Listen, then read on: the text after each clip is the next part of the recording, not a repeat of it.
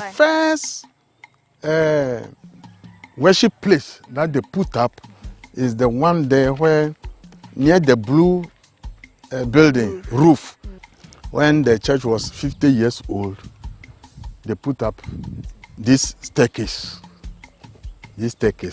for the celebration. So here we wanted to take a look inside the church building, but that was not possible because according to Mr. Ajato, the community had stopped using the church for some time now, and so it had been locked from the inside.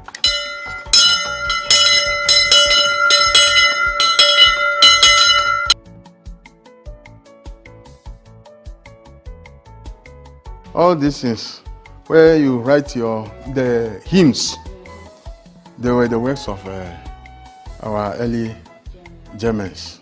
You see how they put it.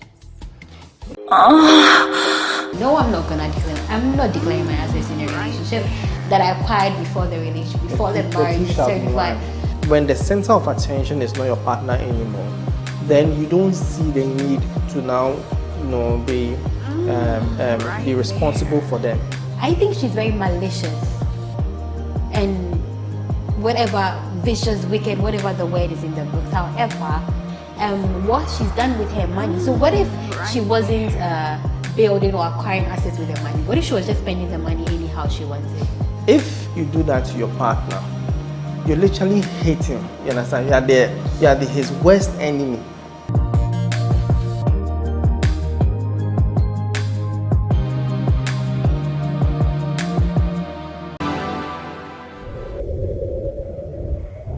When I met Dasgod, he had 1,000 followers on Instagram.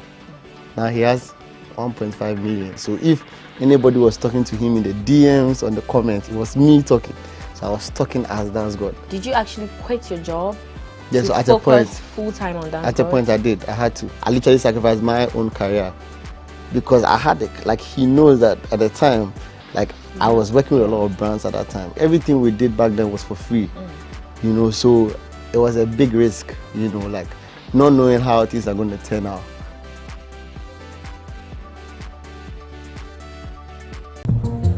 Now, back canocre. To sound fine, be a want to be a man in quite baby. Mommy, you basically see about Kotoso. Pepoga, send me sick from Lemonade Finance. While Brian did the shade and let me £10. Lemonade Finance. Say they're sending money back home from UK, Canada, and now US. I accepted a instant charges. Exchange waiting in so ye unbeatable. We should make promo code Dr. Like Nanya £10, $10, and $10 Canadian for the first transaction. Or this send this guy a coffee. Download to Lemonade Finance.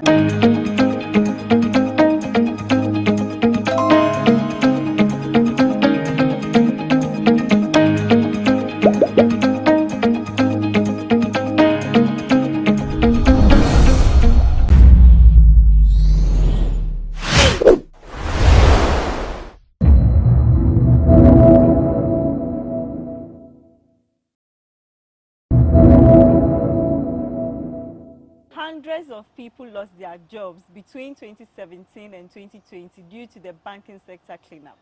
Today on GhanaWeb Special, we'll be speaking to one of the affected persons on how she's been coping since she lost her job. I am Nima to Yakubu Atoyese. We'll be right back with our guest. Welcome back from that short break. I have with me Jemima Mensah. Jemima Mensah, thanks for coming. And thank you. How have you been coping since you lost your job in 2017? Thank you very much. My warm greetings to your watching viewers, your listeners, and everybody. I want to say a big thank you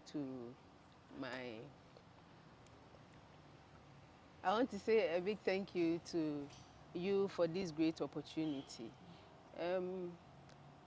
It hasn't been easy, my dear. It hasn't been easy.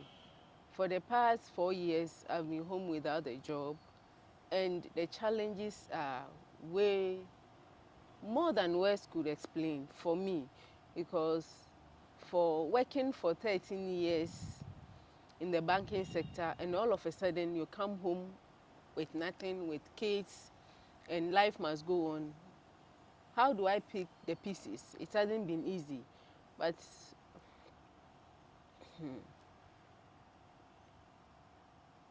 the challenges are so much that I don't know where to start and where to end. Let me help you out. So, when did you lose your job? Was it after the cleanup? Did they give you a part-time job for you to work and later say, oh, you should move? How did it start? Okay, so the whole thing started 2017, 14th August, when our license, Capital, I used to work for Capital Bank, so our licenses were revoked. And from then, we were working for GCB as they have taken over our company, so we were working for them. We worked for them for almost 8 months, if I'm not exaggerating, from 2017, August 14 to when they gave us appointment letter on February 4th, 2018. So we worked for them, and then along the line we were employed to GCB 2018. I was transferred to KN Circle GCB. So I worked with them for roughly 9 months. After that, I was never confirmed. So it means after 6 months, my confirmation was extended to another 3 months. And then nothing happened. I went to work one day and I was told to go home with a letter that they don't need my services anymore. What was their reason? There was no reason. On the termination letter, there wasn't any reason that you've done this or they just that our services are no longer needed. But from the background, what I heard was that if you don't have SS, 3 credits, as in English, Maths and Science, you are out.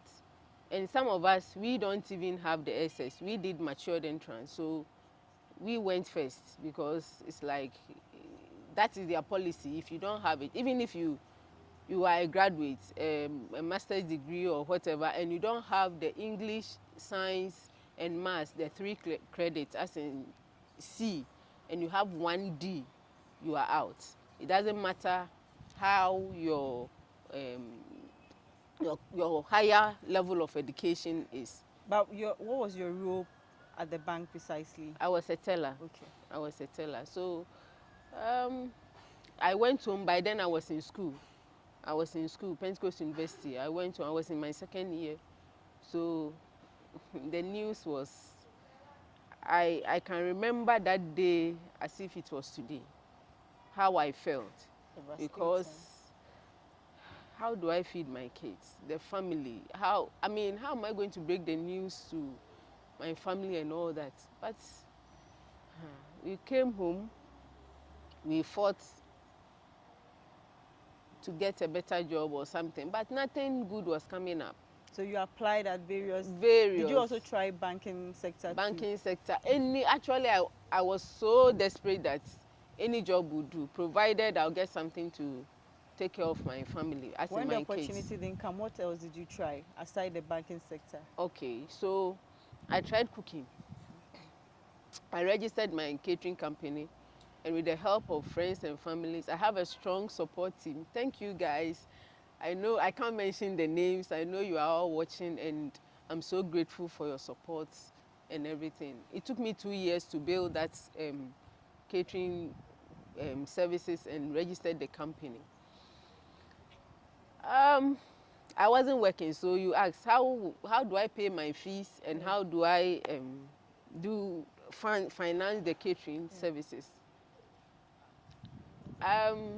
Today my husband will know what I was doing when he goes to work, because I felt that if I tell him that I'm going to clean somebody's house to support the house, he wouldn't encourage me to do that. So whilst you were in school and you wanted to try the business, food business or the catering service, you started doing domestic work for others? Yes, because the catering services needs time. It took me 2 years to do that. So where will I get the funding to build that my business? So I have to go from house to house. When my husband goes to work, I scarf my hair and then walk around. Do you want to wash? Do you want to clean your house? Then I go to where my area where we have corporate ladies or corporate people that are very busy. Then I'll go to their houses and ask, and I'll do the laundry. Sometimes 100 cedis, sometimes 150. Sometimes you get 50 cedis for the cleaning and all that. So I did it for a while without my husband knowing, because I'll take my kids to school and then I'll come and do it. And he has left for. He has left. So in the evening, by the time you come, you are done. I'm home. Everything is okay, because how much does he earn for him to give enough? Family. There are other responsibilities, kids' fees, rent, and chop money. So, I mean, you can't sit down and fold your arms and say that you are just sitting there doing nothing. Until today, he never knew you went out no, to do. Wow. He never knew. So what happens after when you started the catering services? I remember you said you had to close it down due to a difficult challenge you faced. Can you share that with us? Yes, please. I started, and as a new beginner, you know you have challenges, but it was picking up. It was picking up, and then I met this elderly woman who came as a mother. She appeared to be like a sweet woman who always supports me. So in terms of prayers, in terms of encouragement and advice. So one day she came and she was like, oh, can you guarantee a loan for me? And I didn't think twice. I didn't look back, because... How much was the loan? 15,000. Okay. But did you know her family? You just knew her because she assisted you? Yes, she lived close to where I have my business. Okay. So she normally comes, buy some of the food, help me in my chores and all that, because I didn't have money to employ somebody to help me. Yeah. So I was doing everything myself. So I did it. I did that. I guaranteed the loan of 15,000 for her. So after that, when the first payment, as in reinstallment, came, she was nowhere to be found. And this woman is gone. When you say she's gone, as in we can't find her. After you guaranteed the loan for her? Yes, we can't find her. So how did you know she's gone? Did the bank call you? Yes, the bank called me, and I was like, oh, you haven't. She haven't brought the money. She haven't paid. I was like, oh, I spoke to her yesterday. She will pay. They said time is up, so we are calling you. I went to her house and I was told she's traveled, and I was like, why won't you leave the money if you are traveling? Yeah. You know you are supposed to pay a loan. So her phone is off, and up till now, I don't know where she is. So it means you are paying the loan? I'm paying. I've paid, and the challenges were way too much. How do I pay almost... How do I pay 850 every month? When you don't even have a job. I don't even have a job. And what I've started is like, it can't fetch me that much a month. So do I use the chop money my husband gives me to pay the loan? Or you forfeit your catering? So I don't know what to do. I was so worried and disturbed, confused. So the only option that came was for me to sell the container. There's business you established, you had to sell everything and then pay at least some of the loan, and then I'll be relaxed to see what I can do to finish the other one. Have you heard from her? No, please. You've never heard from her? I've never heard. I've never heard. And that was when? That was it last 2 years or last year, July? Oh. It's been a year and some months. Are you done paying the loan? No, I'll be done by December. From that, it means that you started a business, and just when the business was building up, you had to stop it because somebody had taken your loan and you guaranteed and has failed to pay. Yes. So you had to give up your business. Yes, please. After that, what happened next to you? So after that, by then I was still in school. So those that's domestic jobs and other things, I was still doing it because then I've come to nothing. And thanks to my colleagues, my family, I was able to graduate with 2nd class.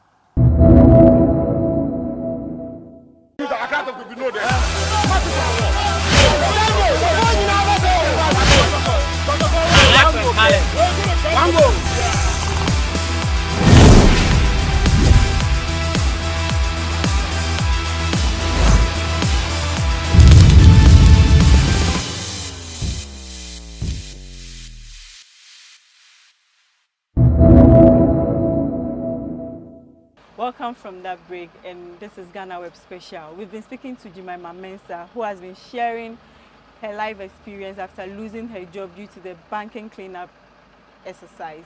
So she's now an Uber driver, and we want to ask her how it all began. Jemima, how did it start for you becoming an Uber driver? Was it a difficult decision for you to take, and how have you been coping in the male world? Thank you. Actually, taking the decision was not too difficult because you see the motivation here is that I have to feed my family, especially my kids, and at least provide for my dad too. So when you look around, based on that, that was the strength. That was what encouraged me to do that.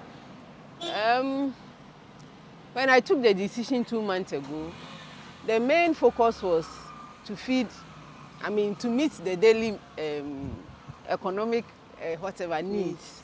And then maybe, perhaps, God will permit my helper to sit in my car one day and get me the job that I've been looking for. But when I'm at home, who will notice me? Nobody. So these are the 2 main reasons why it wasn't so difficult to take that decision to drive to be an online driver or Uber driver. I started 2 months ago. I used to drive Hyundai Accent 2012 model, but the fuel consumption was too much. So I tried it for a month and I realized that okay, it won't work. So I traded that one off and bought this smaller car. It's not bad. It's not bad because at least by close of day, you get something small to buy food for your family, which when you are home, nobody will give it to you. The challenge... I want to ask, before we get to how you've been coping with the male-dominated field where they drive Uber, did you suffer any emotional breakdown? Did you go through depression at these trying moments before you took this decision? So many times, countless times. Imagine you have nothing to eat and you are owing. What you are owing is not what you have spent, but you let somebody loan. So countless times that I've thought of committing suicide, but I wanted to kill myself and my kids because I couldn't think about the fact that I will leave my kids for them to suffer. They will suffer. They have their dad. You didn't trust their father enough to take care of them. And why would you think about suicide? A mother's love, and the child will come, Mom, I want this, and whatever he needs, you go the extra mile to get it. I'm not saying their father won't do that, but a mother's love is stronger than... What was your strength that prevented you from doing this act? My kids. You didn't want to die or just I actually didn't want to leave them.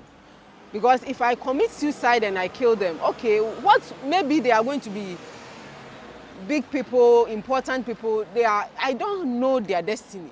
So then if you want to hurt yourself, why do you want to involve them? And I don't want to also hurt myself and leave them to see them suffer. So that was it.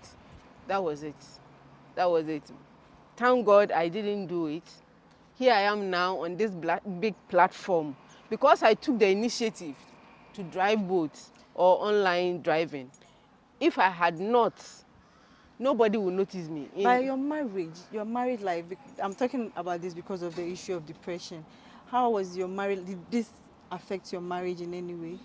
Oh yes, you know, love doesn't go without money. So if the issue is if one person is the only source of income support, definitely the person might not say it because he knows the situation, but you could sense it.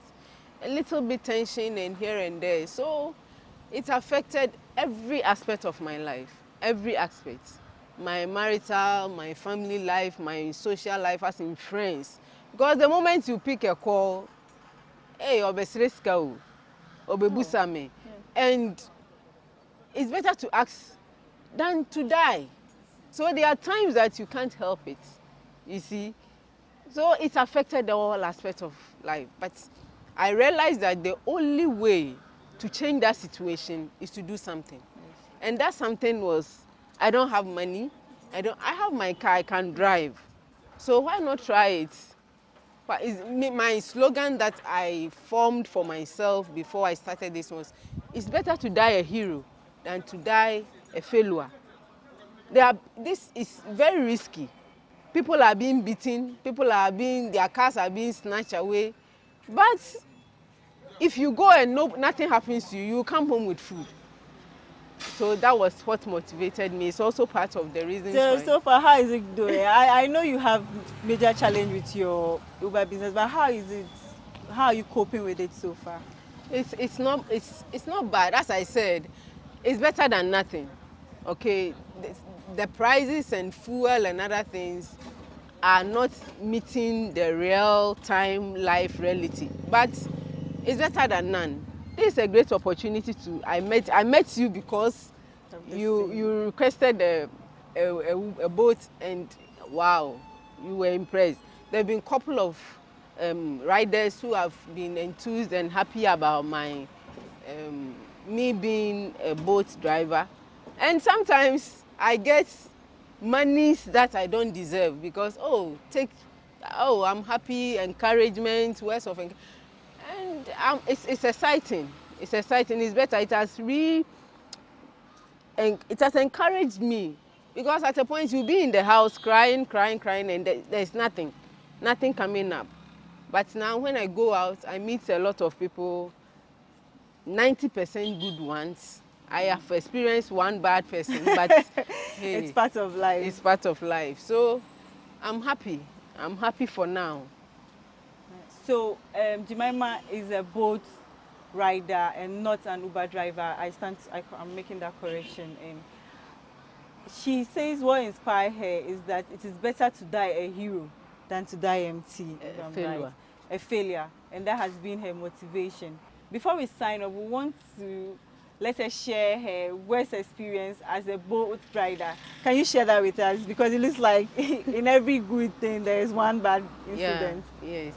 Yes. I remember one early morning, I had a request and I went. A well-dressed gentleman came and boarded the ride. I took him to his first destination, and then he said, "Oh, wait for me.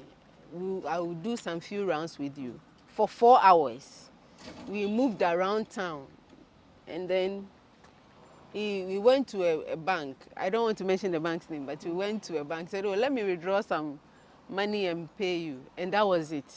He never returned. He never returned. He took the money away. And from 8 a.m. to 12 o'clock in the afternoon, I wasted fuel, I wasted time, and the guy was gone. Oh, that is a very sad note. But it didn't discourage you? Did it discourage you? I was broken. I was seriously broken. And then I called my husband. And was like, you don't do your short trips. You are behaving as if you are a man. This job is risky. What if he has done something wrong to you? Yeah. So it's also another experience that showed me that, okay, so if we go, these are some of the challenges. We'll give you money. If you are spending 4 hours, you give me the money and then we will go. Yes. So it's been a sad event. I've been speaking to Jemima Mensah, a boat driver with a human resource degree who wants to join the corporate world again. I hope someone watching this is willing to help her fulfill this dream. Contact us at GhanaWeb and we'll link you to her. I am Nima Yakubu Atoyese, and thanks for watching.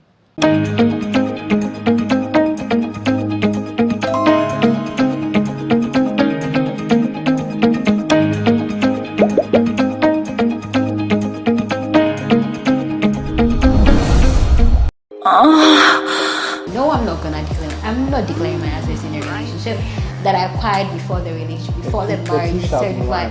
When the center of attention is not your partner anymore, then you don't see the need to now, be responsible for them.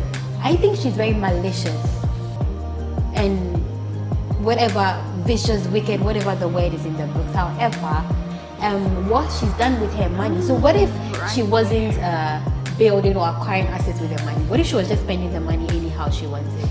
If you do that to your partner, you literally hate him. You understand? You are his worst enemy.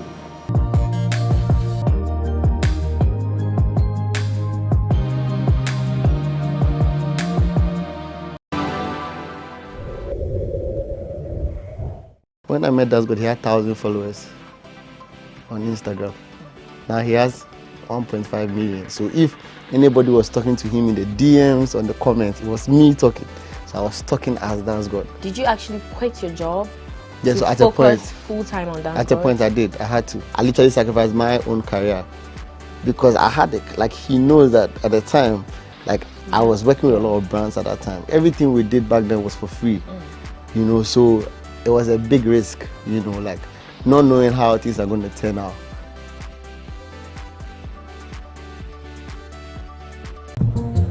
Now, me. Back Nkrumah. Susu sang quite be a want to Nambia, a man in quite baby.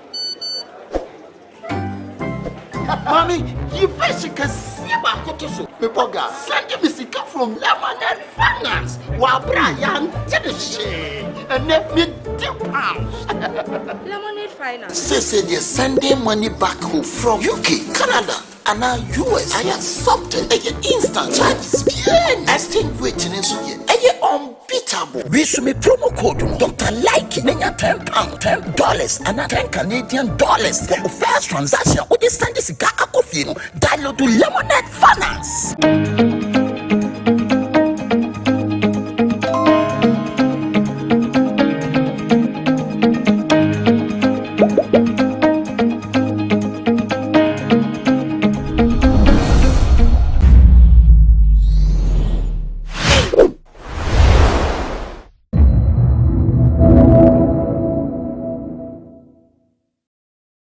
History says they carried this bell from Keta, the port of Keta. Okay. Human beings. They have to carry. In those days, they were walking.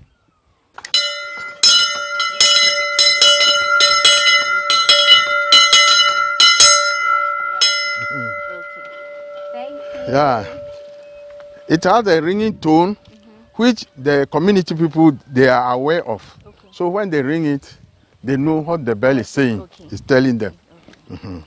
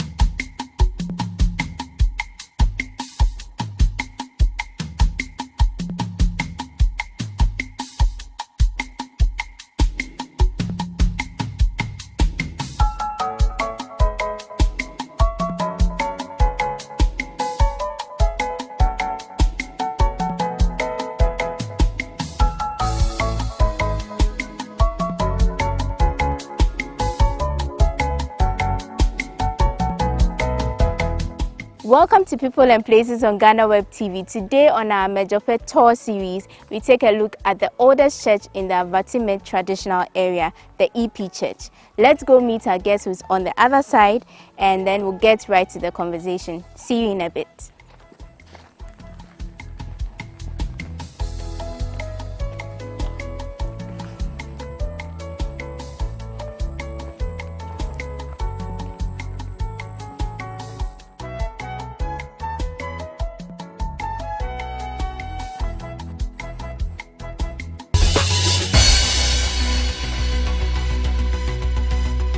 So it happened that somewhere in 1886, the first white men or Germans traveled to Amedzofe through Bajeme. They climbed the hill. Actually, they traveled from Ho on foot to Jokwe, going to Nkrumah area. Then they happened to settle at Jokwe, Old Town. There they saw the mountain range and they asked whether it is accessible. And they told them, yes, it is accessible. So there were natives, first convicts. One, Mr. Jacob Anku, who was baptized by the Bassa mission at Mayira in Accra, near Accra, and Jokoto. So they settled at Jokwe and they named the place Jerusalem. Because they were baptized, they don't want to mingle with their relatives. In those days, there was nothing like Jesus in our area here. So it's all fetishing, traditional worship. So that's how come the Germans took Reverend Siege and Reverend Spitz. They travel on foot through Bajeme. You can see the hill, then to Amedzofe. They passed the night here. So due to the weather and no mosquito bite during the night, they decided that they'll pass another day here. So they feel comfortable here. The weather was good. And they asked the chief whether they'll have access to the people to talk to them. And to share the word. To share the word. Lo and behold, there was some gentleman in the town who also happened to work for some German at Keta in those days. He was a translator. You know, if a white-skinned person arrived and they have not seen it before, everybody was afraid. And they said, they ran to the man. His name is Setafia. They ran to him that he should come and see. Maybe he will know something about them and he understand the German language. So they brought Setafia, a native of Amedzofe, and he translated what the people want to tell the natives. So they feel happy. So the first visit was in 1886. They went back, and their second coming was in 1889. That was where the work actually started. The missionary work started in Amedzofe, 1889. Our tour guide for today is Mr. Ajato. He's an indigene of Amedzofe and a presbyter of the EP Church.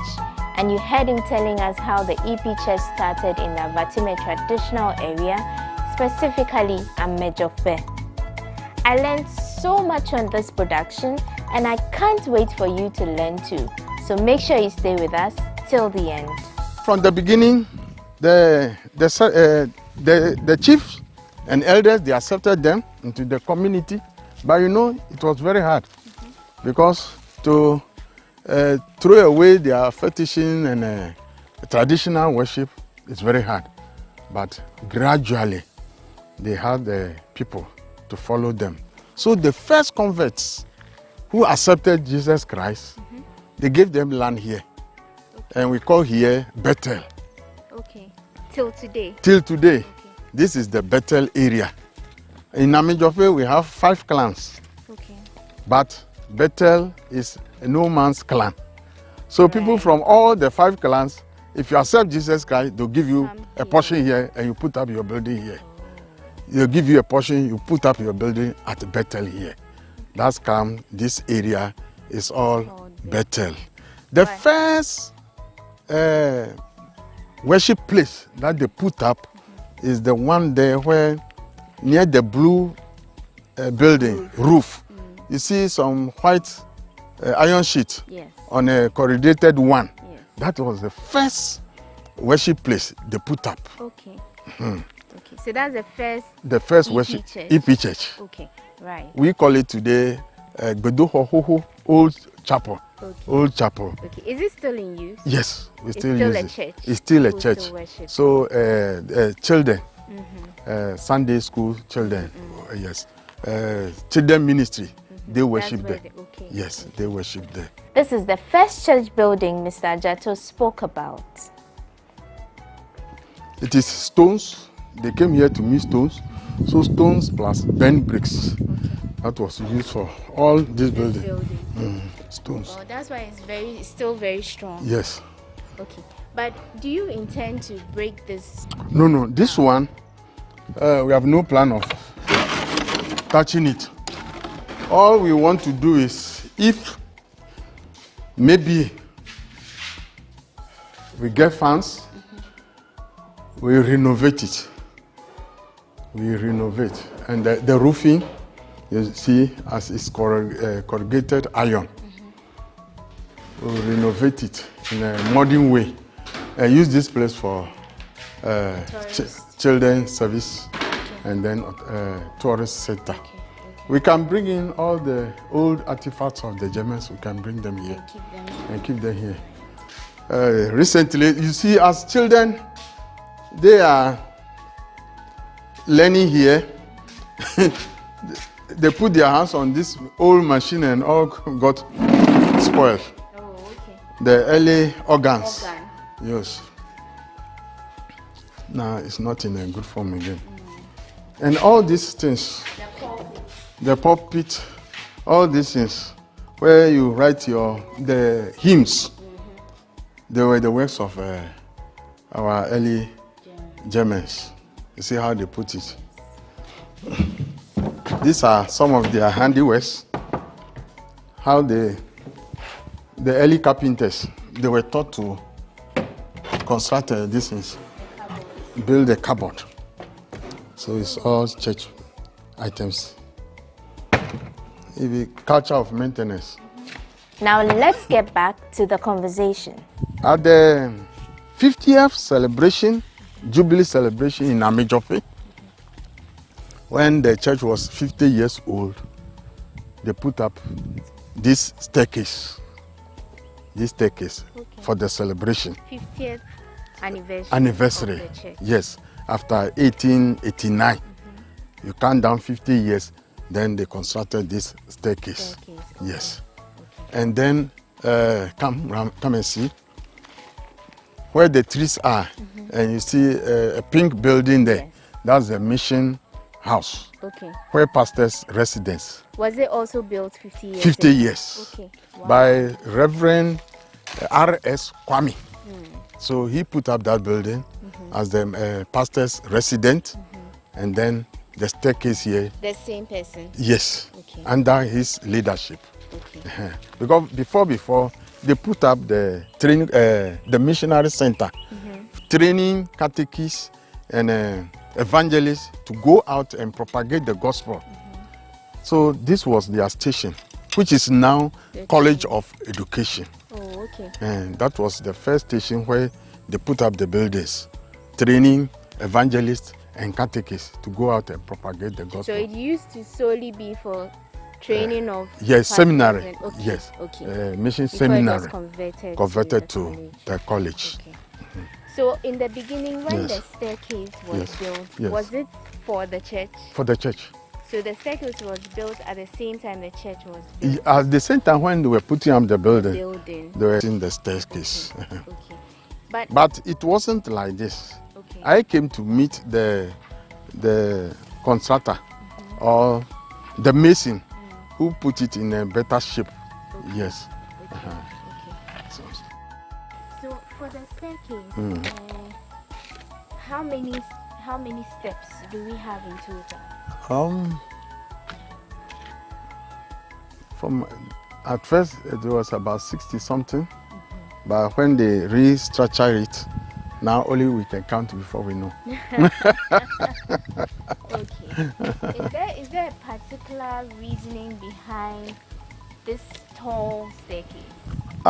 Well, actually it was coinciding with the 75th anniversary. They should make it to celebrate the 75th, is it Silver Jubilee? Something like that. Okay. Yes. But is it easy for everybody to climb the staircase, especially because there are quite a number of elderly people in the community? Yes, it will wonder you to see elderly people climbing these stairs, just as if it is an exercise for them. And before we come to church here, sometimes you see elderly people, they are already seated before we come. Interesting. Yes, interesting. Interesting. Yes. Okay. So. So it's not a big deal for them. Those who cannot, sometimes they go round the cave and turn that way and enter the chapel. So what else is there to know about the EP Church? Okay, the EP Church here in Amedzofe, it was a blessing to the community. For in that when the Germans came, they didn't come only with the Bible, they came with trade. I'll call it apprenticeship, people to learn handiwork so that they'll do their own work and get food for themselves. In that case, they brought people who were knowledgeable in blacksmithing. Okay. Blacksmithing, they brought it to us. Carpentry, they brought it to us. Masonry, they brought it to us. Before our fathers, they were putting up the building, but they didn't know the architect of it. So how to lay the block in a nice manner or to build the block. They brought bent bricks. So when they came, they would go to a pit, dig it, the clay, and they make some oven, they'll fire it, then the bricks, they'll bend it. So the German brought that technology, making of bricks, bent bricks, very hard. And they used some for building this very building. This very building. Okay, so some part of the church building is made from bricks. Bricks. Okay. I may say this one totally is bricks. Wow. Land crate bricks. Okay. Until somewhere in 1980s, we pulled the backside, just a portion of it away, to use the new technology of this, our cement bricks, before we realized that it was bent bricks. Oh, okay. Yes. Okay. We were the youth in those days, running about and doing that job. Okay. Yes. Okay, so it's all bent bricks. So here we wanted to take a look inside the church building, but that was not possible because according to Mr. Adjato, the community had stopped using the church for some time now, and so it had been locked from the inside. Oh, apart from bringing skilled jobs to us, then education also. Okay. For setting up the first senior school or basic, which we call today primary school, it was set up here. So all communities around, they will come here to Amedzofe to attend school. Okay. From the basic to in those days we call it senior school. So the first boys senior school was established in Amedzofe here. Wow. In our Eve land here, in the central here. Which is? The middle school. Now middle school, gradually to now junior high school. Oh, okay. Yes. So it was solely a boys. Middle school. Amedzofe middle school. Okay. Then they set up the girls school, basic school, middle school at Bajeme. Oh, okay. Bajeme. Which is close to Amedzofe. Yes, which is close to Amedzofe. Okay. So we benefited a lot from that. You know, education brings what? Eye-open, prosperity and everything, enlightenment to the community. Yes. Amedzofe today can boast of about, if we count every house here, you'll get about 3 teachers from every home. So we can boast about 1,000 teachers from Amedzofe alone, scattered all over Ghana. Okay, so we'll pause for a little here. Yeah. We'll come back to the conversation with our presbyter of the EP Church. He's telling us all we need to know about the church. We'll be right back.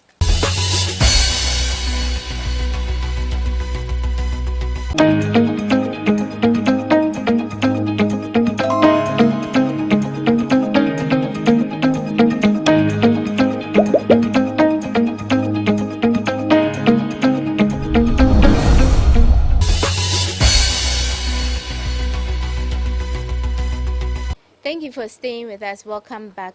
Let's just continue with the conversation. So, Presbyter Ajato Eli. Yes. Okay, so this is quite an old edifice. Yes. Is it still relevant today? Oh, no, we are not attending church service here any longer.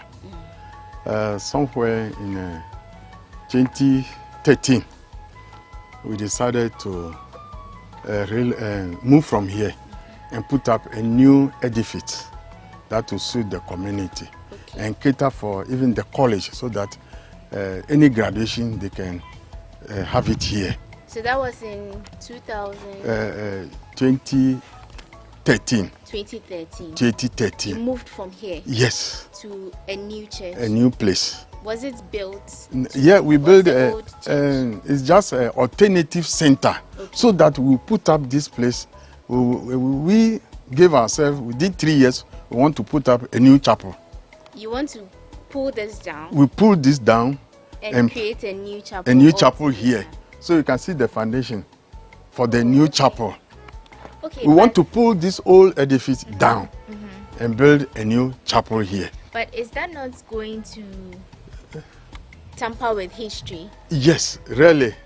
So the elders of the town, the community, you know, they are they also have a stake in this.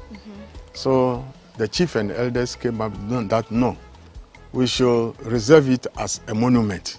Even if we will not worship here, we should reserve the German work as a monument here. By then, we have started the new foundation already. So that came in 2014. The job here stopped, and we move out. Now we are not coming back, and we want to continue the job.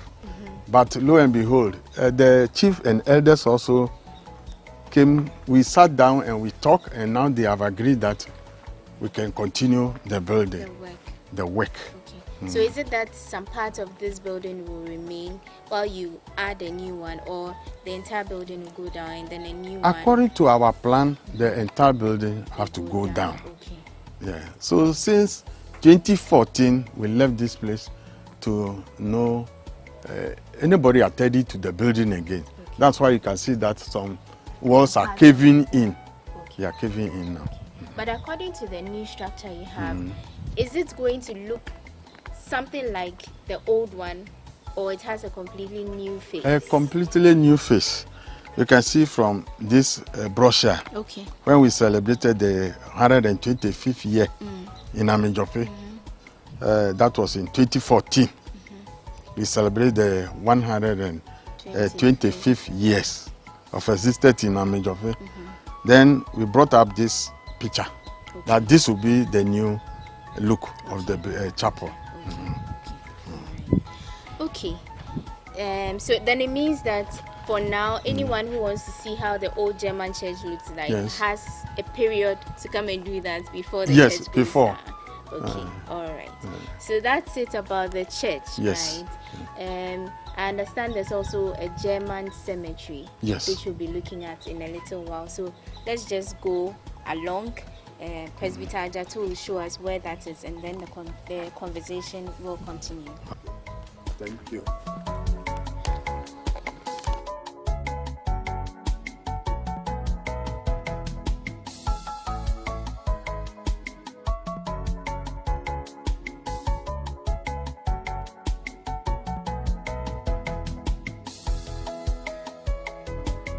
One interesting thing too. The bells we have here. Yes. They came up with the church. Yes. The structure, we name it after Funke, Mrs. Louis Funke. The husband was a reverend here, reverend minister. This woman started the Bible. Was she Ghanaian? No, a German. Oh, okay. She started the Bible class. What she did was to group the women in the church. Then after Sunday, or anytime she wish, once in the week, and plus Sunday, a chosen day in the week, plus Sunday, after church service, we group them and teach them the Bible. Okay. That's how come Bible studies. And then now it is known Bible class. Okay. Bible class. Okay. The old ladies, they'll go for the class in the evening, they study, and then you teach them sewing and knitting. Okay. So Bible class started in Amedzofe. Okay. So during their 75th year in existence, the whole EP church in Ghana, they came here to celebrate it. Oh, wow. Yes. That's come the structure here in memory of Louis Funke. So this was constructed during the 75th anniversary of the Bible class. Of the Bible class? Yes. Okay. Okay. Of the Bible, existence of the Bible class. So when the church was operational, yes, they used to ring these bells. These bells. To call people to church. To church. Okay. And the big bell there, they carry, history says they carry this bell from Keta, the port of Keta. Okay. Human beings. They have to carry. Wow. In those days, they were walking. Wow. On foot. They have to carry the big one to, as far as from Keta through Waya, Waya, Adakulu, Adakulu Waya, to Ho, to Amedzofe here. That's a lot of work. A lot of work. Because it looks very... And when they ring it, they told it, people at Logbatota, you see that village there, I mean that town, at the hillside there, it's called Logbatota. Okay. Yes. That community, they'll be hearing the bells. All the way from All here? the way from here. Wow. And from the beginning, they also travel here to attend church service. Oh. But gradually, as they establish the church there, they now have an EP church. EP church there. They will hear the bell, and they know it is time to wake up, to go to morning service. Okay. It is time to go to Sunday service from Amedzofe here. Right. This is the history of the bell. So now that the church is going to be rebuilt, yes, is this bell still going to operate as it is, or yes, you're going to find as at now they are in use. The bells? Yes, every morning we have to toll it and go to morning service, and then it is the time giver for school children too. Oh. At 7 o'clock it will toll, 7:30 it will toll. Then at 8 o'clock they'll ring it. Today? Even today. Wow. So it's still in use. I see. It's still in use. So wait, just a minute. Yes. So to use it, you have to pull. You have to pull the string. Yes.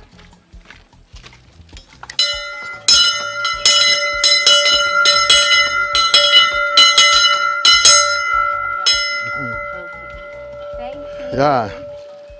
It has a ringing tone, which the community people, they are aware of. Okay. So when they ring it, they know what the bell is saying. Okay. It's telling them. Okay, okay, so we are now on our way to the German cemetery. Yes. Bethel community.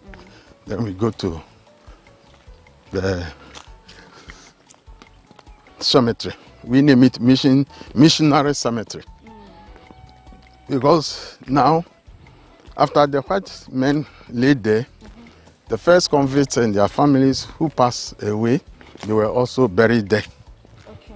Then now we are not using it as a major cemetery, only for church agents, like the pastors. If somebody attained the position of a pastor and is in the EP church and is from a native from Amedzofe, we accord him that honor. Then we bury him there. If you are a catechist from Amedzofe, you pass away, we accord you that honor. We bury you there. So it's more like a ceremonial graveyard.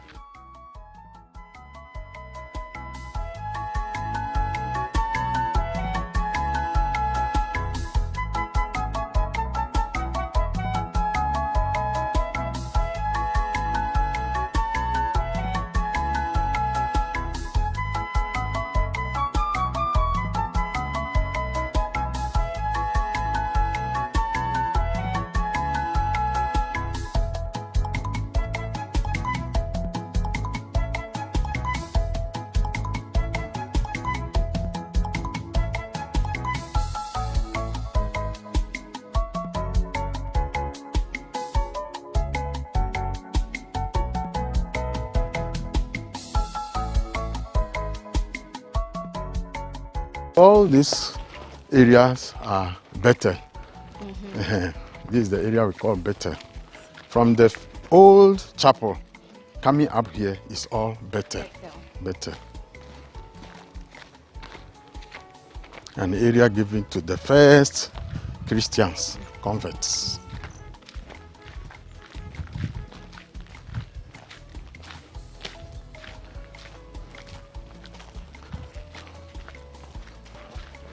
So we are now at the missionary cemetery. The written shows Amedzofe EP Church in commemoration of its 75th years jubilee from 1889 to 1964. Yeah.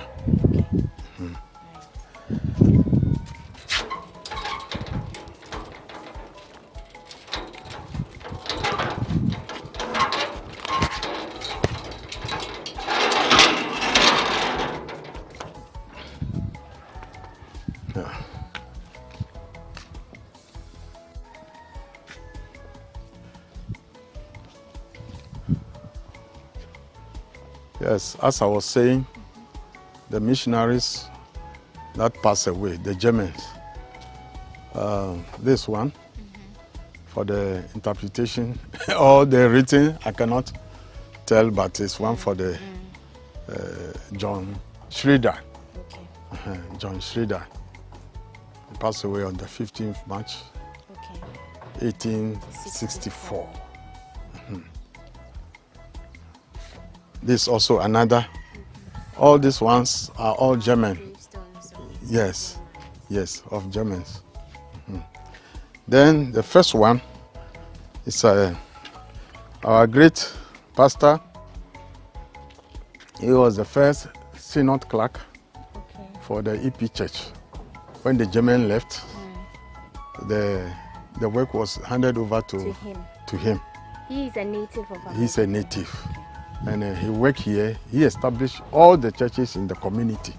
Wow. All the churches. Even from here to... EP. No, only EP. Only EP, okay. So formally, Amedzofe was EP domain. Okay. Recently in the 1970s, that other churches tried to come into Amedzofe. And as of now, we have about 9 different churches in Amedzofe. Okay. Yes. But EP is the mother church. Is the mother church. Robert Kwame. Reverend Robert Stephen Kwame. Okay. And this is the wife, Beta A. Kwame, the wife. Okay. Yeah. So recently the family, they came back to reposition the grave. Yes. So these are all pastors from, church agents from Amedzofe who passed away. Yes. We have Reverend Atipi, the community chief, the town chief today. His father was a reverend minister. Okay. Yeah, Roland Kwame Atipi. Yeah. Then Reverend Samuel Jebulo. The latest was Reverend Dacha, OK Dacha. Owen Dacha. Owen Kokuvi Dacha. Okay. Yeah. He passed away in 2017. I may say he is the last reverend minister in recent time. Yes. Okay. So that's it about the history of the EP Church in Amedzofe. In Amedzofe. Yes. The other side, I know maybe you may have captured it already. The erection of the cross. Yes. That one. On Mount Gemi. On Mount Gemi. Yes. We got that in another episode, so you might want to check that out. The cross was mounted by the Germans. The German. Yes. During one of their anniversaries. We captured that. We went all the way up the mountain. But Reverend Furinge. You should try. Furinge. Yes. So you should try and catch up in that episode. Yes. Okay, so we have been doing this with Presbyter Eli Kwesi Ajato. He is with the EP Church and he's very conversant with the history of the church. Yes. You heard him tell us about how the church was constructed, how the Germans came in, all the things they helped the natives of this town accomplish, and the movement of the church, the redevelopment, and the plans to refurbish the church. So that's it about the oldest church in Amedzofe, the EP Church. And we are happy that you stayed with us throughout this class. We'll bring you another exciting episode of People and Places. My name is Wandami Hagan. Thank you, sir, for doing this. Thank you. You're welcome. See you next time.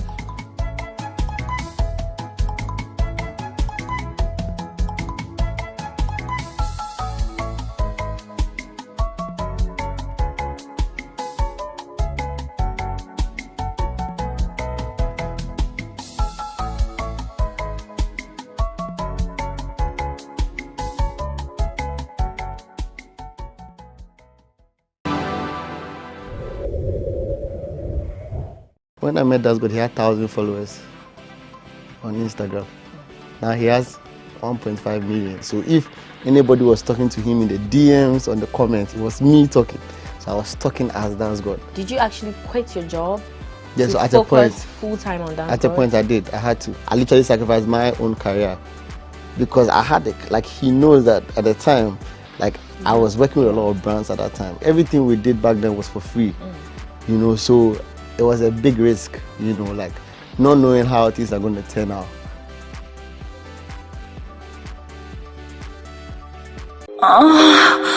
No, I'm not gonna declare. I'm not declaring my assets in a relationship that I acquired before the relationship, before the marriage is certified. When the center of attention is not your partner anymore, then you don't see the need to now, you know, be responsible for them. I think she's very malicious. And whatever vicious, wicked, whatever the word is in the book. However, what she's done with her money. So what if she wasn't building or acquiring assets with her money? What if she was just spending the money anyhow she wants it? If you do that to your partner, you literally hate him. You understand? You are his worst enemy.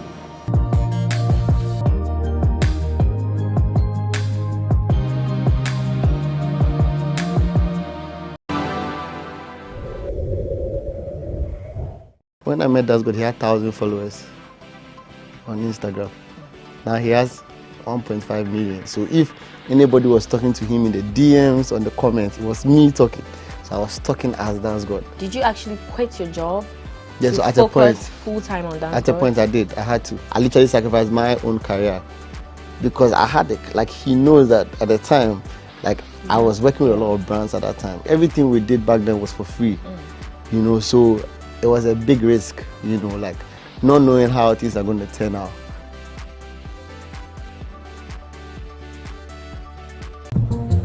Now, back Hanokre. Susu sang pine, Pia want to Nambia, a man in quite baby. Mommy, you basically see about Kotoso. Pepoga, send me sick from Lemonade Finance. While Brian did the shit and let me £10. Lemonade Finance. Say they sending money back home from UK, Canada, and now US. I accepted instant charges. Exchange waiting in so unbeatable. We should make promo code Dr. Like £10, $10, and $10 Canadian for the first transaction. With this Sunday cigar Akofino, download to Lemonade Finance.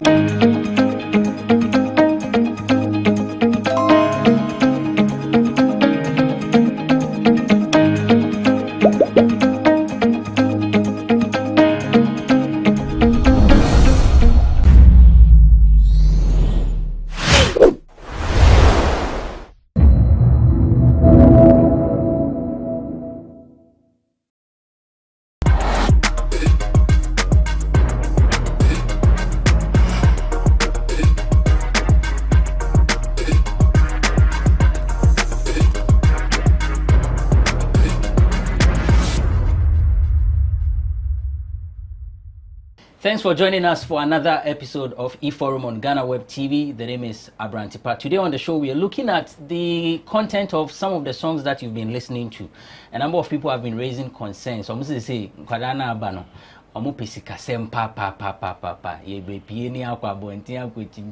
fact, last time I heard, what's his name? Oh, Yahiti. And so Yahiti, and so Yahiti, Yebenya Sikachna, or the Mekani, but that's what we are going to discuss. Do you have an issue with people singing about Sika, money, Yebenya Sika, Yepia Kwabontian Kopesika? And then Nkrumah inspiring for to sing about money. Is it the system? Is it lifestyle? Is it what they have decided to sing about? And I say then. And what really is the effect? That's what we are here to talk about on this episode of eForum on GhanaWeb TV. My guest, and then I have two Romeos. Ambassador Romeo is an entertainment journalist, and Nana Romeo is a DJ radio presenter with Accra FM. Guys, thanks for joining us, Madam Wasepa. I mentioned Nana Romeo. So before that, let me read Kafu Ide's tweet. Okay. That is what is forming the basis for this discussion. He says, listening to some Ghanaian rap on radio, and all the songs are about money and how money they have, how much money they have, how they will make money by all means, how they have money more than the other people. Every verse has sika or money. Is that all there is to rap? Is that all there is to rap about? Then he did another post and said, recommend a Ghanaian hip life or rap musician whose music doesn't have the constant theme of money or body parts of women. I want to see something. Nana, I don't know, radio presenters, and you are is that the case? And you might already. Say they are available my neighbor. And the question is, I didn't know I jumped to phone. Eto and you want Sikane a Isa. Okay, the attendant say, you bet ya or her fuina. Now, Yada Masi, so much. The only say, Yakasa rap and Casa. Rap and Casano. Say, one could book Mukra, Uncle Reedy Crampona. What the back, your dada sitinamua.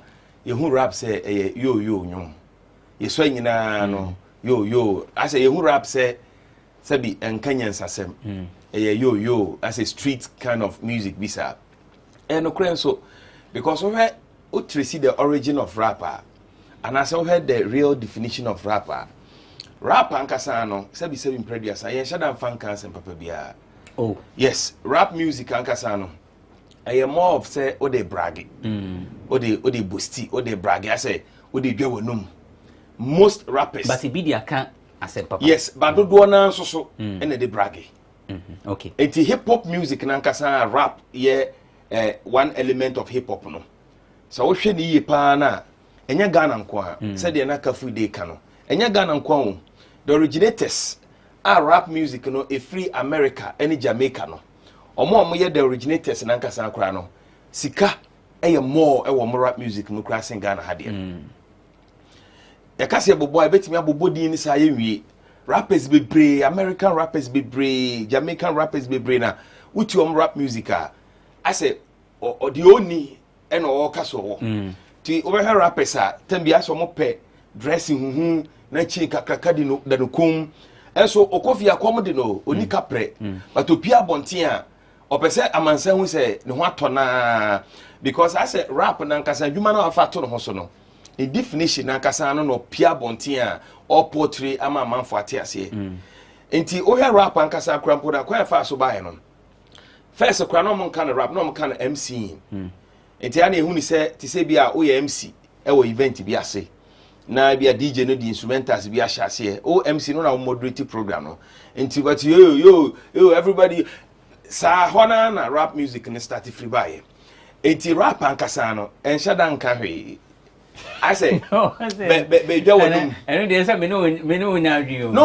honestly that is the real definition of rap music ankasa say the make no Obeha enwum bi a rap won bi ana say rap a won nwum bi mu no mostly no chorus no ena anom kan sem papa wom rapper no ba wo de ati obedemu nyina sha ase no eneni ne kura ati obedemu se chorus no nipa no tu ne singer no tu ne ye wi a na rapper no ba ana odi ne number bi abusa say I say rap no ne chorus no mfa because say okay bo oba ena oba no ena obi eso ma me ena me feel ye ena ena me da me range mu sa rap is about bragging. Most of the rap music and ene mafo nko an o yankai ye nua panyin se titingina lo Kenya mu days nyina no na omo de sika and like rappers but as say no say all can as say adoso pa because Lord Kenya yes or sika Abrewana now also had a song sika free rap zone no mukra ne enko high life pa Thomas etu sika enkofo be Daddy Lumba but as say no send you no hu no be sika the woman seminar generation bia ne de ho whether we like it or not sa generation we aba generation na ye susua no na ye ni miriska na sika kra ye the last thing na ye dwene ho ye susua na ye nyini no those days no kra na ye susua na ye hu ma pe no ani ye girls no sa atam kra na nye sex o pese ye kasa o girl ni keke oni ache bia obetimi akodi fie akosra no mabonkomo waso ne nsa bi keke ase eno a na efe na ye nwini sex ho now ye hwe enkwala ya bayi onya girl na ne ya pese ase obieja se no ewiase no social media na aba no ene enoma ye di ye ni hu no ye ntumi go back to the olden times na wiase no se de ye pen se nkete no na etie no ye nya ne sabiem because it's all social media obi a flanted de wo nti young guy na ono ni kapre no the only thing obetima ni say o ye nwoma obedwa nanum wo ne nwum num nti wo ne fan na wo feeling no ebe yo say odo a manso no ni kapre eni nti na nei bebre krampo no say bi ontumi kra nkokere ba bi ote. Ambassador, should it be a cause for concern say yes ye nwum say ayiska obi a tuska? I think it should be a source of worry for true lovers of rap music and as a music in general. General uti in recent times, you know, Sigani Masama uti, you know, and you rap even like regular songs, it go a hip life, now it be a chorus crowd, man, ring na raw ska, uti I say. But I would like to differ a little with my brother Romeo. At some point, a rap in Shedan Canyons, a Sam Kakrano. That's where the way I know building up, so exactly in the beginning, it has to do with some element of bragging, to show who is the boss, who rules whichever enclave are often. But there are people whose wordplay like deep. I don't think that people are unable to really salute Manifest here. Because Manifest in here, one of those common rappers are or throw about words like so easily, especially Kaska and Ambamba. Yeah, and Kafu Days post, you know. Exactly, I could have just mentioning Manifest. They mentioned Kirani Ayat. They mentioned Pure Akan.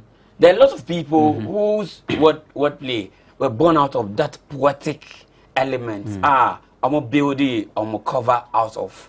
Now that when you talk of rap battle artists, this is Sarkodiyemu, Yaponumu.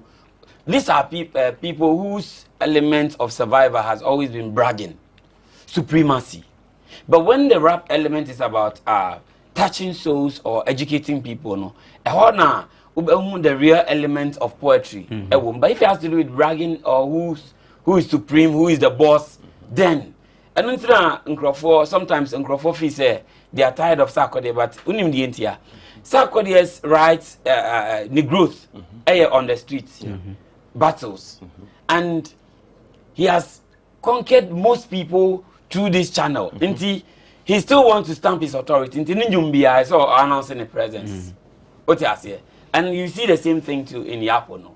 So there are people. Uti a friend saying this northern rappers Macasio Money Fancy Gadamu some more different trend Uti but the entire cafe day business as a generally and yet rap no kwa as the focal point of the youth front no about mba ni sika I say uye juma unze first no me say abrantipa me media be 7 years free na me nje one simple those times from new generation days TV Africa na me nje one simple but ufre young person be some bra programmer opiska people wanted the experience so they did a lot of things for free and then you had the connections because uko shows abisha we na mo build it was you show never maska but contacts no and never maska but people now are looking for that instant impact benya nisika this who friend be on our friend but people are not looking forward to building relationships anymore and nothing as can semni ayeden abeji abeto atisi this kind of your musical front no. Another aspect to Romeo tackle generation. That number more time no. It will be a kuti yankwa. Because you add kuti anyum kwa nebo. Even there was a time where gospel, even till now, gospel cry kuti ya. Ebum. Ubi sa senti kuti yankwa no mbetimi. Edi abonyu mana say gospel ameka nsempa na kuti yankwa na. Nti I feel say that generational element also has a lot of stake in this decision. Now here come as a baby fade, a bit baby before. There was a time na ediane. Banku kukunti say and once obi nyangu kubi na fe o say na eko afi wu say no afi na enche na afi de ba be ye at the forefront. See for me I feel say it's an observation now critically. Osha, you don't blame because you also what you see is what you get. The Nkrumah panel, that's what the people also look out for and put it insert in their songs because someone said those are the elements people are looking out for to jump to.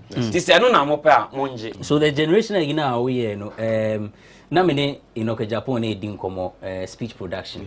And I was sending me, say, make a chance I'll read on the show. So I have his permission. He said, so the culture of money comes from hip hop rap, where that's the main focus. They have influenced our generation, so they obviously write accordingly. Those days when Ampedu will write about animals in the past, but this generation can do better. Fact is, nobody wants to listen to advice anymore. So if you are Samuel Wusu, you will listen to your own song. Our writings are always influenced by our surroundings, and you and I can attest to the fact that this generation respects money even more than academic credentials, especially when we see opulence on display. No wonder someone like, okay, so if you want this to change, then we must start showing the youth that money is not everything, and that can be done consciously through our movies and music, and that will take a lot, which I don't think our government and creative sector is ready to do. So we can lament, but the real solutions must be found and executed. We are in crisis, but we are not realizing it. So really, it somehow touches on what both of you have said, that is generational, and then it's about culture. But one thing that he mentions is how the current situation in the country has contributed to it. Prevailing circumstances. Yes, but you have said those days, those passions. But we know that those days, not the situation was not like this, but people were singing and rapping about money. Those days, cars and doors, now we had a lot of bushes, so animals were closer to home, so people could easily monitor the movements of animals. Even Mr. Bensuano, if I'm a writer, some poem I wrote some time ago, I'm sure on Siano, you see the elements of my environment directly in the poem. And the environment na influence writing there automatically be influence onyum. And pedumo time they were not that they were so rural, but they were close to real nature. So they could communicate and then also even monitor movement of animals and other species to also forge part of their music. And even that time when we talk about there's no privacy in Africa, like we are one thing a year obi abefie those times obi abefie nti ebusuansem ne empenyinsem obi betiti bi no so atiti bi dia anyum. When people are telling you that Bloomberg is unique, not because of anything, that lumba yes is ochron nyuma na ne wofa bi oye chiame o wa hemfie oti amamra de omunim kasa sa to no de nim ko no atro no mpanyinsem mu no translate no mpanyinsem e bia kasa bia sa abo bi ko nsu aye kan mpanyinsem sen no akire no. So people had that element of culture. There was wisdom close to home where ombetimi I tap from. But now it's not like that. Obi any abre. They see a cry can cry. So kasa bia ampedu and advice on how to write a song. Maybe onya ni because you might not write what this current dispensation then. Okay. It is a normal to M1 now. Deforestation. Baby, when was the last time I woke up? It was 3 times. What you say? My friend, I'm wild animals be cry like how birds be some special yellow birds in as if for near who say forest and I say baby. Yellow bed. All these things are factors. And then we wanted to add something. Okay, the attorney say, like I was saying, no, say Ghana happen over bought rappers or motonyum until massive niskasem you get only a few. Besides that, you know, most rappers see themselves some street boys. It is believed say rap and kasano air for the street, said the American earlier. No. Into obi oye dada bi pa but when you start rap so I'm for the street to me. Into I say I to say for the street. So street no so come wo. Into dey na street ne pe say no ho beto no. Into they portray their dreams. Because street boy bia da ho imagine say oh radi nyame adom pa na minya me range bia. They always dream like that. Into say we say we street kind of music there. You must also follow what the street wants. And Tiabasana, by all means, also by one dream together. And when most of those things na ya na tiwo nyumuno sa we sing na yetting in ano. I said imagination. I said what's the literature. When you know, I said they imagine how fantasies. Yes, I said imagination. It is not their real life, but they make it look say nyame adom na menyasika ebia me dami benzo me say ningi na imagination. Na adena DJs mum vary nyum na amobɔ no. Na te se kafu ide si wo tie ya sika. Adena mum vary mu. Abrante we there blame DJs there. Question we there. So what's the issue is okay, the issue is mami nyina no. Abrante pa jolo ha we. Se a upie na okopa aduane adi. Na obia ton rice wo ha. Nti imagine say ahane ben wo unika unimoto. There's no means of transportation be able call a Roman rich. You are compelled to eat the rice. Okay. This is what they are giving us. These are the kind of songs our artists produce. Unless sebi foul language be ebia sebi you and I know what Senye no na sika or bragia. I don't see anything wrong. Does it not get boring? Not at all. Not at all. And they think they okay. Then they say we are la munyum nkwa nombebo. We are la munyum nkwa nombebo. Kina iso gba mo. Enananka ndi na say no so be. People are looking for crazy on top. And DJ no so per listenership open numbers. Until the Nkrumah per no. E no so bebo. That's it. Even Nigeria is these elements are constant. Enyemba iska. Omo be fire enter odo yiwu enye mbasem iska. Okay, right. Yenko break a short one. When we come back, we'll continue with the conversation. It's e-forum on GhanaWeb TV. Don't go away.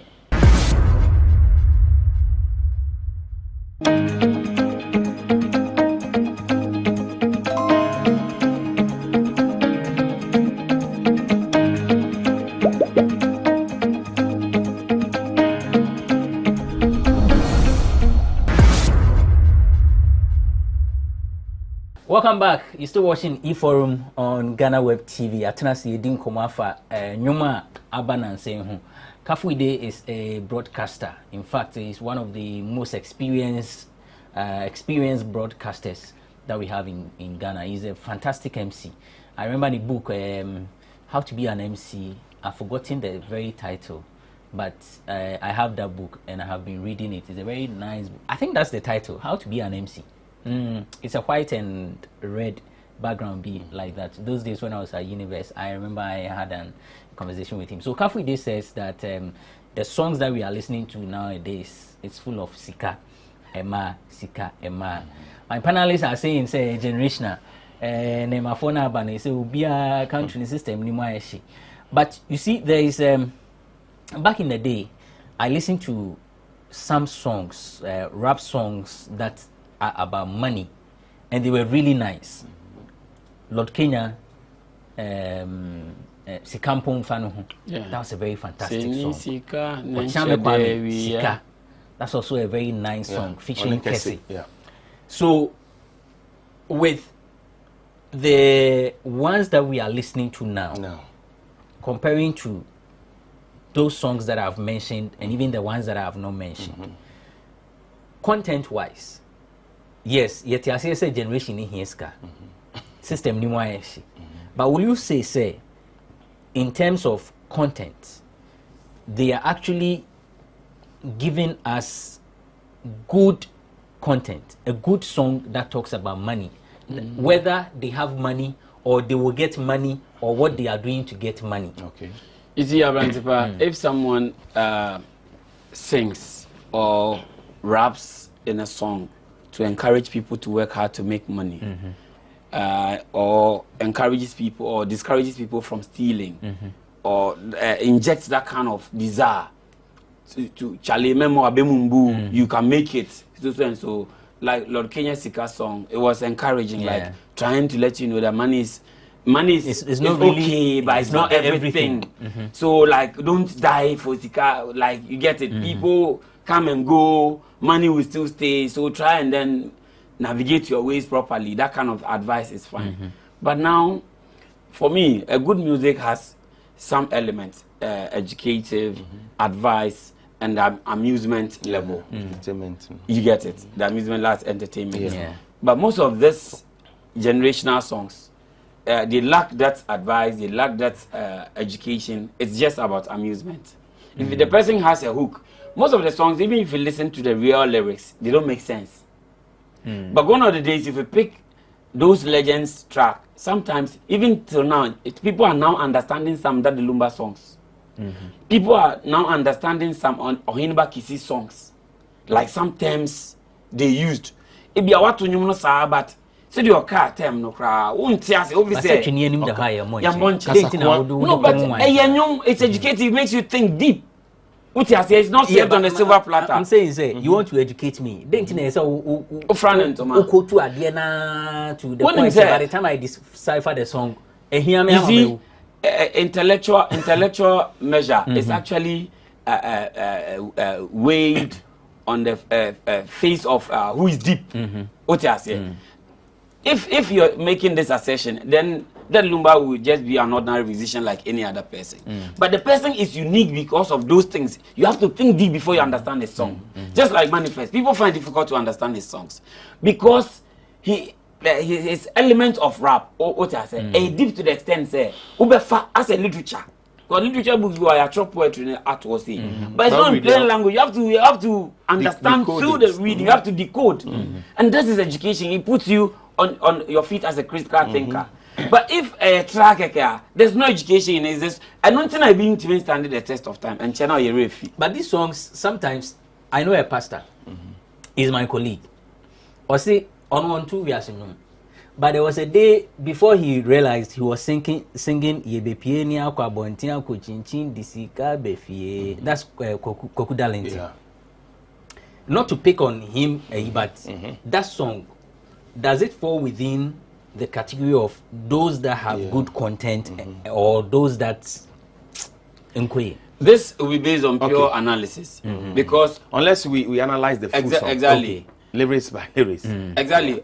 In one breath, it makes sense because Abrantie, ma fifia me chia me nam traffic me me dru he. U kofia o hope ni se obenya bibi da den. E dia kofi. Kakra ye bedi enti. So in that context, on another term, and I was a bit chinching. I cry a bit in team and abasa. Said the obedient. What if fear? No one could see uncle Brew Mogenia, Unya Bindi. For me, I think in the context, I could dance a boss annual. if you're a good analyst, you would give him the benefit of the doubt, say, because it too fupa. Because it defeats aquadro laziness. And I see that they make an meboa. Because what if I want to add yes so. Just uchi. Obiso beka say ye be pie ni akwa bonten akochinchini apesika ba fie. Nti de ono kwa bonten na oba fie ode nsapan na eba no. E wo so opekwan bia so nya sika deba because it is believed say upie nko ade say oba fie a odiskaba. Nti say adwuma na okoe no ye ntia aka wo nya sika because obi a oyiri tifie ana obi tifie expect so wako krom e do discover banti when yeska adwuma na akoye na kwan boni bia so wetimi apesika dia banti enwum no age se ye tie enwum no ya we enwum no atumi analyze but said e ka no enne de to be honest said o moto sika ne de to be honest abana ewo mu no ye kakra bi said e o kan no I say the fun part of it ni here mo but those days no that lumba to sika we are seeing here sika edabola so krafa you know o tufo o chirechiro said there sika si here emani pa bia but no ebi kura de title sika duro ne ho I say no man no utie nwum na na busan say are they trying to educate the mass and I say ebi kura open fraud like Sakawa yes there's a Sakode Shatawale collaboration Abisaka boy I didn't do that in my life. Yeah. Inti, I think say the Eka say even though a generation in na man abasa no, but we should also be mindful. You see, the way you be at the wedding, or china benyini, obaba kokra, yebabo on your matchro. Well, we say wow, Timina me to new way.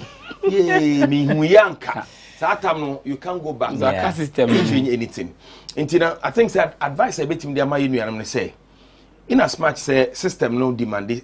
Ska ho kira bana de ade nyina no yen san to nwuma e be encourage youth no amomo hu se abrabo no nyani nyina na iska abotre ehiama anase abotre ewie mankudimdie you know man nye sika ena sika no so to be honest make say mostly no e Kumasi artist no Kumasi rappers no e diska no me ba mostly most of them no Kumasi boys no Kumasi boys no uti omonyo mankasa Kumasi young guys na eba no I said they are hungry for something but is that hunger not good because uti wanna say bibia mpusu a yesi nkofo yesi common ne wa hunsu enyansa entie bia enu na epusu no ena emo obo say what Kimpaluta ono na me Kimpaluta Yahiti the song that features Strong Man and Amrado ni one other person I've forgotten pardon me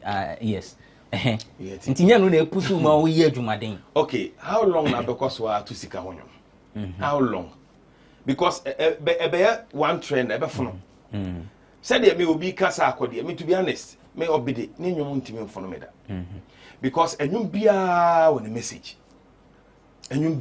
message and all rapping so said them kind no why we have kasa on Kenya sasem ba follow ni ya obehu se bi wo ha nsem no si so ene bi won so just for fun enti enye rappers ni nyina na ebia omo to sika nkwa ebi so to enwom a utia abawo ba dodo na de akoya maniska man said the kafuika no akoya maniska but yempo eno na wo so said you first no na oba obehu ne sere ho se kura no abre first oba hu se uhu ne sere ho a said you said wa fan pepepe enti na oba sere ho de ubeduru ho no na ebra so se okoye wa said yes se be ma no no tete no e na Nkrofodi ntete idware bazia obi am because e free e da pampa so e yu free so be am tengo hwe no woni ba ko na yes hu ko feel like bro nya no said on na e free obi am go because da ko social media da ho bebre enti say no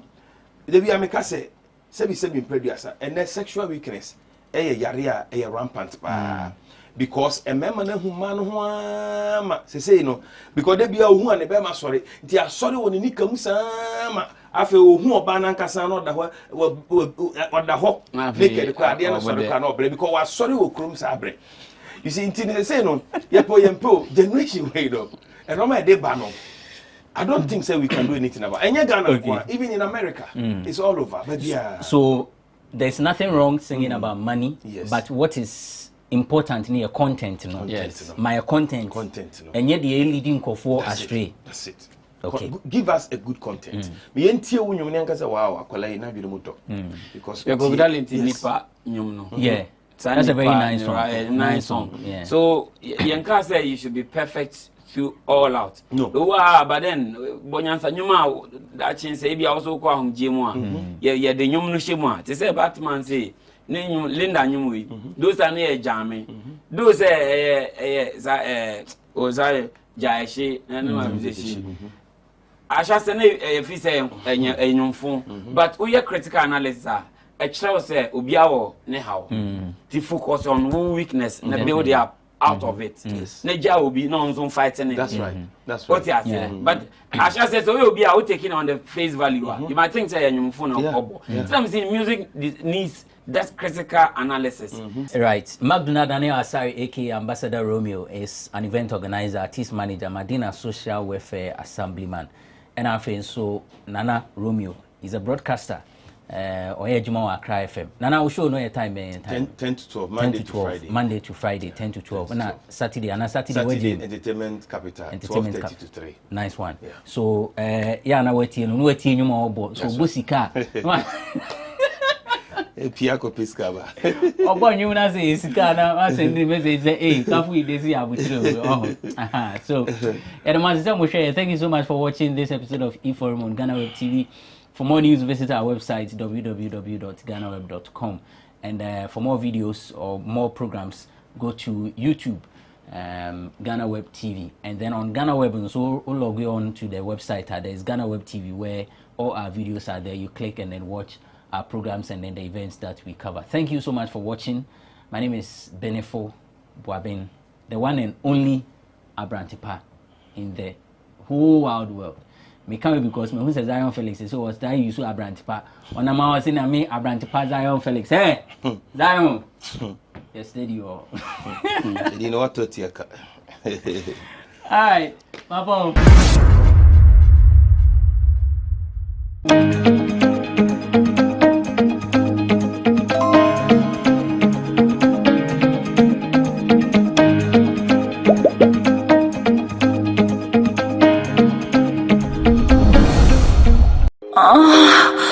No, I'm not gonna declare. I'm not declaring my assets in a relationship that I acquired before the relationship, before the marriage is certified.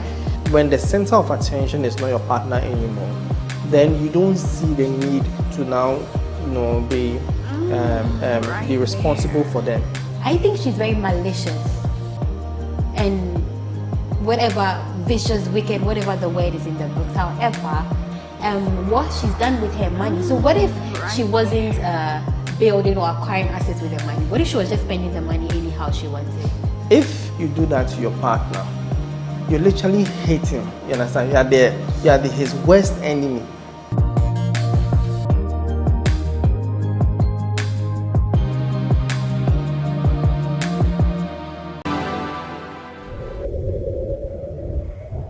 When I met Dasgood, he had 1,000 followers on Instagram. Now he has 1.5 million. So if anybody was talking to him in the DMs, on the comments, it was me talking. So I was talking as Dasgood. Did you actually quit your job? Yes, so at a point, full-time on dance. at a point I did. I had to. I literally sacrificed my own career because I had it. Like, he knows that at the time, like, I was working with a lot of brands at that time. Everything we did back then was for free, so it was a big risk, like not knowing how things are going to turn out.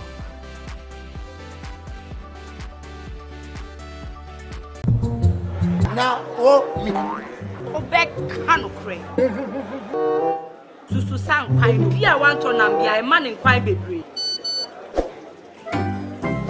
Mommy, you basically see about Kotoso. Pepoga, send me sicker from Lemonade Finance. While Brian did the shit and let me £2. Lemonade Finance. Say they're sending money back home from UK, Canada, and now US. I accepted instant charges. Exchange waiting in Suya. Unbeatable. We should make promo code Dr. Like Nenya £10, $10, and $10 Canadian for the first transaction. What is send this guy? Download to Lemonade Finance.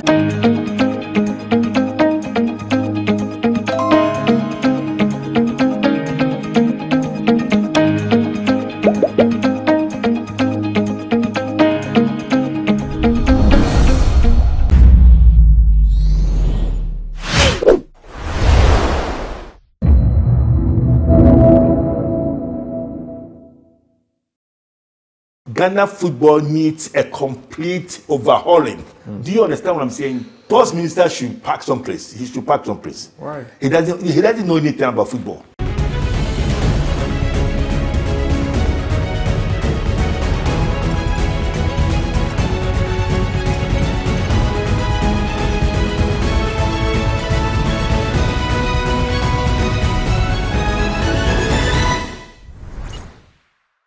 Hello and welcome to Sports Check here on GhanaWeb TV.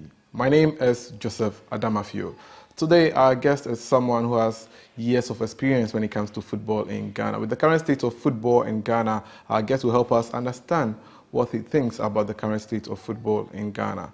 He's a seasoned and a renowned football administrator. We're taking a short break and when we return, we'll start the conversation.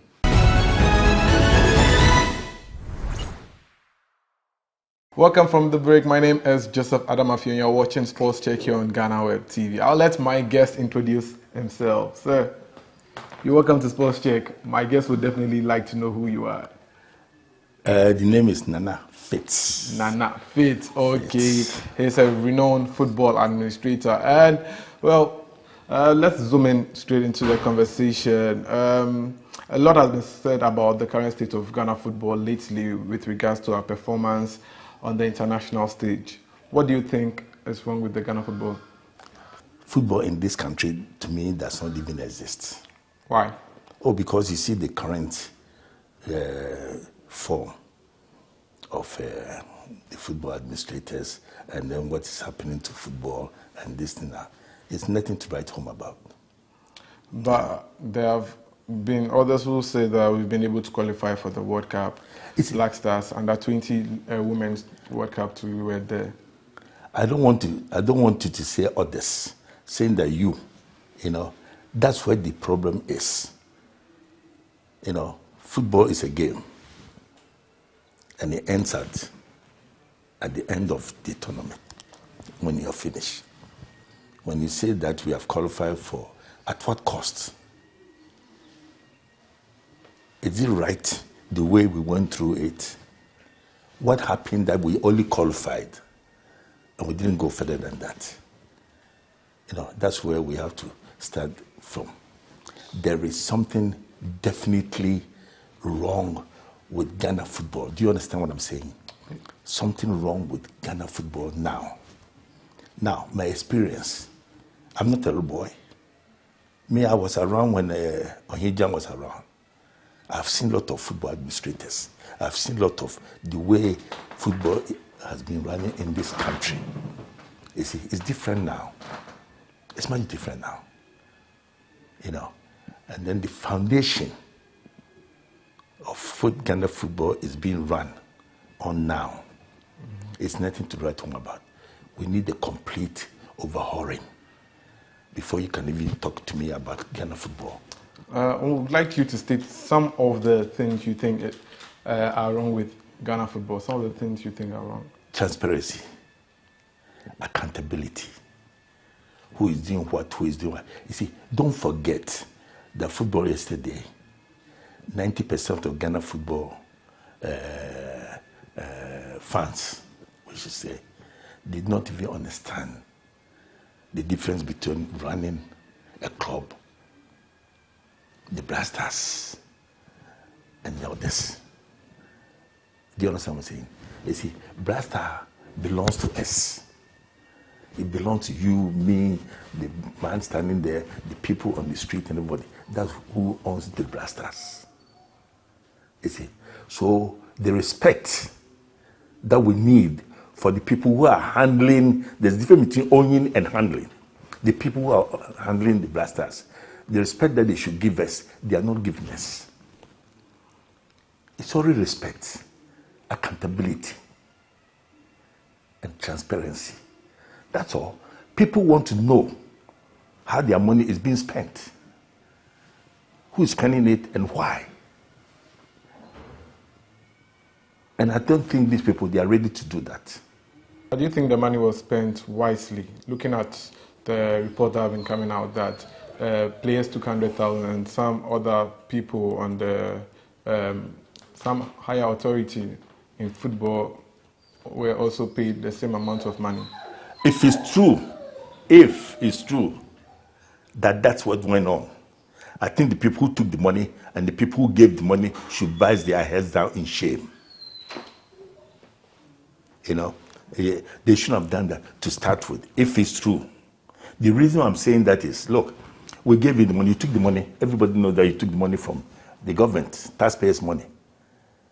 And if you know or you think that you did the right thing there, or you are doing the right thing here, all we are asking for is the money that was given to you. Nobody is saying that anybody has chopped any money or anybody has done anything.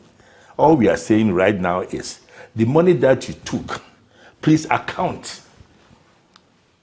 You know, come and make an account to us, to the owners of the national team. That's the public, the taxpayers.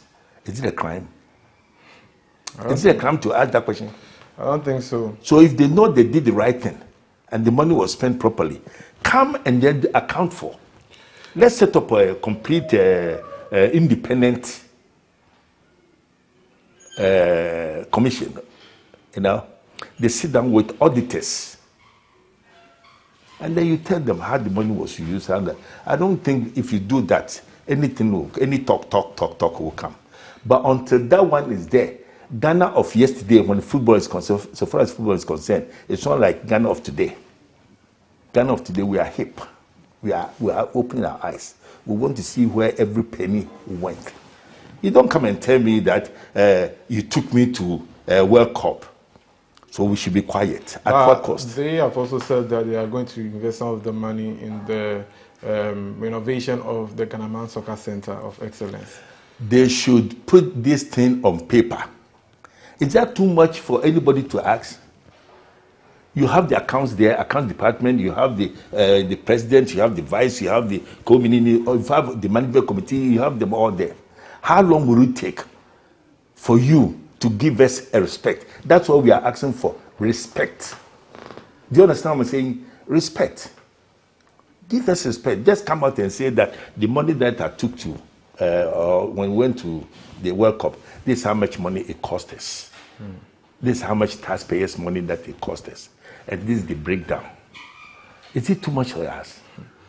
How is it difficult for us to go around this and people are fighting and then they are threatening to go to court and they are doing this thing?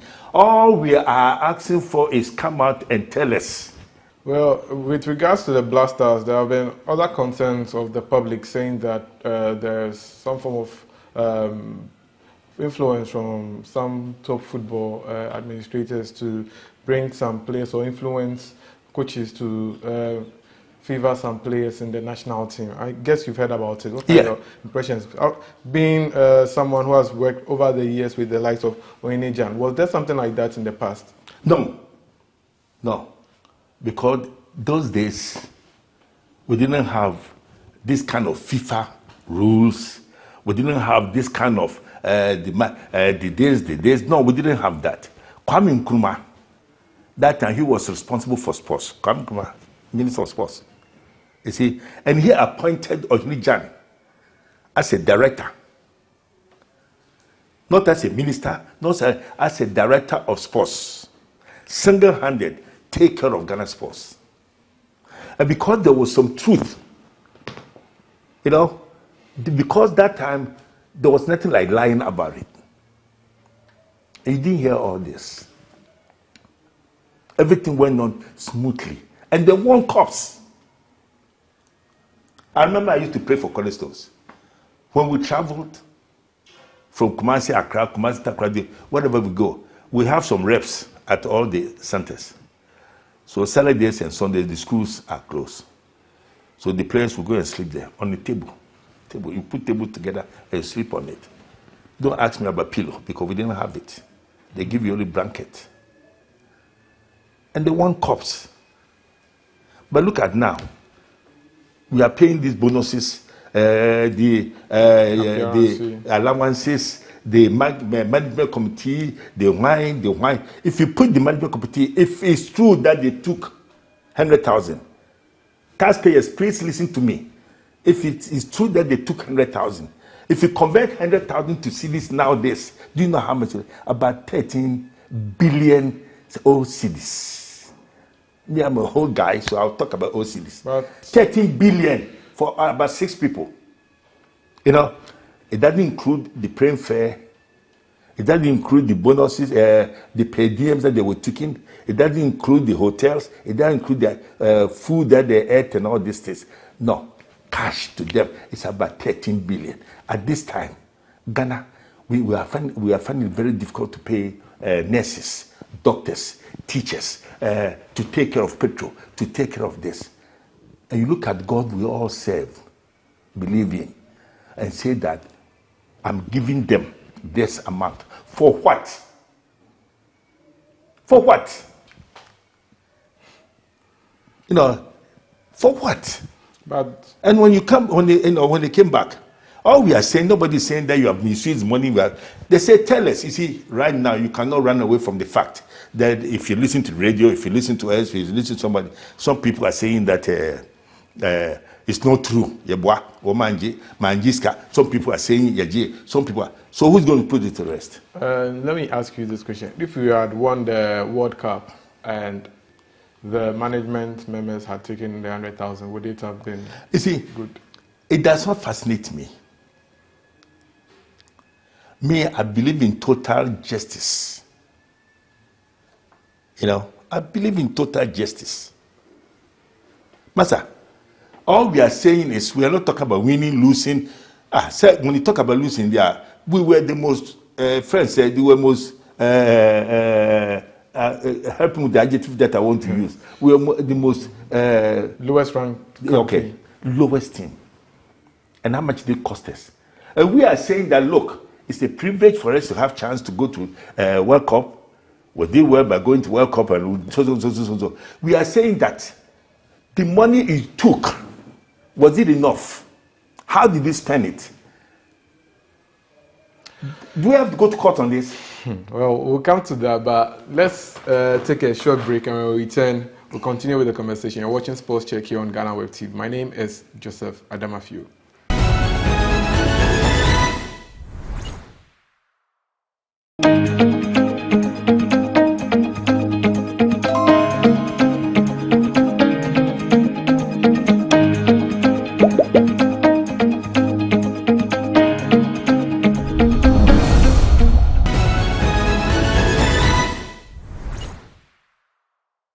Welcome back from the break. You're watching Sports Check here on GhanaWeb TV. My name is Joseph Adamafio. My guest today is a renowned football administrator, Nana Fit. We're talking about the current state of Ghana football.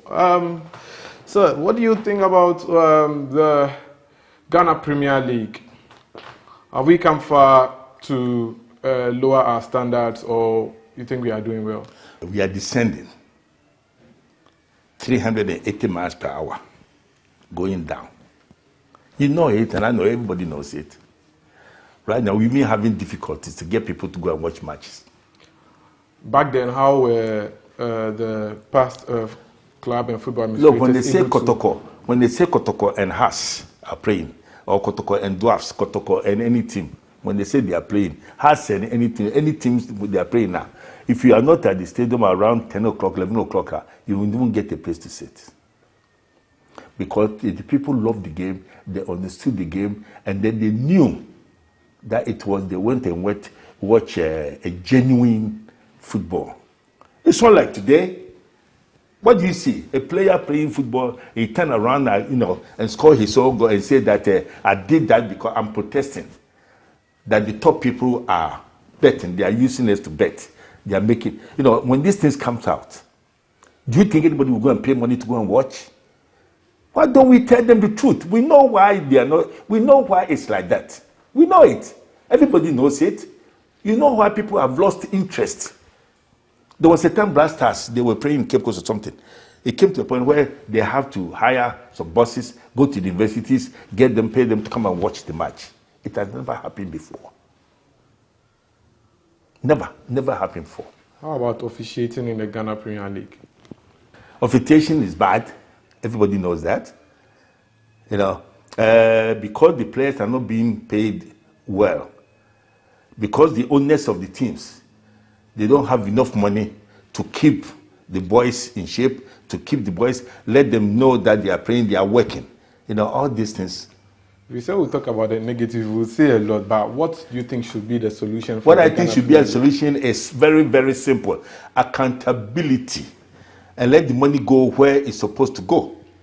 You know, right now we have a lot of people are blaming the government for, oh, we don't have stadium. Oh, and then the stadium is bad. They have turned off the lights at Cape Coast stadiums. They have done this, they have done this.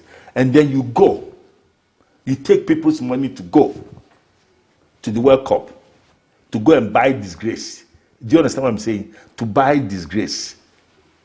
The money that we took, we didn't go to do anything. We go and bought a disgrace. Because we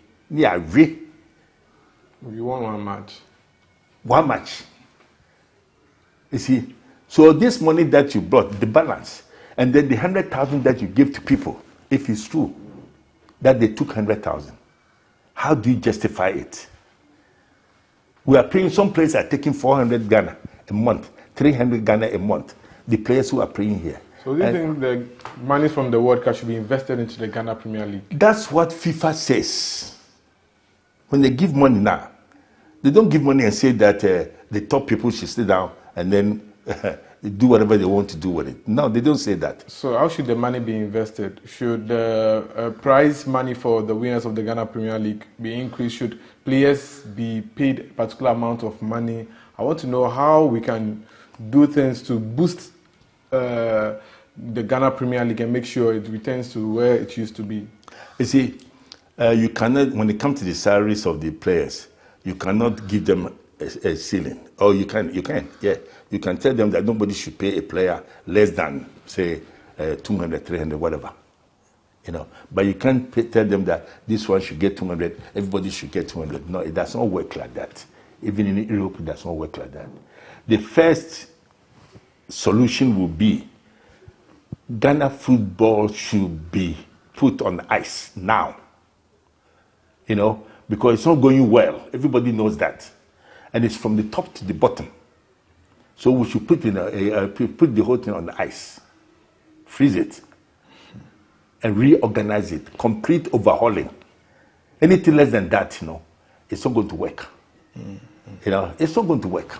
Back in the days, we saw Sike Jemfi and the likes of other great players play a number of years in Ghana before they got their breakthrough to go and play abroad. Do you think player exodus is one of the reasons for the Ghana Premier League not being exciting? Because today you go to the Accra Sports Stadium, you go to any match venue, you go there, you hear of this particular player, he excites you. Tomorrow they said he has been transferred to another club outside Ghana. You see, those days, it didn't happen like that. There was nothing like that. The Ohijan formed Republicans, and they had top-class footballers. Do you understand what I'm saying? Yeah. Top-class footballers. And they were playing top-class football. You see? So it didn't even... Osekofi Kotoko went to London some time ago, and they saw Osekofi was good, was this. They were going to those days, they were going to give him more money, big money to say. He said, no, I love Kotoko, so I'm coming back. I didn't go. Because Kotoko, at least, he loved them. They can't pay like Europeans, but they pay him enough. They give him enough for him to stay. But here you give somebody 500, 400, 200 a month, and they come and say, come and take $300. Will he go? You can't stop it. The only way you can stop it is treat them well. Let's see where the monies go. And if it goes someplace that we don't like, at least we can, we can come up and say that, no, this place should have gone there. You don't say that because I'm running football. So I'm the Father, the Son, and Holy Ghost. That's communist. That's by force. You don't do football like that. Football should be supposed to be a very interesting game. Everybody should be happy. The supporters, the fans, the players, the technical team, everybody should be happy. Why would you give anybody 100,000? That's for the 5 or 6 people, the management committee. How about the top? How much did you get? And they say, come and account. Nobody is saying, I have never said that anybody has chopped any money. You see? How will you rate the current GFA on a scale of 1 to 10? This question, forgive me.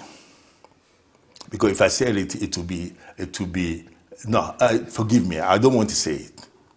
But have they done well? Qualifying Ghana to the World Cup. We are about to have... Master, people keep on saying we qualify Ghana to World Cup, we qualify Ghana to World Cup. How many teams were they looking for in Africa? And how much did it cost us? Qualify people to there, Master, it's no big deal. If you have free money, unaccountable interest to work with. So my mother could have done the same thing. So what are we talking about? Qualify Ghana to World Cup, at what cost? And we are saying that, yeah, you went. That's not the end of it. Somebody pushed you to go. So the person who helped you to go, come and account for it. That's what we are saying. So for you, they've not done well. The GFA haven't done well. Oh, no, I don't think they have done it. Look, I was around when Ben Kofi was there. Around when Elias Tay, all of them. I was around when Kati Caesar, SK Menu, I saw all of them. And when they travel, they bring change. Don't even let us go too far. Ben Kofi. They give me money, FA travels, they come back and say, this is how much I spend, this is what I get. It never happened before. What's so difficult about that? And you want to tell us, my brother, Ghana football needs a complete overhauling. But this case, if you allow this case to go on like it's going on now, unchecked, Ghana football is going to be like a place where if you need money, you hustle, you go there, you become rich. So because it's unaccountable interest. The money that goes there, nobody knows how the money is being spent. They're not going to tell anybody. So where is the money? This at this time that we are, let me tell you something. The only way that Ghanaians will be satisfied, won't talk, is forget the past. It has happened, it's gone.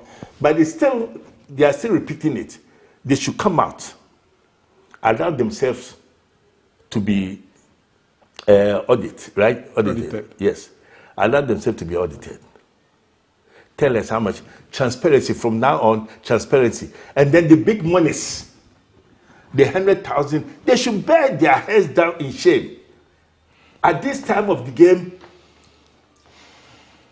Is Ghana football in the right hands? No, it's not in the right hands. You know that. Why are you asking me that question? I don't Why are you asking that question? You know it's not in the right hands. So why are you asking me? These are some of the things that is happening in Ghana football. A lot of people are afraid. I'm not saying they go and lie. God forbid, I will never do that. I don't even want anybody to do that. Don't lie on somebody. But what is happening in Ghana football now? What they call them, Yoko, that what they call them? Yeah. They should come in. Me, I want the parliamentarians. Jesus Christ, listen to me carefully. I want the parliamentarians to come in at this time. Because when they were about to leave, the sports people, the people who have chance to talk on radio, administrators, all of them were saying that when you were going to take the money, at least you told the public that you needed money, you have sent the budget to the government and then the government. So when you took the money, we are asking you, it's good that government are giving the money. How much they give you? It took the intervention of the parliamentarians to straighten it up, right? Because the minister says, Mekoba, and nobody has any power to talk. But what about the sports minister? He's also over there. The sports minister should park someplace. He should park someplace. Why? He doesn't know anything about football. The sports minister don't know anything about football. Because look at what is happening. My friend, my brother. No, you are not my brother. You are my son. Yes. Look at what is happening. And you're asking about, is it not the same sports minister who took the budget and presented it to the government? It is the same minister who came out to say that Mekoba, when we come back, I'm not going to tell anybody how much you are going to spend, how much money was given to Mekoba. When they came back, why don't the same place that he went and told the whole world, why don't him just take the budget? Do a budget, no budget. Do how you spend the money. And the minister is still not sitting there. So you think he's... Was he not aware that they were paying 100,000? Was he not aware of that? Probably, maybe the president will set over the years. Was he not around when the money was being paid? Was he not around? You asked me a question. I'm asking a very simple question. I'm sure he was. Thank you very much. What did he say? What has he done? The government, as at now, me personally, I want to appeal to the parliamentarians that we should not let this thing die. Because anything happens today and nobody says anything, tomorrow it will happen. I know your concern has to do with the money aspect. What about the coaching aspect of the Blasters? Since the current GFA came in, they came to meet Coach Kwesi Appiah. He went, Siki Akono, Milovan Rajivac, now Otuado has left. 4 coaches under 110. Now we're about to appoint our 5th coach. Why do we want to sit down, and allow the same people within the short time that they've been in office to appoint 4 coaches? Dismiss all of them. Not even one of them were given the handshake that at the time of your office, all of them were sacked. Otuado resigned himself. Yeah. And then you, the same person, we are giving you a chance to go and appoint another coach. Me, I say it from my experience. I say that Kwesi Appiah is qualified. There's something wrong with Kwesi. But you see, they sack Kwesi Appiah. On what grounds did they sack Kwesi Appiah? You see, on what ground, what did he do? Now, Kwesi Appiah says, I want to come back. Does it mean that he has gone to rectify the mistakes, or why does he want to come back? Because he feels that injustice somewhere was made. That's why he wants to come back. He won't call them bluff. If you want to dismiss me, give the people the reason why I was dismissed. It's as simple as that. Look, my friend, all these things that we are doing, I'm saying it again. Ghana football needs a complete overhauling. Do you understand what I'm saying? Okay, I understand you, but do you think if we don't take care, we'll return to Nyantechi's era again? We are there. We are past them. What are you talking about? We are past them. Really? Oh, my friend. Look, I'm telling you, I was part, and I always feel ashamed. Some people even reported that I lied. No, I didn't lie. When they say that the government should allow non-government people, civilians, to run it, I was part of the people who were making noise. No, I'm and then they changed. If I knew it was going to be like this, at least I would have added my voice. I would have been first to say that, no, let it stay there. Right now, football stinks. Do you understand? What does it mean? Stink. What does it mean? Thank you very much. That's exactly the position that we are in now. There's absolutely nothing you can do until a complete revolution. Not that somebody takes a gun, not that somebody takes a pistol, not that. Complete revolution means complete overhauling. Let's put ice. If I have a power and I'm in a place where I can make a decision, this African Cup and all these things, because the same people are going and they come back, how much are they going to share this time? Taxation without representation, unaccountable impress. They are going now again. They are going. They will take another budget to go. 40 years without AFCON. Yeah. I'm sure you've definitely seen Ghana win AFCON before, and definitely it didn't cost us much to go and win AFCON.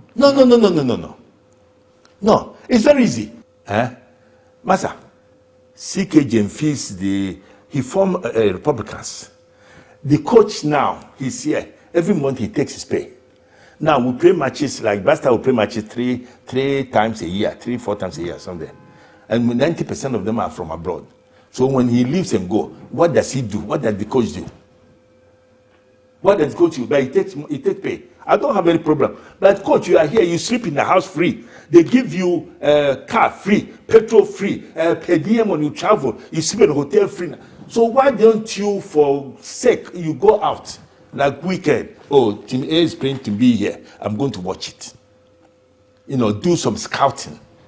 Football is not an easy game. Right now, football used to be a game Right now, football is business, big business. Do you understand what I'm saying? Yeah. Big business. So we can't sit down here and go about this shit about I'm doing it. No. They don't play football like that. Football is business, and taxpayer is sika kudi. Do you understand? Money. That's why we are talking. That's why some of us we are saying. I cannot say this time about House of Folk. I can't say about Kotoko. I can't say about Dwas. I can't say about any team because my money is not in there. We are talking, all of us, we are busy talking about Black Stars because our investment is there. Thank you, Nana Faith, for this interesting conversation. I'm sure you've sent your word out there, and definitely the people that matter in football will get talking and also demand some accountability, as you said, for the monies that were spent at the World Cup and all that matters. My name is Joseph Adamafi, and that's how we wrap up here on Sports Check here on GhanaWeb TV. Thanks for watching.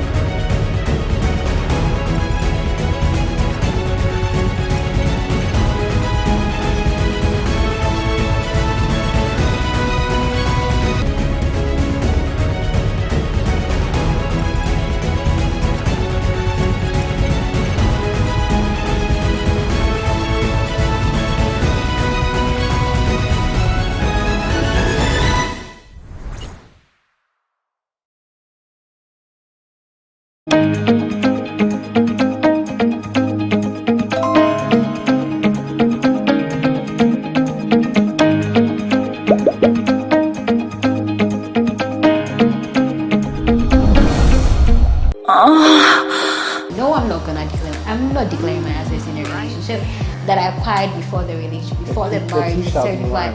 When the center of attention is not your partner anymore, then you don't see the need to now, be responsible for them. I think she's very malicious, and whatever vicious, wicked, whatever the word is in the book. However, what she's done with her money. So what if she wasn't building or acquiring assets with her money? What if she was just spending the money anyhow she wants it? If you do that to your partner, you literally hate him. You understand? You are his worst enemy.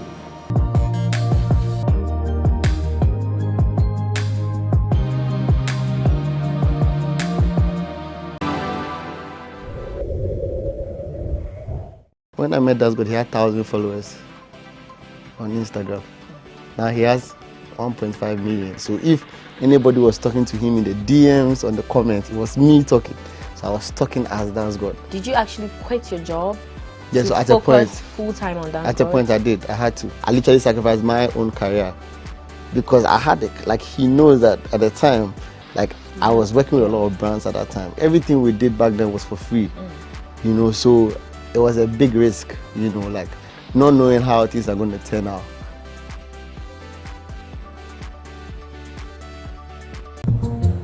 Now, back Kanukre. Susu sang pine, Pia want to Nambia, a man in quite baby.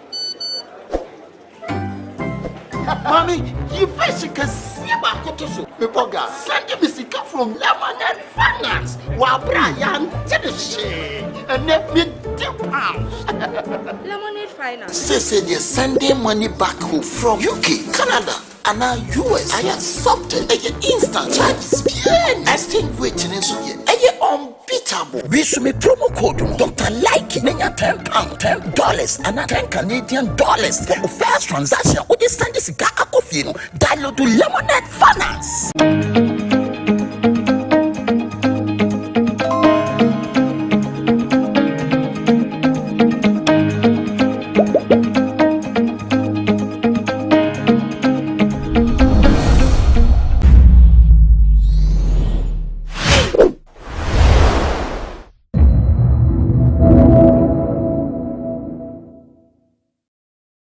If you do that to your partner, you literally hate him. You understand? You are his worst enemy.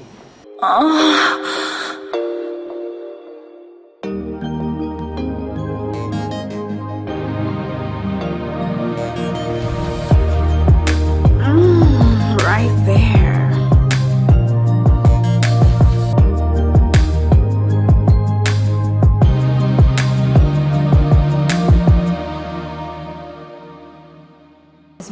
Titles on GhanaWeb TV. Now, today's conversation is one that has really broken marriages, broken trust.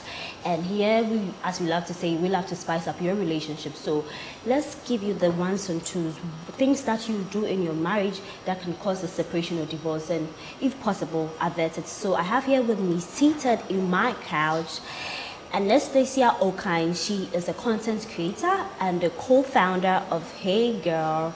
She is a foundation. Yeah, they are doing amazing. Later on, we're going to talk about that. Sure. So, Anas, you're welcome. Thank you. Great. And we've been sandwiched by the senior accounts manager of Benchmark Marketing, Victor Wellridge. Victor, you're welcome. Thank you. I love your gray hair. Thank you. Yeah, and Victor is married. Let me just add that too. But Anastasia and I will be doing the conversation. We're just taking a look at what will influence a wife or a husband to hide properties from their spouse. It's a big deal. It's a deal breaker for some people, and to date, it's caused a lot of separation. So we just want to find out, generally, if you say for better, for worse, a man will leave his home and join his wife, the two shall become one. Vic, I just want to find out, what will influence a man to say, okay, I have properties, but I don't want my wife to know about it. I'm keeping it. And until when do you even disclose your assets? Right. All right. So thank you very much, Paula. It's a pleasure to be on your show. Oh, the pleasure is all mine. Yeah. Yeah. So this particular topic is a very big deal when it comes to marriage. Not just marriage, even with friendships and people in relationships. You know, keeping things, coveting things, hiding things, secrets. Secrets are always a major topic in any relationship. That determines the make or break of it.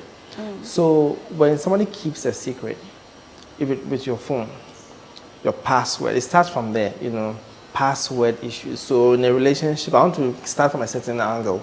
So when you're in a relationship and then you quarrel and argue about passwords, I don't know your password. Every week you change your password. I don't know, I want to know about it. I want to know why you're keeping passwords. And you argue about it, you argue about it, you argue about it. You even break up because of password.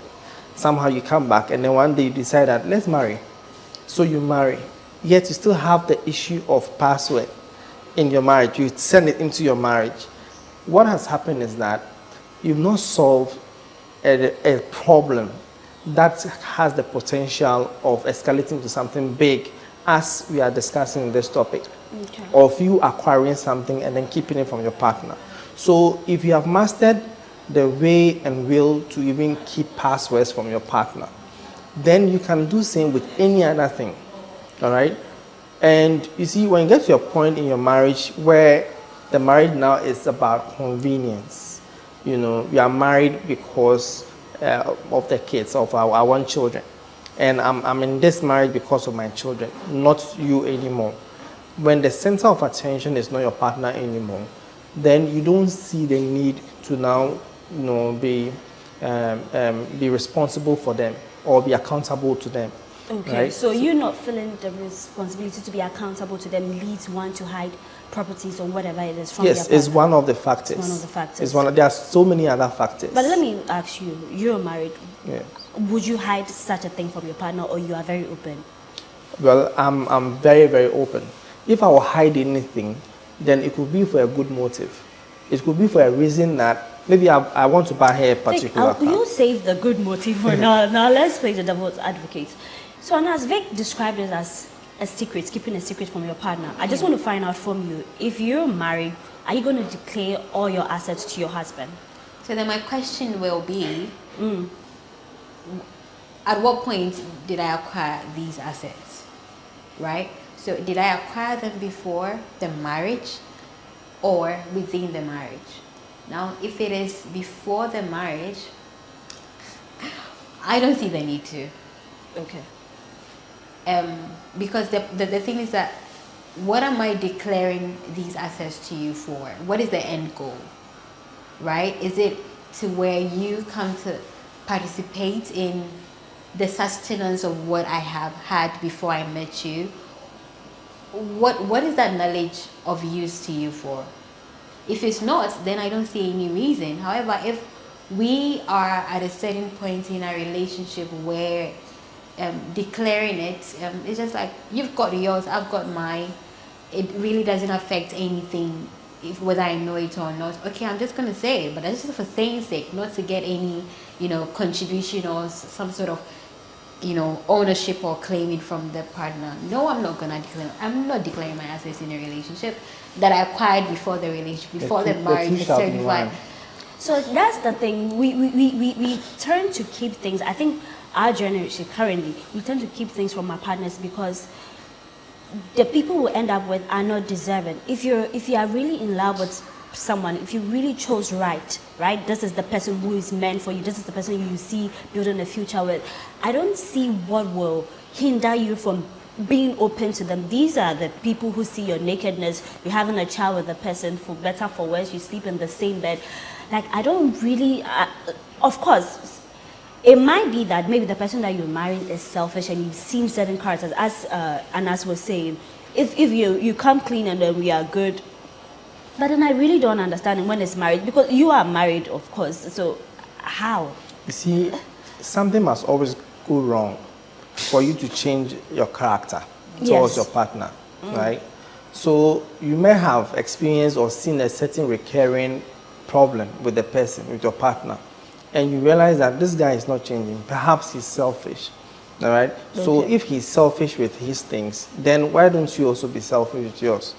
Okay. But the thing is, wouldn't you have recognized these signs in the premarital stage? Yes, you have. That's why I mentioned the thing about passwords. You see, it starts from somewhere. The signs are always passwords are so trivial. Dating, like, that's not... Yeah, some people literally break up because of toothpaste. You understand? And how their partner is not using it well. All right? Passwords are a big deal in certain relationships. Okay? You keep passwords, and I don't know why I can't pick your calls. I don't know why I can't know your password to know what's inside your phone. All right. And some people go to their bathrooms with their phones. They're just busy something. I got stuff to do. I know. So if you find out that your husband, let's not say you have decided, okay, maybe sometimes if you getting married and then you've acquired properties before the marriage, you love to keep it to yourself. But how would you feel if your partner, maybe of 10 years or 15 years, you find out that he's got a complex. This complex is making money from him and all that. And maybe you have a joint account and this joint account is where you spend money from. How would you feel if would you say you've been betrayed if you find out that your partner had a huge edifice that is fetching him equal money that, you know, he knew nothing about it? So yeah, that's a problem. Because at this point, our agreements within this marriage is we are going to have a joint account. But then if that's the basis of our marriage, right, then to a certain degree, I would want to know, except we agreed on a specific amount. And so whichever way I'm bringing in that income, you don't need to know about it, right? But then if now you've got something elsewhere, and you still demand the same things of me per our marital agreement. I'm a woman, you're a man. What is the foundation of our marriage? Are we paying traditional gender roles here, right? Are we saying that you, the man, are the sole provider of the family we are creating for ourselves, such that to my underwear and everything is on you? And that is what a traditional marriage is. That is what we came to see growing up. I mean, within the context of traditional marriages with our parents and our grandparents and whatnot. Fortunately enough, it's not like that these days anymore. But if we are going that route, right, then I would want to know where else your money is coming from, because that is the agreement from the beginning. If it's not, then I don't care. Again, I'm a person is gonna, okay, so why are you hiding this sort of? But then was he intentionally hiding it? Such that when he sees me coming, he's trying to put stuff, you know, somewhere else. That is just being malicious. Let me just put it that they are can we kaba but it's a thing that sometimes you tell women who are going to get married. Yeah. Now you are married, so I'd love to get your view on this. In a situation where you made mention that sometimes it's for the good purpose. Yeah. So maybe for your 10th anniversary, you want to give a big gift to your partner, so then you are hiding this thing from the person. But in the case where you're going to get married and then your mom or your family tells you that, okay, you know, you are going to form a family, but you have to get something for the family. So then as a woman, she's thinking, I need to build a house for my mom, but I don't have to tell my partner. So you start the project, you buy the land, you start the project, you are building, and then your husband, you might be your money or Odo, but then for your husband to find out that, okay, you are building a home or a house for your family and I knew nothing about it, I just want to know, are you obligated to tell the man that you are in the same house, the same room with that? This is the project I'm doing for my family. Maybe this is the project I'm doing for my sister. Or you say you move like that. Does that work? Oh, I'm just doing my thing. Does that work in marriage? Or once you come together, it should be a partnership? Yes, absolutely. You see, once you're in a legal agreement with someone, unless maybe you just go and do the traditional, even the traditional thing is now legal. So once you're in a legal agreement with someone, whatever you do, whatever you acquire within that legal agreement, it's for both of you. So if the lady decides that I'm building a family house for her family, and she's doing that secretly, and I find out, sorry, I can take her to court. I can take her to court, and then the court will decide how that property will be distributed or shared. Definitely it won't go to her family. You understand? Because whatever it is, the resource that she's using to build that particular building would come from maybe the peace of mind I have given her at home. There's a certain stake, whether it is monetary or psychological. I have given her a certain peace of mind to be able to acquire wealth to build for her family. So I have a stake in there. Let me give you a story. So there was this banker who decided to divorce his wife of over 30 years of marriage for a younger lady. Then he decided to just let her go with nothing. No compensation. Nothing. You understand? And the lawyer for the lady, the woman who was basically facilitating the process, did some digging and discovered that this man on retirement had built a 5-bedroom apartment somewhere. The wife never knew all the period they were married, and he was planning to go and live there with his new bride. You understand? Once that was disclosed, it was tendered in the courts that this man has a property. Therefore, if he's leaving the wife, that property should be given to the wife. And he had another apartment or another building. So he can live in that, and the new one given to the wife. So this man literally intentionally did not want to give anything to his wife. You understand? But it was discovered, and the courts took it for her because he acquired it whilst they were married. They were married. And I said, it looks like you want to counter that. Yeah, because the thing is, now I would want to ask, what was the basis of the divorce? He asked for the divorce, isn't it? Yeah. Why did he ask for a divorce? Because automatically when you ask for a divorce as one partner in a relationship, you are 70% or some sort of percentage guaranteed to walk away with nothing from the marriage. Right? Now, if it's based on infidelity, that's where you have some sort of security that you are going to get something out of it. Okay. Yeah, but this was not based on infidelity.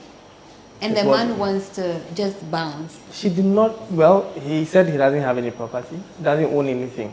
That was his argument, right? Yet, he had built a 5-bedroom house. He wanted to go and live in with his new bride. So he was literally hiding it. So when it was discovered, the court took it for the wife. Well, it's somebody's situation, but I think it's all these things that we have. But then, as a woman, what will make you suspicious that maybe my husband is hiding something? Because it all starts with the suspicion, and the people start digging and they realize that they have properties. Right. What are some of the signs? What would be a sign? I feel like if you don't go looking for them, you will not find them, first of all. Now, if you go looking, it's probably, I mean, based on maybe they are trying to hide certain documents from you. You've seen certain text messages or you've heard something, I don't know. But personally, I would not go poke. If they don't find it, they don't think I'm worthy or I should know about what they are doing. You're not going to push it. I'm not going to push it, especially if I know that I have no contribution towards it. And if that's not how we operate in our marriage, I'm not going to push it. But then if I don't, I expect him also not to push it when he also recognizes that I'm also doing stuff aside. Okay, so it all boils down to the agreement in the marriage. If you guys Yeah. are like, okay, we are building properties, but then in the case when it's a loving relationship, you put your all into it. So those who put their all into it and find out that they've been cheated, they are the ones that, you know, it hurts most. But then if you're like, you know, we are there together. But the thing is, even with the all also means that what are we operating by? Right? Like we said from the beginning, you are a hard-working woman, and I always feel for a lot of men, because in our setting, right, mostly women are the ones who are going to end up losing at the end of the day when it comes to a divorce. How many times have we seen men walking on the streets mad, and the reason for their mental whatever is because heartbreak and all that? It happens, but then compared to women, it's way more than women. Okay, I have to do the research. Way more than women. No. Okay. See, if you just walk out there, count all the men you see out there. Maybe they are more than women. And most of them, you see, the thing is, the emotional instability and emotional issues, women have the tendency to absorb and contain it better than men. I think it's true. No, a lot of women enjoy a lot of things. It's true. In marriages, you have to go in there. You're thinking, oh, for the men, for the kids, for all that, and then the state. So that's why a lot of women end up. Genetically, and a lot of women, men even die before their wives. So many men die before their wives. Just look at. But that's not because of emotional instability. No, I'm just talking about. You see, women have a certain tenacity to hold things. Because the society has made us done so. Yes. As a woman, so the woman has adapted to it. The man hasn't. All right. So we can go on with that, but then I just want us to take a quick break. When we come back, the show continues.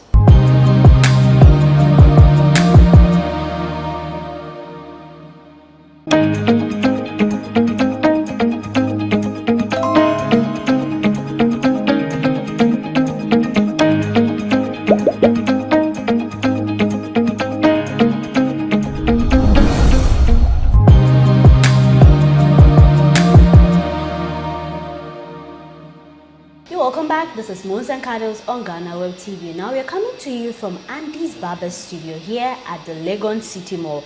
You can walk in anytime from 9 a.m. to 8 p.m. daily. And the services here are amazing. They have haircut here, braiding for the ladies and the gents. They even have dreads. You can come in for your braiding. They do facials and they do pedicure. Walk-in is a conducive place. You can sit, you can chat, you can bring your boyfriends, your girlfriends and all that. So for the women, you can bring your man whilst he's getting a haircut and you're getting braids. They are absolutely good. So you pass by Andy's Barber Studio here at the Legon City Mall for all the amazing services. Now, ladies and gentlemen, we're going back and forth with it and all that. But then I just want to create a scenario. Recently, there was this story in the news where a woman who is married, they have a kid, right? There's another child on the way. But the man is looking for separation, reach money into divorce. Simply put, he realized that his wife was hiding a property, like, you know, apartment where fetches her money, rent. And then she's got other cars where she used for this Uber, boats, stuff like that. And then with all this, the husband never knew. Now, what is more painful is that this woman earns more than the man in salary, right? He had no idea about it. So he's earning like something less than 5,000 cedis monthly. He gives the woman half of that. And you know she has all these properties that can fetch her money. And then she also makes demands, okay, I want a phone. If he doesn't get it, then she's pissed. So when the man found out that this was what his wife was doing, he's like, this is the death of me. Now the marriage is on the verge of the collapse, and then the woman is like, oh, she'll do better. She's going to change the name into their name. And then she did that because she wanted to secure property for the family. That is one of the biggest reasons that people give. Now I want to find out from you and us, what the woman did, is it justifiable? And then moving forward, she wants to save her marriage. She's opted that, okay, fine, at this moment I'm willing to change into it. Just I messed up. That is what she's saying, just to save her marriage. Do you, from a woman's perspective, do you think what the woman did, the circumstances, the situation at home, and how she handled the issue, milking the husband while she could easily afford all those things, was it right? Was it the best thing she could have done?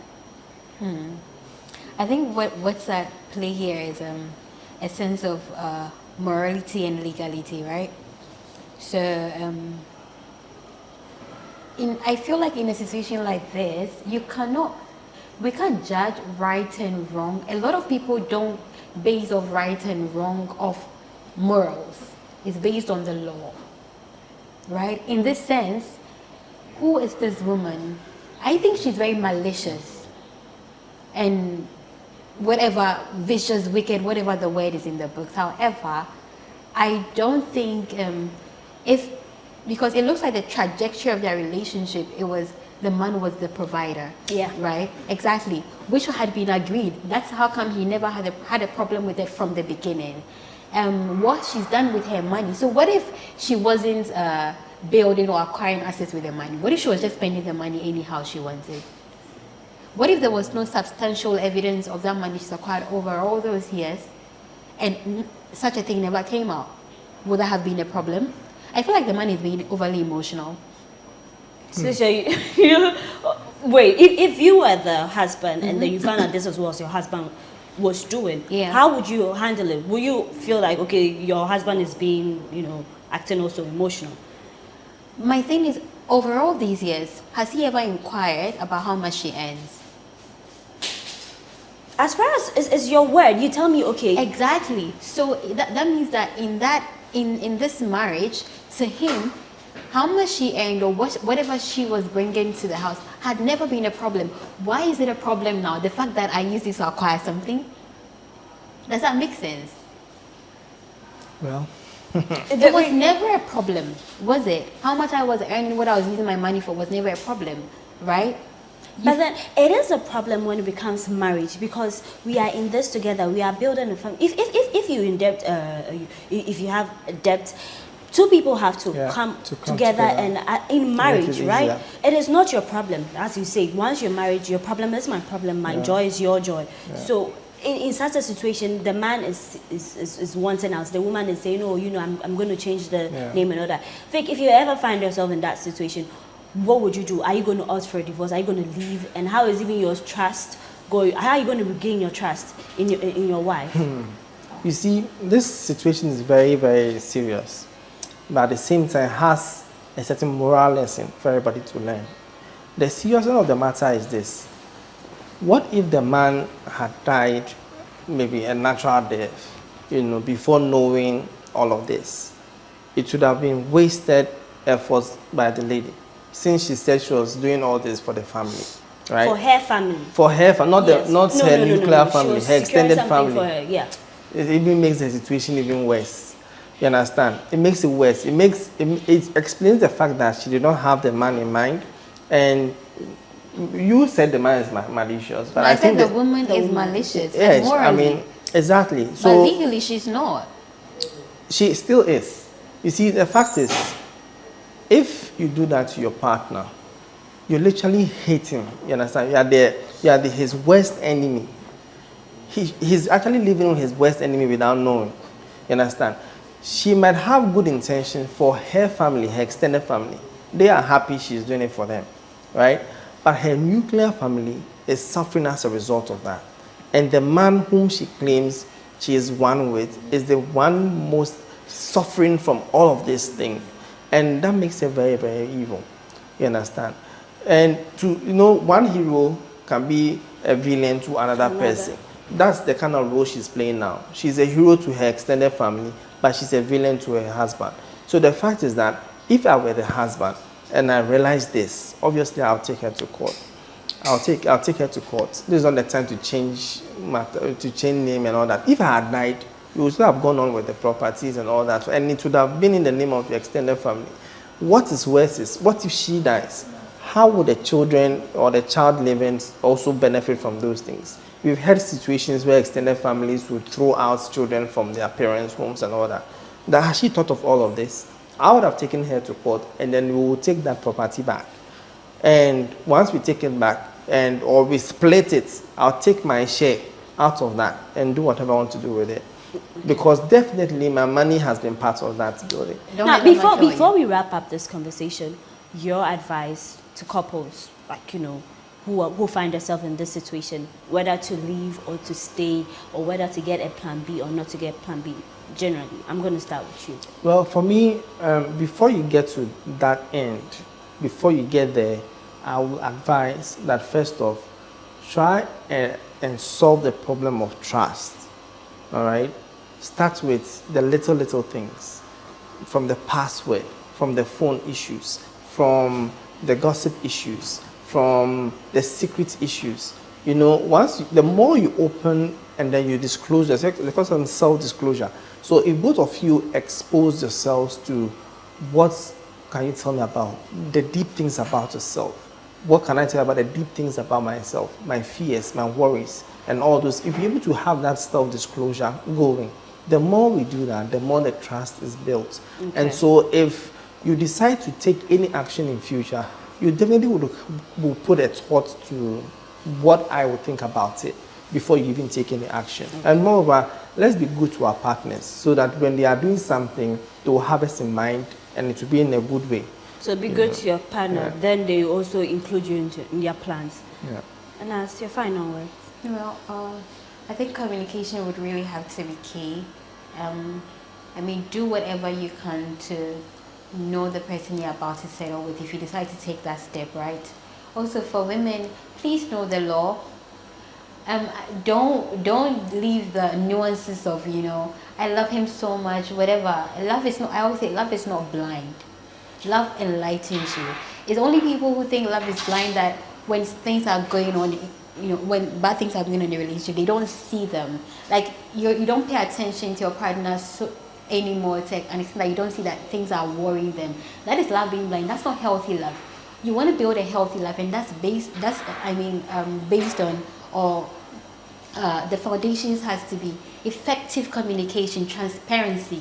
Do not settle for what you know that you don't like just because you want to be in a marriage or you want to be in a relationship. Then 5 years, 10 years down the line, you've got problems with it, and this person is understanding you.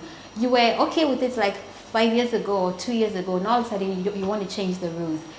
Be truthful with yourself. Be transparent in this relationship. Make sure that you know this person well enough. If you cannot be that secured, know the law, know what happens if always be prepared for the worst, I think. Okay. I mean, pray and whatever, but also know that things could go wrong. Great. And be prepared for it. All right. So, to wrap up, I'll just say this few words. Life is simple. Life is short. Things are not complicated. And once you enter into a marriage, know the rules that govern that institution. Mm-hmm. If you are not willing to be open, to be transparent, to share your properties, then I don't think marriage is for you.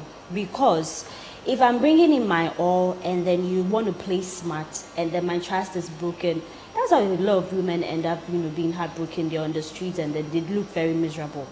Marriage is simple.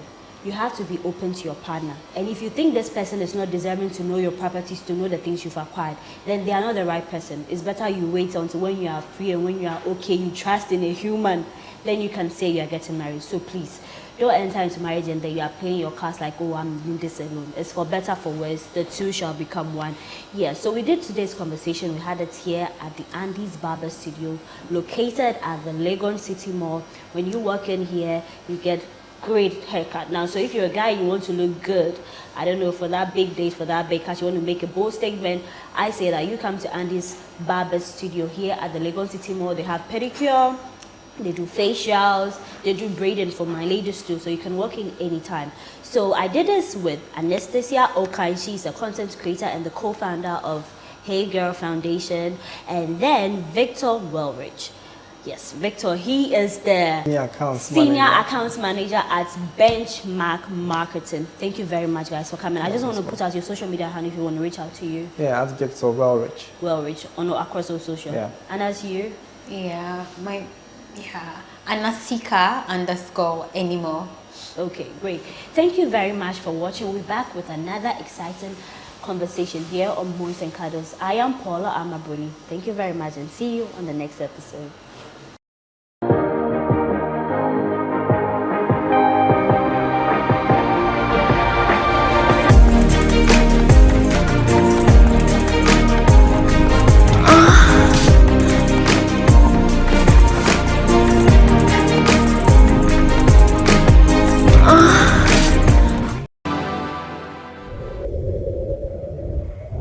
When I met Das God, he had 1,000 followers. on Instagram. Now he has 1.5 million. So if anybody was talking to him in the DMs, on the comments, it was me talking. So I was talking as Dance God. Did you actually quit your job? Yes, so to at a point, full time on Dance at a point I did. I had to. I literally sacrificed my own career because I had it. Like he knows that at the time, like I was working with a lot of brands at that time. Everything we did back then was for free, you know. So it was a big risk, you know, like not knowing how things are going to turn out.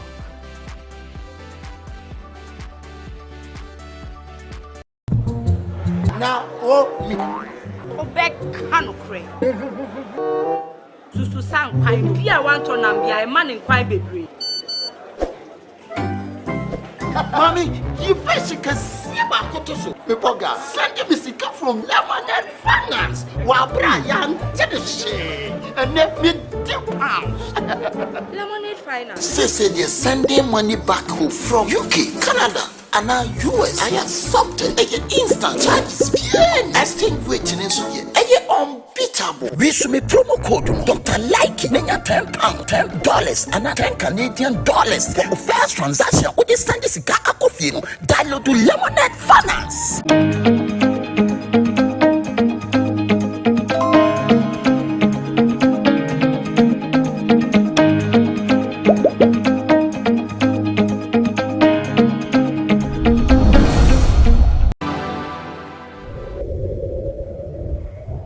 When I met Dance God, he had 1,000 followers on Instagram. Now he has 1.5 million. So if anybody was talking to him in the DMs, on the comments, it was me talking. So I was talking as Dance God. Did you actually quit your job? Yes, to so at a point, full time on Dance at a point I did. I had to. I literally sacrificed my own career because I had it. Like he knows that at the time, like I was working with a lot of brands at that time. Everything we did back then was for free, you know. So it was a big risk, you know, like not knowing how things are going to turn out.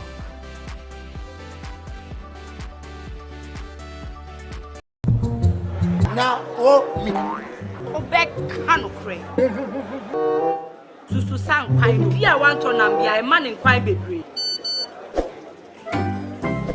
Mommy, you fish can see about Kotoso. Pepoga, send me sika from Lemonade Finance. While Brian did the shit and let me £2. Lemonade Finance. Say they're sending money back home from UK, Canada, and now US. I accepted instant charges. Exchange rate in unbeatable. We should be promo code Dr. Like £10, $10, and $10 Canadian for the first transaction. What is send this guy Akofino? Download to Lemonade Finance.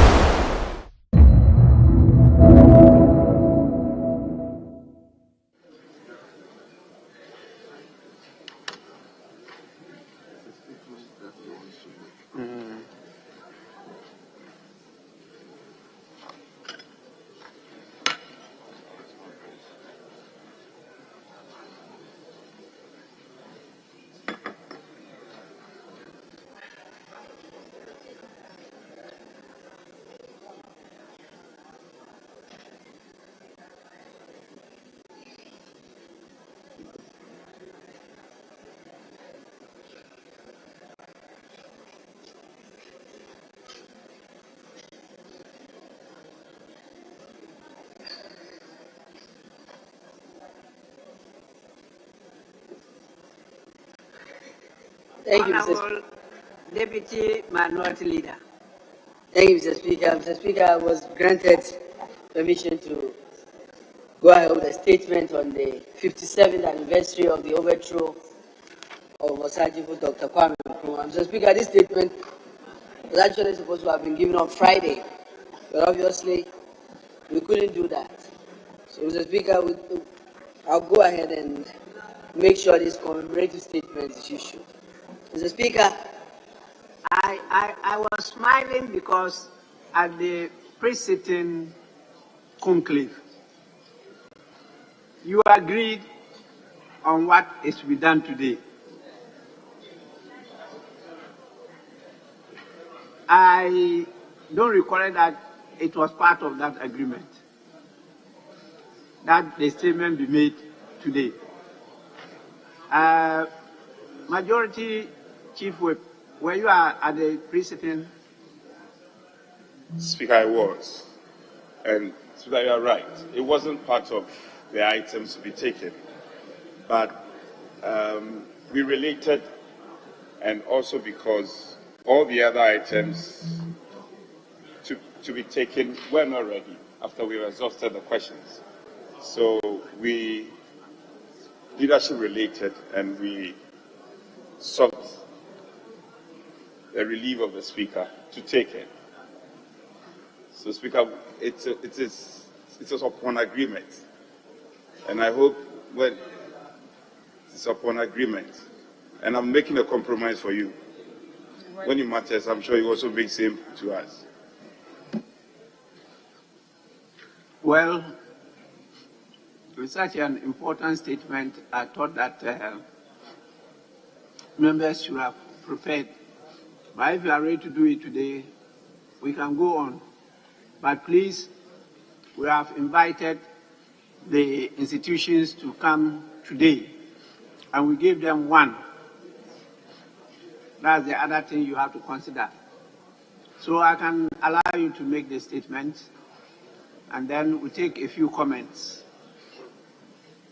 Thank you, Mr. Speaker, for your permission.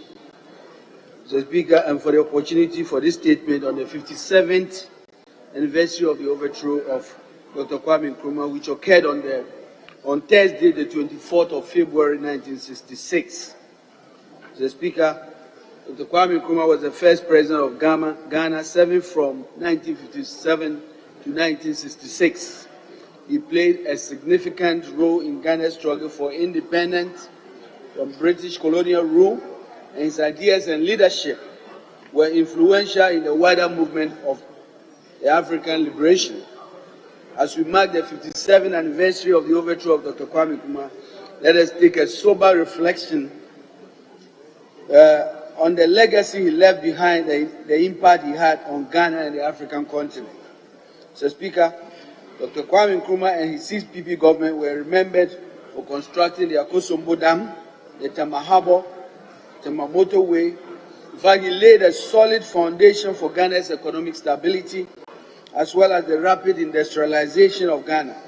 His policies and initiatives, including the establishment of the Ghanaian currency, the Ghanaian Industrial Holding Corporation, the Volta River project, laid a solid foundation for Ghana's economic development. He also championed education and healthcare reform, which saw a significant improvement in the standard of living of Ghanaians. So, Speaker, the factories Osajifo built included the tomato, mango, canning plants established in Wenchi, the bamboo factory in Axim, the sugar factory in Asutre, as well as the cattle high leather shoe complex in Bogatanga. All these factories were either abandoned or collapsed when he was overthrown.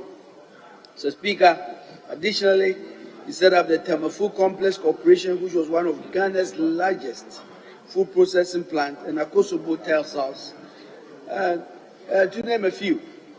Despite the numerous achievements as enumerated above, Dr. Kwame Nkrumah faced stiff opposition from both internal and external forces during his tenure as president. His record was marked by controversy, including accusations of corruption and authoritarianism, even though we know today that he was very incorruptible. Mr. Speaker, on the 24th of February 1966, Ghanaians woke up to the news of the overthrow of Osajifo Dr. Kwame Nkrumah, founder and president of the Republic of Ghana, while he was on a state visit to Hanoi, the Democratic Republic of North Vietnam, at the invitation of Ho Chi Minh to resolve, the president of that country, to resolve the Vietnam War. At 6 o'clock that fateful morning, Kenneth Kotoka, leader of the coup, announced on radio, and Mr. Speaker, quote, "Fellow citizens of Ghana, I have come to inform you that the military, in cooperation with the Ghana police, have taken over the government of Ghana today. The MIT surrounding Nkrumah has been broken. Parliament has been dissolved, and Kwame Nkrumah has been dismissed from office. All ministers are also dismissed from office. The CPP is disbanded with effect from now. It will be illegal for any person to belong to it, unquote. Following the coup, hundreds of CPP trade unionists, leaders of farmers' councils, cooperatives, civil and public servants, and security personnel were arrested and incarcerated. The story of how the Western region, especially the Nzimaland, where Kwame Nkrumah hailed from, was occupied by soldiers, the brutality meted out to his tribesmen, the popular story of the search for Ambrose Nyanke, the national security officer in that area, is a very well-known one. Books were burnt, schools were shut down, and in some cases for good. Artifacts were destroyed, hundreds of ongoing projects labeled as prestigious projects were halted. These prestige projects included the Tema Motorway, the cocoa and food crop silos in Accra, Tema, Ho, and elsewhere, the State House, the Atomic Energy Complex in Kwabenya, the Bui Dam. These were all projects that were halted. Mr. Speaker, while the coup makers cited dictatorship and economic hardship as justification for the coup, the maiden statement by the leader of the coup exposed the real reason. And the statement was that they were there to break the myth surrounding Dr. Kwame Nkrumah. Mr. Speaker, shortly before his overthrow, Nkrumah launched a 7-year development plan, which was designed to turn Ghana into a modern state with efficient agriculture and industrial sectors. The plan was to speed up economic growth through rapid development by transforming the structures of the Ghanaian economy, something we struggle up to today. Today, Mr. Speaker, we remember Osajifo Dr. Kwame Nkrumah as a leader who worked tirelessly for the good of his country and his continent. His vision of a united Africa, a prosperous Ghana, continued to inspire us to work towards a brighter future for all. We honor his legacy and pledge to continue his work towards a more just and equitable country and world.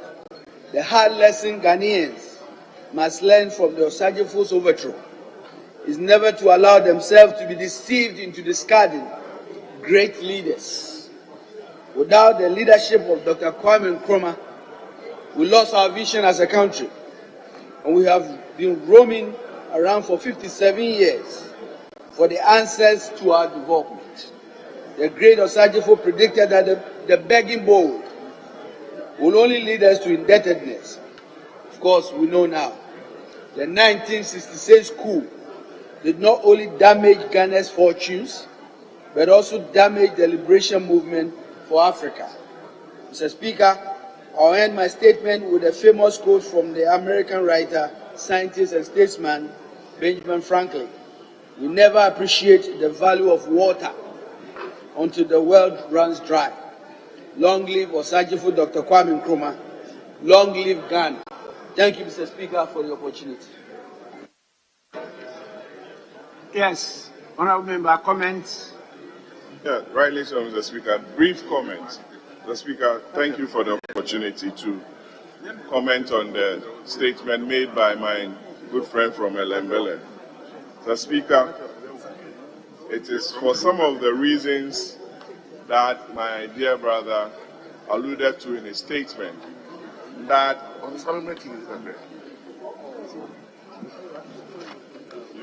Article 1+3 of the Constitution was promulgated and brought into being.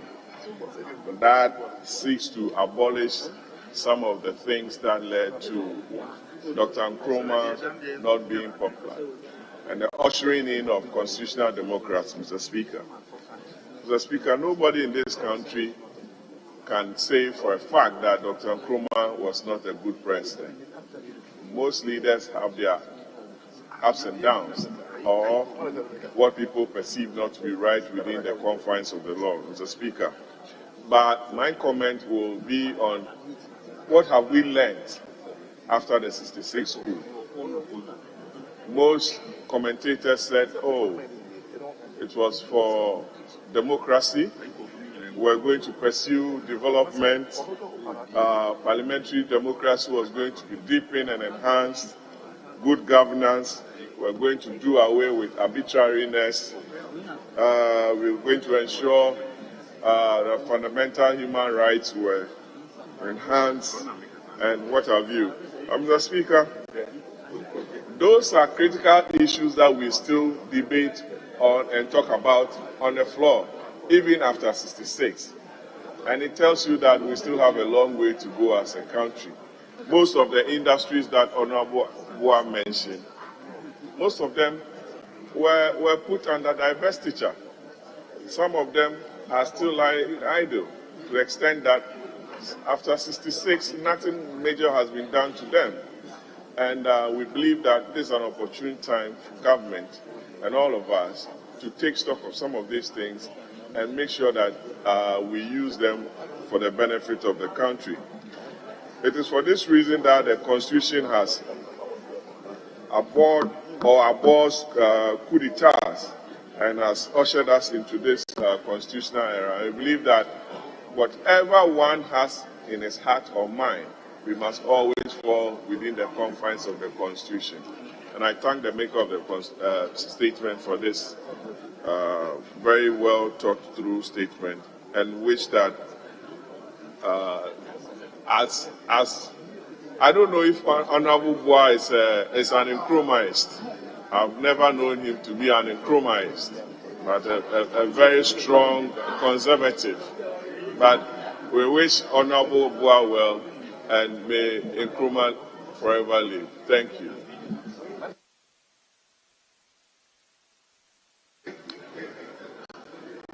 Yes, Honorable Ablakwa. I'm most grateful, Right Honorable Speaker, for the opportunity to contribute to this statement.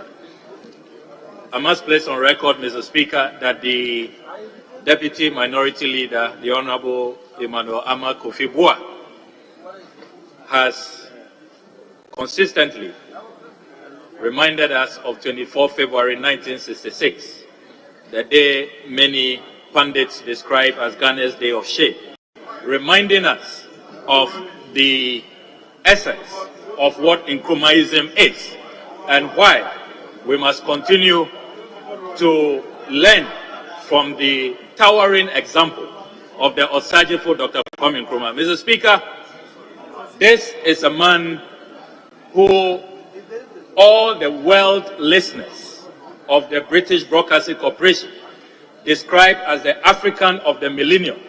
Mr. Speaker, this man beat Nelson Mandela, he beat Julius Nyerere, he beat Nnamdi Azikiwe, he beat Patrice Lumumba. He towers above all his peers. And as Ghanaians, we must be very, very proud that the good Lord gave us the Osajifo Dr. Kwame Nkrumah to emerge from Ghana and to be the icon who all Pan-Africans look up to. Mr. Speaker, speaking as a member of Parliament of North Tongue, history teaches me that just a month before he was overthrown on the 24th of February 1966, on the 23rd of January 1966, he commissioned the Akosombo Dam, and he opened, at the time, the world's biggest man-made lake. And Mr. Speaker, that project, which when you read his commissioning speech on the 23rd of January 1966, he described as his most important dream, because he said, we cannot industrialize, we cannot bring dignity to our people without jobs and without power. And the Akosombo Dam was not only to help us industrialize, but it was to open the frontiers of trade and commerce to the entire sub-region. That is how come at the time, countries like Upper Volta, Dahomey, or tapped into the Akosombo Dam. And Mr. Speaker, if you look at the vision of the Osajifo Dr. Kwame Nkrumah, it is clear that this is a man who was way ahead of his time, way ahead of his peers.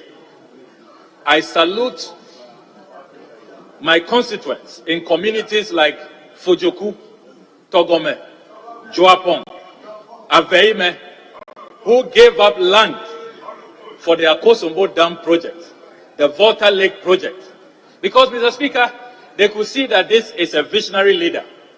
And before this Akosombo Dam project, which was part of the 7-year development plan, which he launched on the 11th of March 1964, he had successfully implemented 3 plans earlier.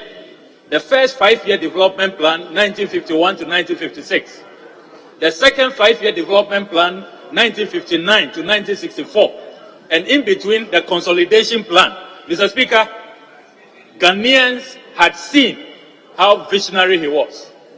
By the time Kwame Nkrumah was overthrown on the 24th of February 1966, we had industrialized. Mr. Speaker, we could produce our own radio sets, our own television sets, our own matches, our own alcoholic beverages, our own ties. We had the rubber plantations. We were producing thousands of tons of sugar.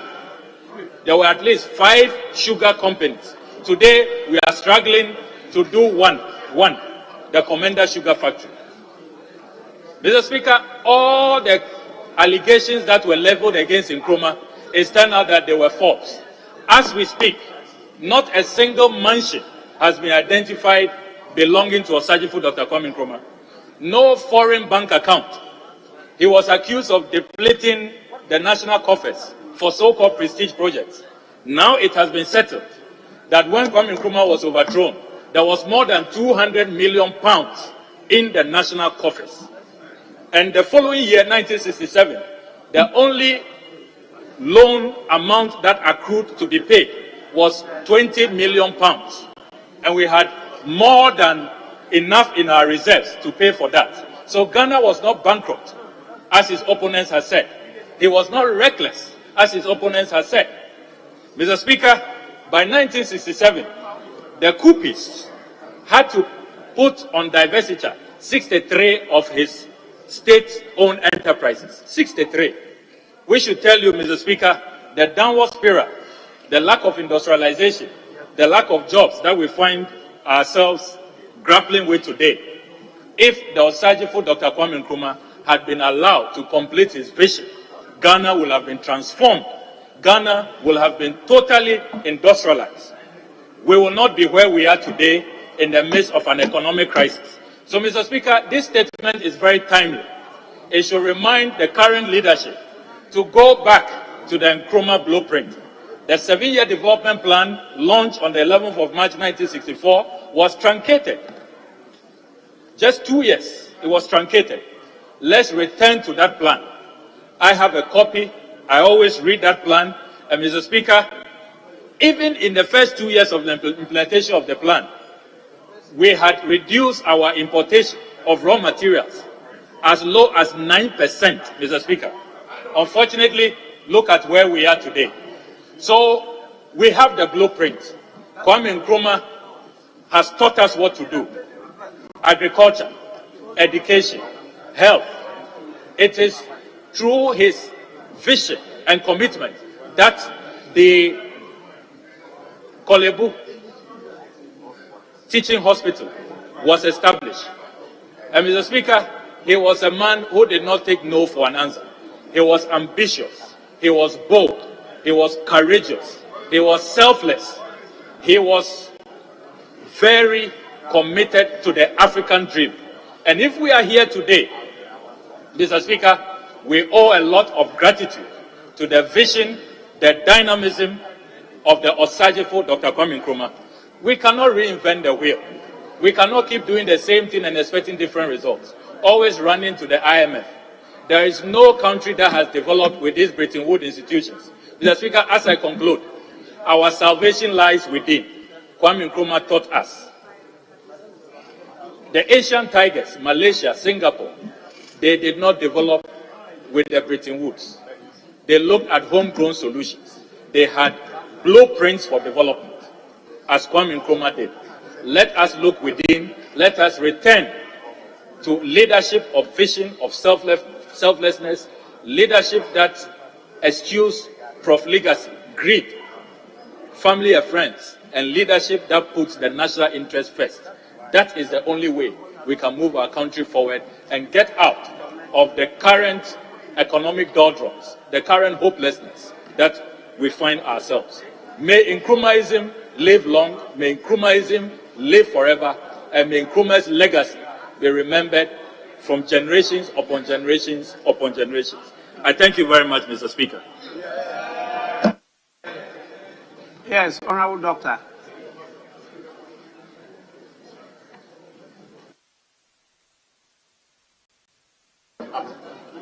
Thank you very much, Mr. Speaker, for this opportunity.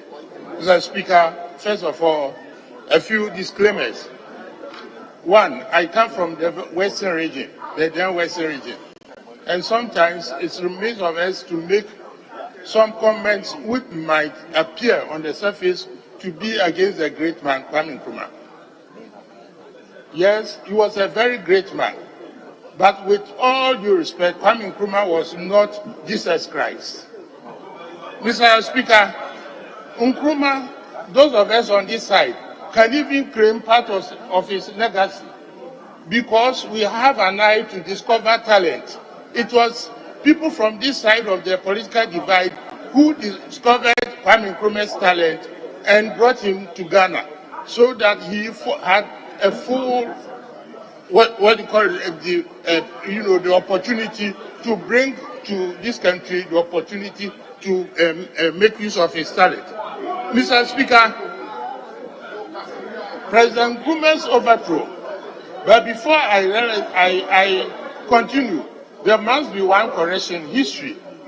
Kolebu Hospital was built by Sir Gagisbe, not Kwame Nkrumah. Number one, President Nkrumah, I hate to say that some of his actions were paradoxical. For example, we had constitutional dictatorship that was unequivocal. And if we had continued on that trajectory, I don't know what would have become of this country. So that 28th coup was a very welcome intervention indeed. I want to be on record, I'm not afraid. Even though I admire President Nkrumah because he was a man of talent, a man of great intellect. But that constitutional dictatorship that led Ghana into a lacuna was very, very detestable indeed. And some of our relatives were incarcerated. Number two, President Nkrumah, for all things that they are eulogizing him, I beg to disagree about his blueprint for economic development. That kind of command and control economy that he set up was what has brought us here today. And I'm not here to eulogize him for that. The command and control economy, which was premised on something that the world, even the Soviet Union, has jettisoned, is not somebody that we should hunger to go back to. For those who are hankering for that, it took a certain Jerry Rawlings to diversify a lot of President Nkrumah's factories because they were not economically viable. And that must be put in the public domain. Number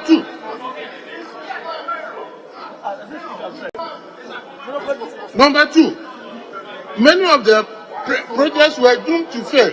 And we can argue historically that there was alternate use for those monies. Some of his projects, their time had not arrived.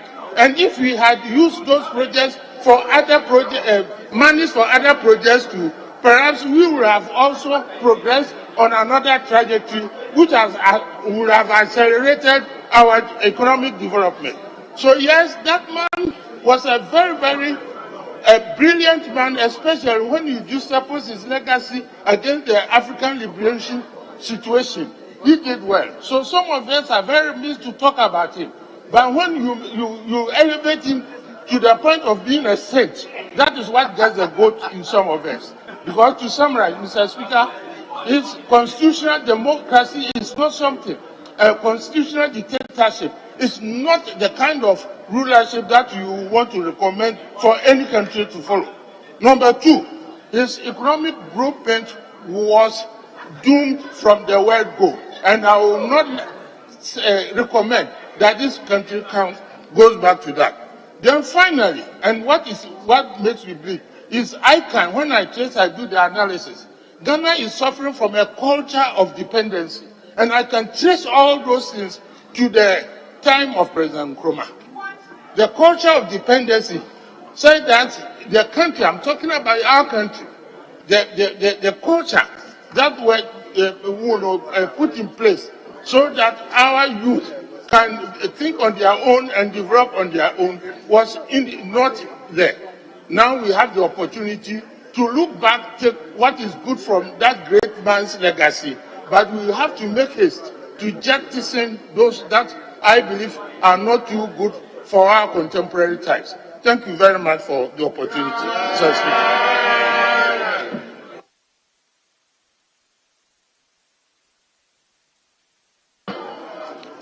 Thank you, Mr. Speaker. Mr. Speaker, I stand here as a young pioneer.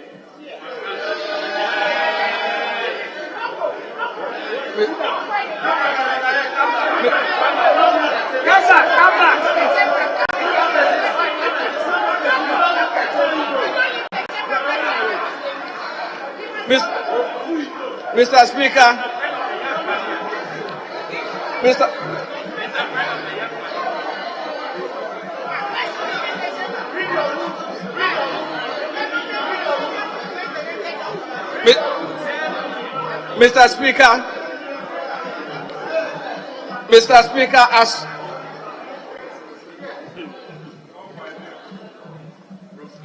Speaker, as a young pioneer and a progressive, I am the first to admit that Nkrumah, as human as he was, had his weaknesses. I'm the first to admit as a young pioneer. However, if you go through the constitutional history of Ghana, no single man has stood out as strong, as progressive, as intellectual, as nationalistic as Kwame Nkrumah.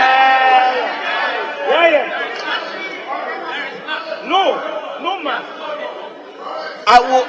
Mr. Speaker, I will zero in on only one aspect of his rule, and because it's been mentioned in the statement, the 7-year development plan. Mr. Speaker, as a student of development policy, one of the most endearing things about the 7-year development plan was that it was not static. Kwame Nkrumah, as far back as 1964, recognized the inadequacy of capital accumulation in the Ghanaian political economy, and therefore came up with a plan that recognized the state's pioneering role in setting up critical industries in areas which were critical to the development of Ghana. But he was so futuristic that he also recognized that when these industries mature, Ghanaians should be given the opportunity to run these industries through a stock exchange. This is contained in the 7-year development plan.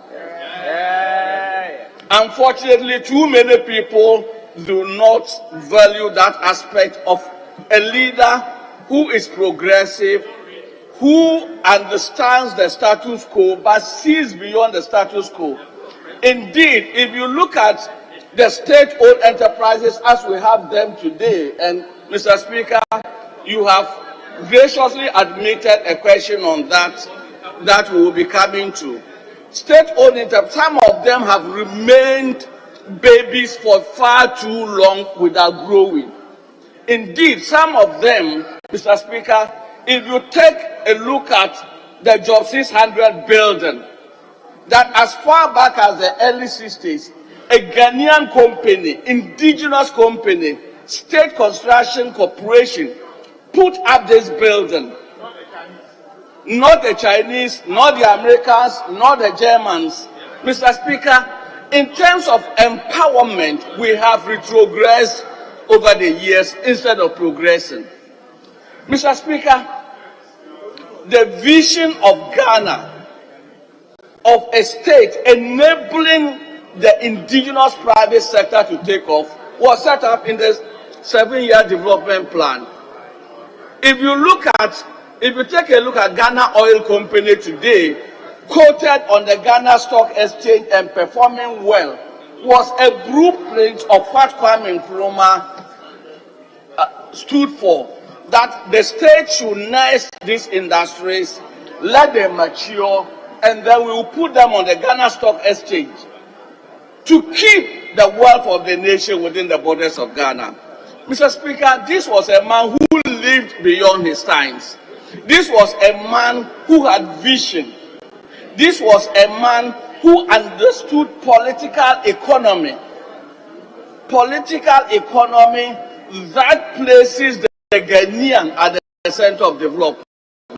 This is the man whose demise, political demise, we celebrate. Mr. Speaker, I would encourage a leaf from this man. This man was a pragmatist, just an ideologist, but he was pragmatic in the approach to solving developmental challenges of the time.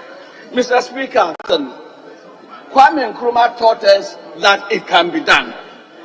If for nothing, Kwame Nkrumah brought pride to the African. If for nothing, Kwame Nkrumah ensured that and believed that the Ghanaian was more than capable.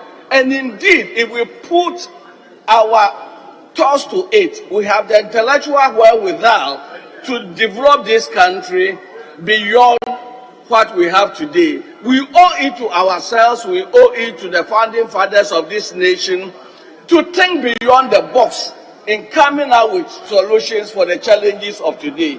Mr. Speaker, on this note, I thank you for the opportunity to have contributed to this wonderful paper. Bye. Speaker, okay. Let me start by commending the Deputy Leader for the statement. And Speaker, I want to appeal, if colleagues on the other side can listen.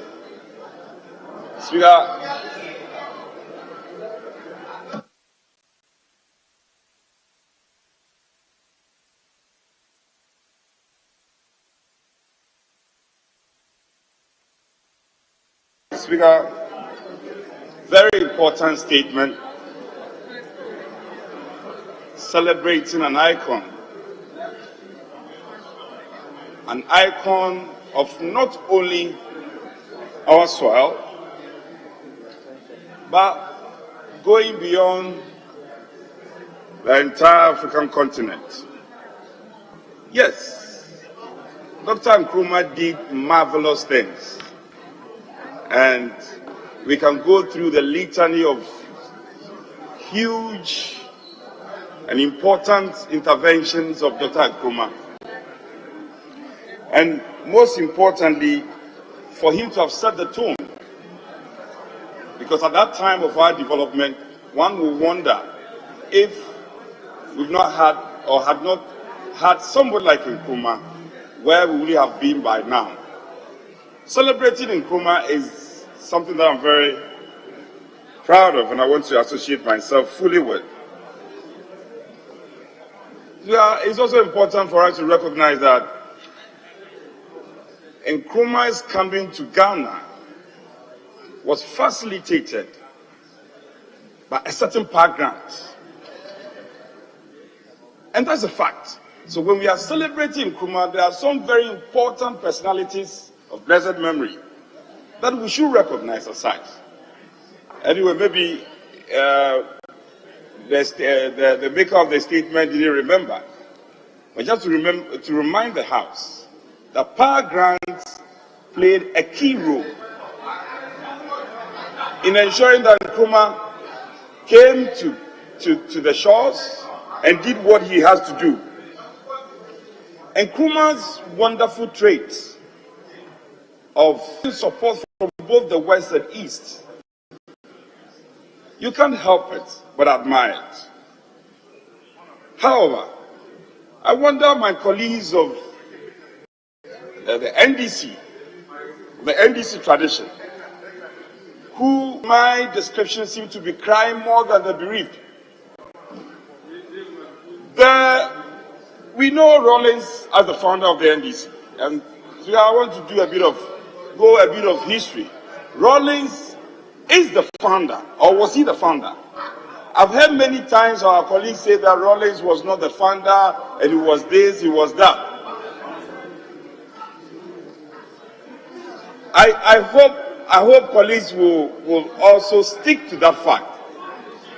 Now, in Nkrumah, under Nkrumah's leadership, we have what we call the PDA. The PDA.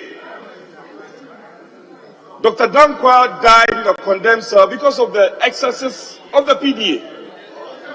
And so when we are celebrating Nkrumah, these excesses, we should also admit to it and probably say that never again in the history of this country, as a democratic country, never again in the history of this country that we should record things like the PDA. And the PDA was a backward item or a backward legislation on the conscience of this country. So yes, we can celebrate Nkrumah, but let's agree to the excesses. Because we got excellent, my colleagues identify very excellent interventions, state enterprises, and all the industries that Nkrumah facilitated and built. Our colleagues in the NDC diversified many of these state enterprises. Are you proud about that? All the many state enterprises that were built by Nkrumah, dotted across the country. You came into office and you sold them. Are you proud about it? And I hear my colleague, Honorable Ablakwa, supporting the statement. Please, can you focus on Kwame Nkrumah? It's Kwame Nkrumah. We're not talking about NDC or PNDC. We're talking about Kwame Nkrumah. Please, we have a number of statements here. Very soon, my very good friend, Honorable Atachia, will be celebrating Dr. J.B. Dankwa. I want all of you to dispassionately go back to history and let's share ideas on these things. If you can't exercise hatred and replace it with love, this country can never develop. Please, I have read both icons of this country, and I read the history very well from many writers. Let's be dispassionate in these things. We are talking about Kwame Nkrumah, focus on that. So when you are talking about PDA, I had no problem. But to start talking about NDC, PNDC, Rawlings, and the rest, that is not the issue now. Please. I'm well guided by your wise counsel. But fact be told, the DIC is not lost out in our history. It's part of the body history of Dr. Kwame Nkrumah. I'm speaking devoid of partisanship. I'm speaking devoid of partisanship. So whilst we are celebrating Nkrumah, which I'm very proud of, let's also be humble.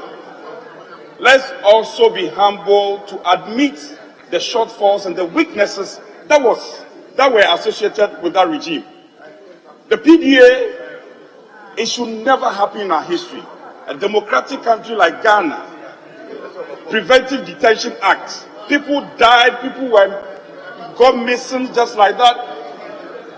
This should not be part of our history. And I'm saying that even as we are celebrating Nkrumah, we shouldn't lose sight of this. I am not proud as a Ghanaian.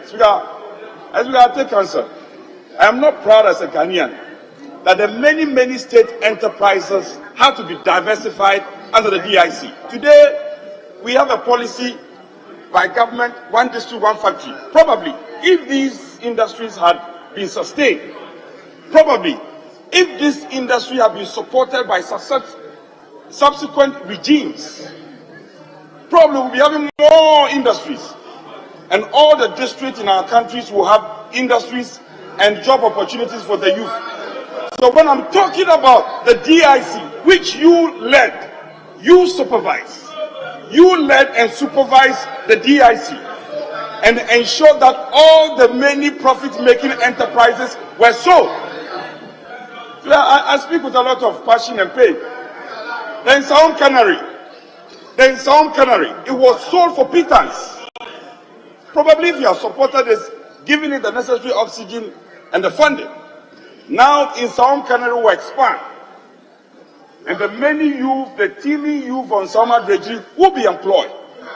It has taken 20 years for the Sound Canary to be supported. It has taken another 20 years for another private enterprise to invest.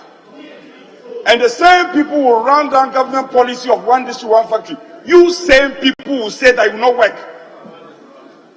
So I try and control my emotions, but our colleagues seeking to celebrate Nkrumah should be humble enough to admit that if they have not implemented a policy like the DIC, probably will be somewhere by now as a country. And then the Asian tigers and all these countries that are seen as models, Ghana could have been amongst them.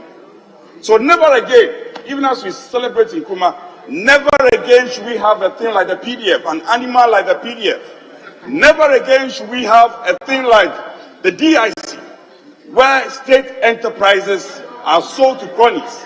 So on that note, I speak in solidarity with the high points and the many things that the deputy leader said, but to caution that moving ahead as a country, we should be cautious, we should be mindful of all these negatives in our history. Never again shall we or should we repeat such drawbacks on our history. On that note, I support the statement made. I am wondering whether First Deputy Speaker, I am sure you are listening. First Deputy Speaker, I'm wondering whether we should be admitting these statements for us to celebrate, because we end up not celebrating. We end up. Sorry. We end up. I'll be guided by your policy direction, sir.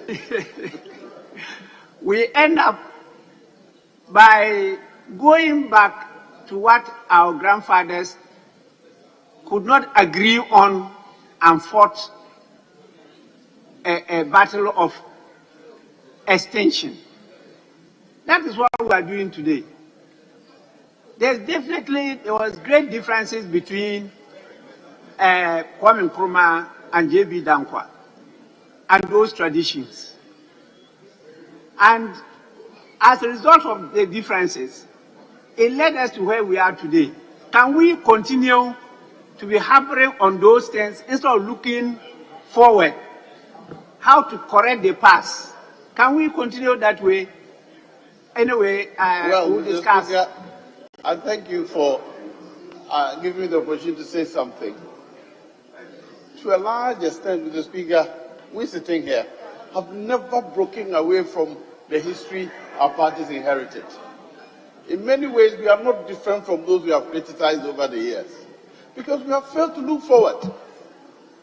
And so, if you decide that henceforth, we should curtail such statements, I will go by it. But to a large extent, Mr. Speaker, I agree with you that we are not demonstrating that we are forward-looking. We are not demonstrating that we have lessons to pick from what has happened in the past. We are stuck in our traditions. and we keep bringing. I'm from a meeting this morning. The first thing the chairman asked me, "Hey, Mr. Speaker, are we going to ever grow out of our politics?" I couldn't say anything. Mr. Speaker, you're right. Probably, if we could learn the way we do our things in Parliament, where on every issue we discuss and agree before we come to the chamber as a country, I thought we'll do very well. But if you leave it to the backbench, some will even cross the line. Some will even cross the line from either side. And in the end, what leadership agreed may never be achieved. So, Mr. Speaker, I'll take guidance from you, and I'll seek your advice as I perform the role you have assigned me. Thank you, sir. Well, honorable member, very serious business. I agree that this statement will be made, and then some comments from members, and then we can move to the main business. We gave, as I stated earlier on, 1 o'clock to the institutions. I'm told some are in, not all, and they are ready. I may let us take, well, if it is the last one, I may agree, 1 from each side. Well, we need to lay some papers before we reconstitute the House into a committee of the whole. So, well, I'll take Honorable ABA Fuseni, and then from here, who? Thank you very much. Sorry, just a minute. Yes, you, Majority Leader. Speaker, we'll give the name in due course. Who? We'll give you the name in due course. I was going to appeal to my colleague, the Honorable A.B. Hussein, that once the Speaker is making an intervention, he must resume his seat. He got up like something that I don't want to describe. The Speaker, when the Speaker is talking to us, my colleague should, anytime he hears the voice of the Speaker, resume his seat. But you can take him, as you said, we'll give you another name before somebody from leadership will conclude. I will be waiting for your nominee for the last comments. Yes, Honorable ABA Hussein. Thank you very much, Right Honorable Speaker. Respectfully, the Leader of the House, I've learned long to live with a situation where if somebody passes bad air on me, I'm not overzealous to retaliate. Otherwise, you bring out the real thing. Thank you very much, Right Honorable Speaker. I stand here as a testimony of the unmatched vision of Osagyefo Dr. Kwame Nkrumah, as a young pioneer who was in class 5 when Osagyefo Dr. Kwame Nkrumah was overthrown. And I can bear eloquent testimony that there is no such leader on the face of the whole developing world. I'm not even talking of Africa. The whole developing world. Ghana is a minuscule, it's a subset. Mr. Speaker, the BBC voted Osagyefo Dr. Kwame Nkrumah as the African of the millennium. Mr. Speaker, I'll say it again. As the African of the millennium, not the African of the year, not the African of the decade, not the African of the century, the African of the millennium. That in 1,000 years, there will be no African like Osagyefo Dr. Kwame Nkrumah. Mr. Speaker, so Nkrumah's legendary status has gone beyond Ghana. His undisputed historical iconic class in Ghana is gone beyond dispute into the whole of Africa and the whole of the developing world. Mr. Speaker, it is no accident that today, if you go to the AU headquarters, until recently when our president went and put some other attempt to get Kwame Nkrumah's bus added to it, Kwame Nkrumah's bus was the sole bus at the headquarters of the AU in Ethiopia, Addis Ababa, in recognition of his legendary status. Mr. Speaker, Nkrumah had already proven himself in the diaspora before he was brought to Ghana, before he was invited to come and lead the UGCC, which at that time was almost an empty shell. Mr. Speaker, Nkrumah was already a leading light in the Pan-Africanist movement in the United Kingdom and the United States. In the West African Students' Union, he played a leading role in galvanizing all people from the oppressed colonial countries at that time. And so because of his organizational acumen, he was invited to come and put some life into the lifeless UGCC. Lifeless. Before Nkrumah came, apart from Accra and Stockholm, the UGC had no branches anywhere across this country. It was an empty shell. Mr. Speaker, it was Kwame Nkrumah who came and undertook a tour. A lot of them were tea drinking, coffee drinking armchair executives. It was Kwame Nkrumah who embarked on a nationwide tour to set up branches of the UGCC. No wonder, Mr. Speaker, when he broke off from the UGCC, and in the first elections of 1951, and Mr. Speaker, I want to emphasize this point. The elections of 1951 showed the difference between Kwame Nkrumah and the rest, especially the UGCC. They advocated for self-government in the shortest possible time. Nkrumah said self-government now. And in the election of 1951, the UP tradition has been boasting of Dr. J. Bidako and others.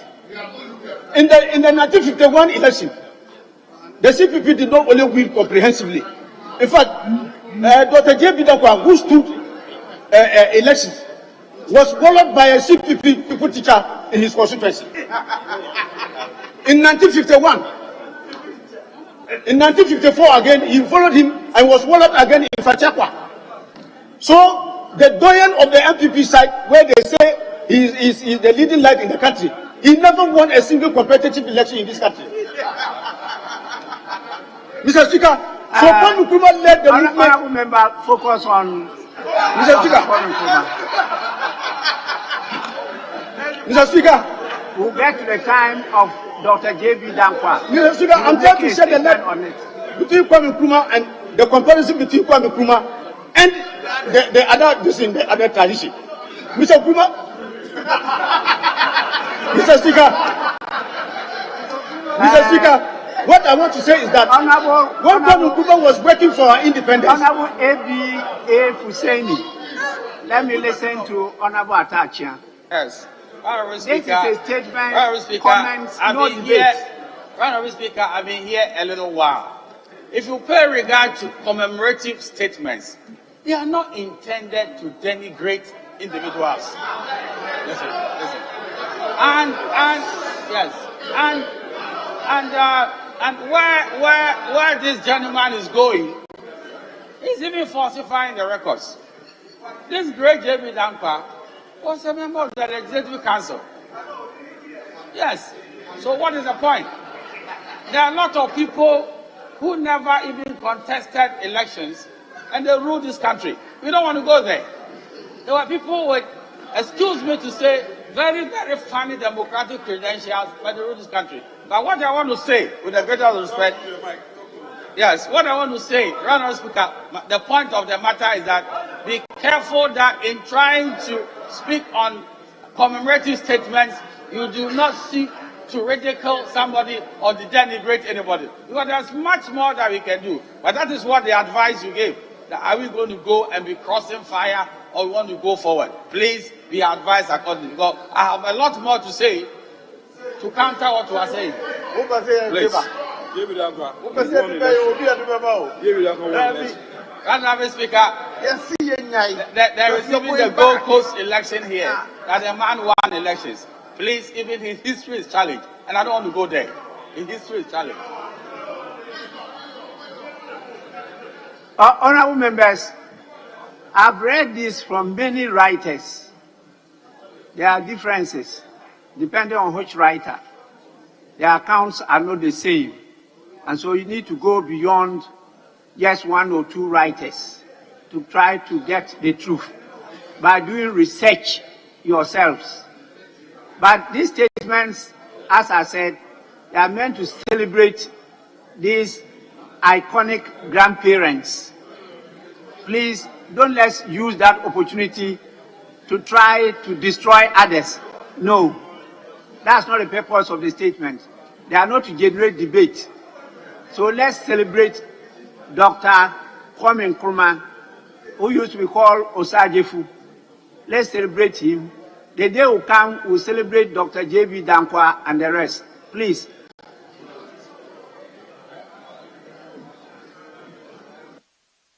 Thank you very much, Right Honorable Speaker. Right Honorable Speaker, this is the man of exceptional altruistic character who sacrificed his own life, even at the peril of his life, Mr. Speaker, to galvanize the people of this country and this continent to attain independence. Mr. Speaker, at the time when some people did not want this country to get independence at the time that Nkrumah advocated, and by our making, by 1954-1956, this country had been primed by Osajefu Dr. Nkrumah and the CPP for independence. So Ghana could have been independent as far back as 1954. But some people sent a delegation, and Mr. Speaker, because you say we should mention names, I would have said it clearly here. They sent a delegation to the Queen of England, and this were the words: "Why are you in a hurry to leave us? We are not yet ready to look after ourselves." Some people thought that here in Ghana, here in the Gold Coast at that time, we were not ready to attain independence. But Nkrumah insisted that we prefer self-government in danger to servitude in tranquility, and that the black man was capable of managing his own affairs. And so, Mr. Speaker, the greatest thing legacy Nkrumah has left for us is that our mindsets must be liberated. You have to liberate your mindset. As the Bible and the Holy Quran say, as a man thinketh, so is he. If you think inferior, you can never act superior. That is the mindset Nkrumah sought to liberate from us, that as black men we are capable of managing our own affairs. And that is how come he served as a bastion, a rock that led us to independence. And upon independence, what did he say, Mr. Speaker? That the independence of Ghana is meaningless unless it was linked up with the total liberation of the entire African continent. Because he recognized that Ghana's independence alone, standing in the sea of colonial territories, was not a viable entity. And that the only vehicle that could lead us to the prosperity for our people was the United States of Africa. And so that is how he crafted his African unity dream. Mr. Speaker, knowing very well and conscious of the fact that Africa is the richest continent, but Africa has the poorest people. That is the paradox, Mr. Speaker. That is the paradox Osajefu Dr. Nkrumah sought to resolve. How can the continent that is tagged as the richest continent feature the poorest of all people? It is only in the unity and the strength of Africa that Africa can liberate itself and give prosperity to its people. That is why he championed, together with his forebears, the dream of continental African unity. Mr. Speaker, we are all here, and we know the legacy Kwame Nkrumah left for us. In industrialization, Mr. Speaker, Nkrumah realized that if you have your mouth in somebody else's kitchen, you cannot accept your independence and freedom. That is why Nkrumah started the regime of import substitution industries, setting up of GhanaWeb, Mr. Speaker, GhanaWeb to spearhead the industrialization of the country. And across the length and breadth of the country, we started seeing industries springing up. As far as to the meat factory in Bagatanga, you had the pineapple and other factories in Isawam and all other places, Mr. Speaker, to give vent to the economic liberation of our country. So, Mr. Speaker, in all spheres of national life, nobody else in this country can ever come any close. Indeed, those who are trying to compare themselves to Kwame Nkrumah, Mr. Speaker, the comparison is like a GSS people and a university professor. There is a whole gap that Nkrumah occupies, and its legendary status, Mr. Speaker, cannot be challenged. I want to say, Mr. Speaker, and land on this. There are those who want to accuse Nkrumah of certain errors. I standing here would not for one say that Nkrumah as a human being was not fallible. He was. He is a fallible mortal like any of us. And might have committed some mistakes in the course of his life and his government. But who said that PDA was the worst thing that happened to us? Mr. Speaker, when the NLC which overthrew Nkrumah came, they replaced it by the protective custody decree, which was worse than any other. Indeed, Mr. Speaker, human rights advocates have singled out the protective custody decree as the most egregious violation of human rights ever in the history of our country, where even a human being was put in a cage. Boy Moses was put in a cage and paraded on the streets of Accra like a monkey because he was opposed to the criminal illegal coup of 1966. And so, Mr. Speaker, if today we are crying about coups, if you are suffering, go and blame death. If you don't die, you will not get there in the first place. Today, if you are talking about coups, who are the grandfathers of coups in this country? Who are the originators of coup d'etats in this country, Mr. Speaker? And so who are they sacking in the evening and is getting good night? So, Mr. Speaker, the progeny of coups we all know today are those who set us back. Our setback that we are having today, where our industries and other things have been taken away, have been sold out, have been denigrated and everything, and we are now back to the status of a beggar nation. A proud nation that Kwame Nkrumah left behind is today a beggar nation in the annals of our country's history, where we have to go cup in hand, begging as such a very disgraceful manner. Mr. Speaker, I think that this is a setback to all that Kwame Nkrumah said to achieve, and for which he said is his life on. I want to thank you, Mr. Speaker, and long live Kwame Nkrumah, long live the ideas of Kwame Nkrumah, long live African unity, and long live this great event.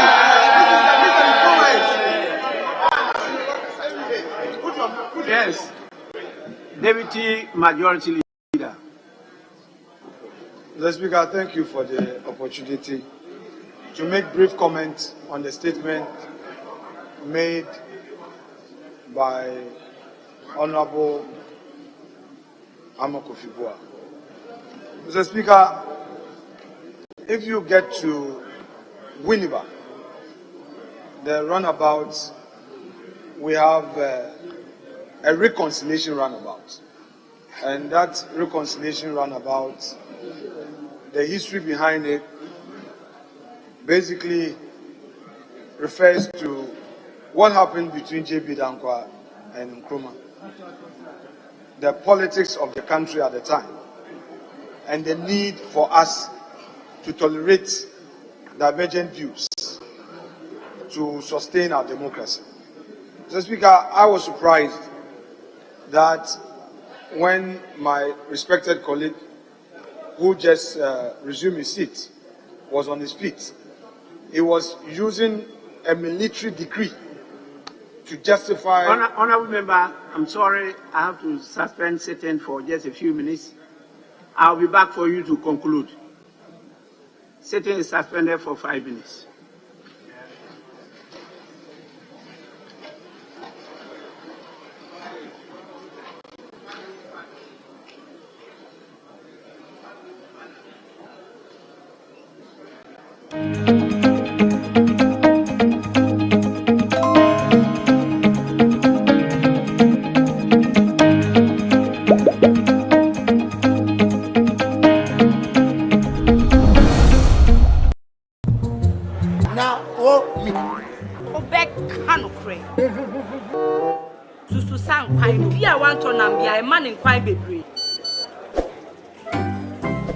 Mommy, you first can see my cotoso. Pepoga, send me sick from Lemonade Finance. While Brian did a share and let me £10. Lemonade Finance. Say they're sending money back home from UK, Canada, and now US. I accepted instant charges.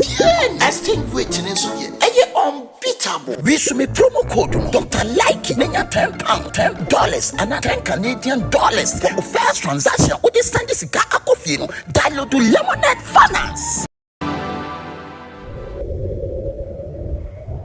When I met Dasgod, he had 1,000 followers on Instagram. Now he has 1.5 million. So if anybody was talking to him in the DMs, on the comments, it was me talking. So I was talking as Dasgod. Did you actually quit your job? Yeah, so at a point, full time on that. At a point, I did. I had to. I literally sacrificed my own career because I had it. Like, he knows that at the time, like, I was working with a lot of brands at that time. Everything we did back then was for free, you know. So it was a big risk, you know, like not knowing how things are going to turn out.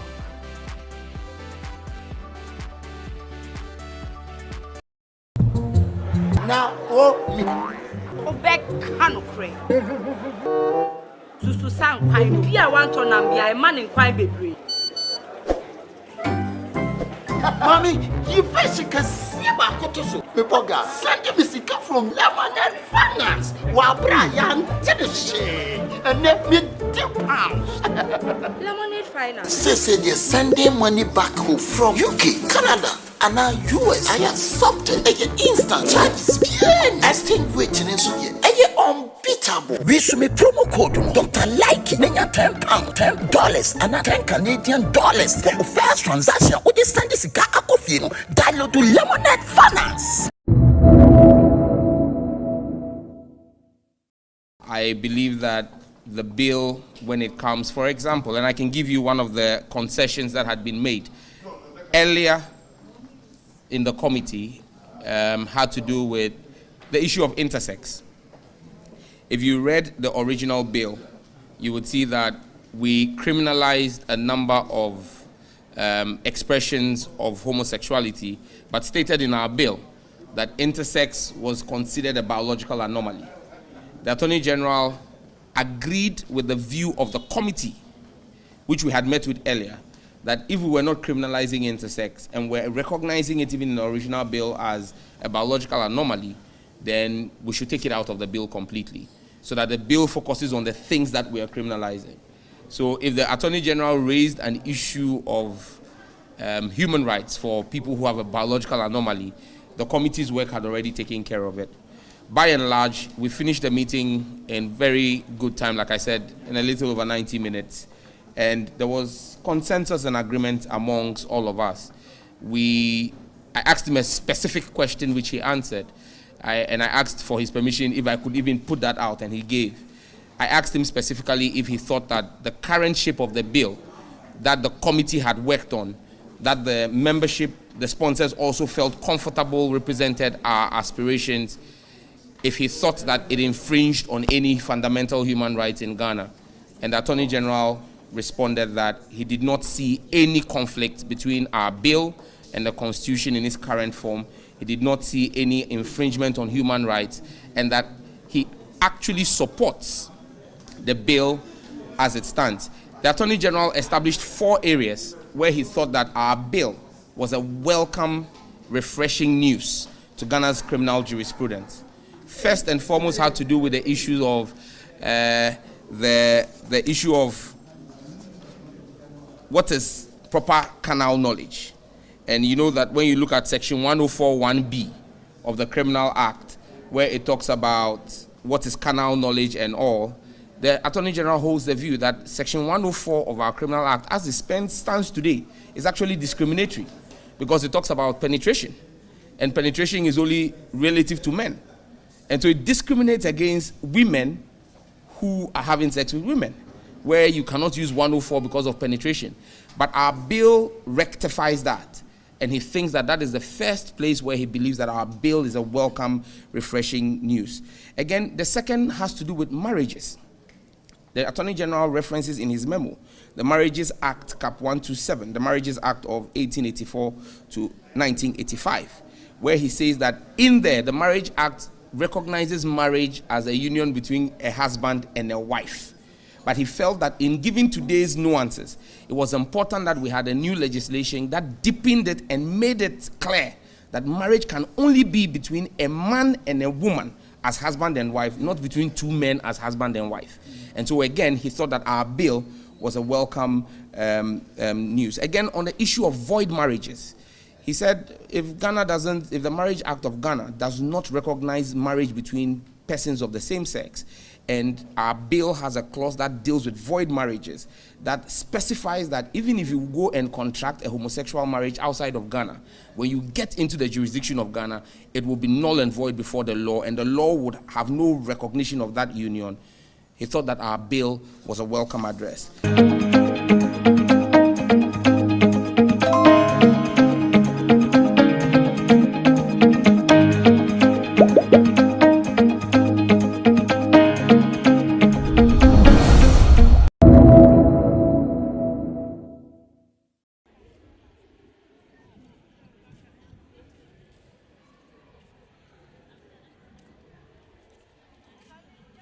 Yohana minya akose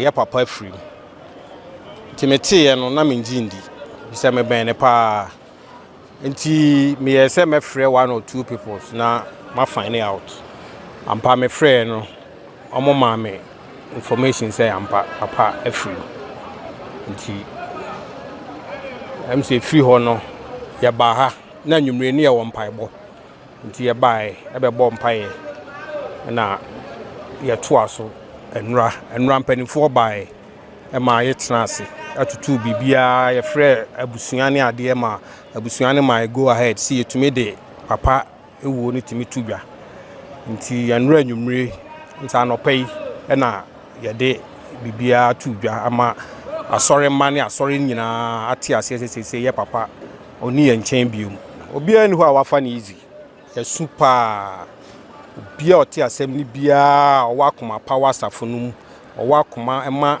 ye papa no amfani easy obia su even nakra na ede man entumi na. It's a very sad to me because he raised me. Everything that you see about me is from him. He raised me, he taught me everything. I have been working with him at the office every day.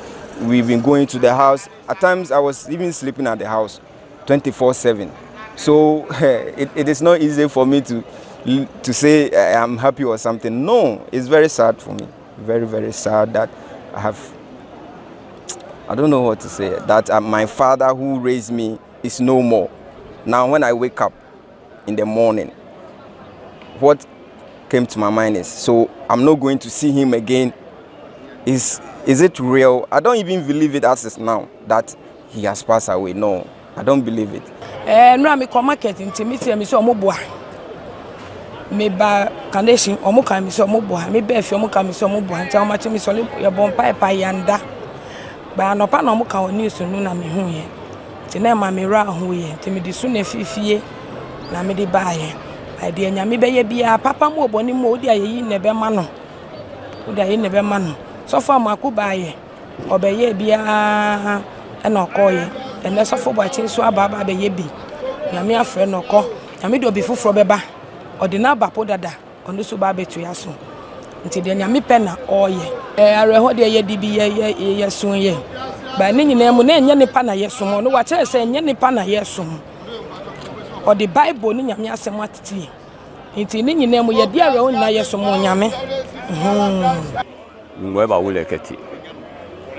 Nunye keba na mwene. Nini jino no kayo? No ni kayo le pe. Le ke solimo. Ti ehie mocho. Kenyu mo yemo. Ni ji ehie mocho. Eke me pi ke le okot neke ba amele. Le wo. No ni ji pe e solimo ji. Tawa bi every day bia edumo na jam ke ba 12 it is 12 o'clock ja jecheli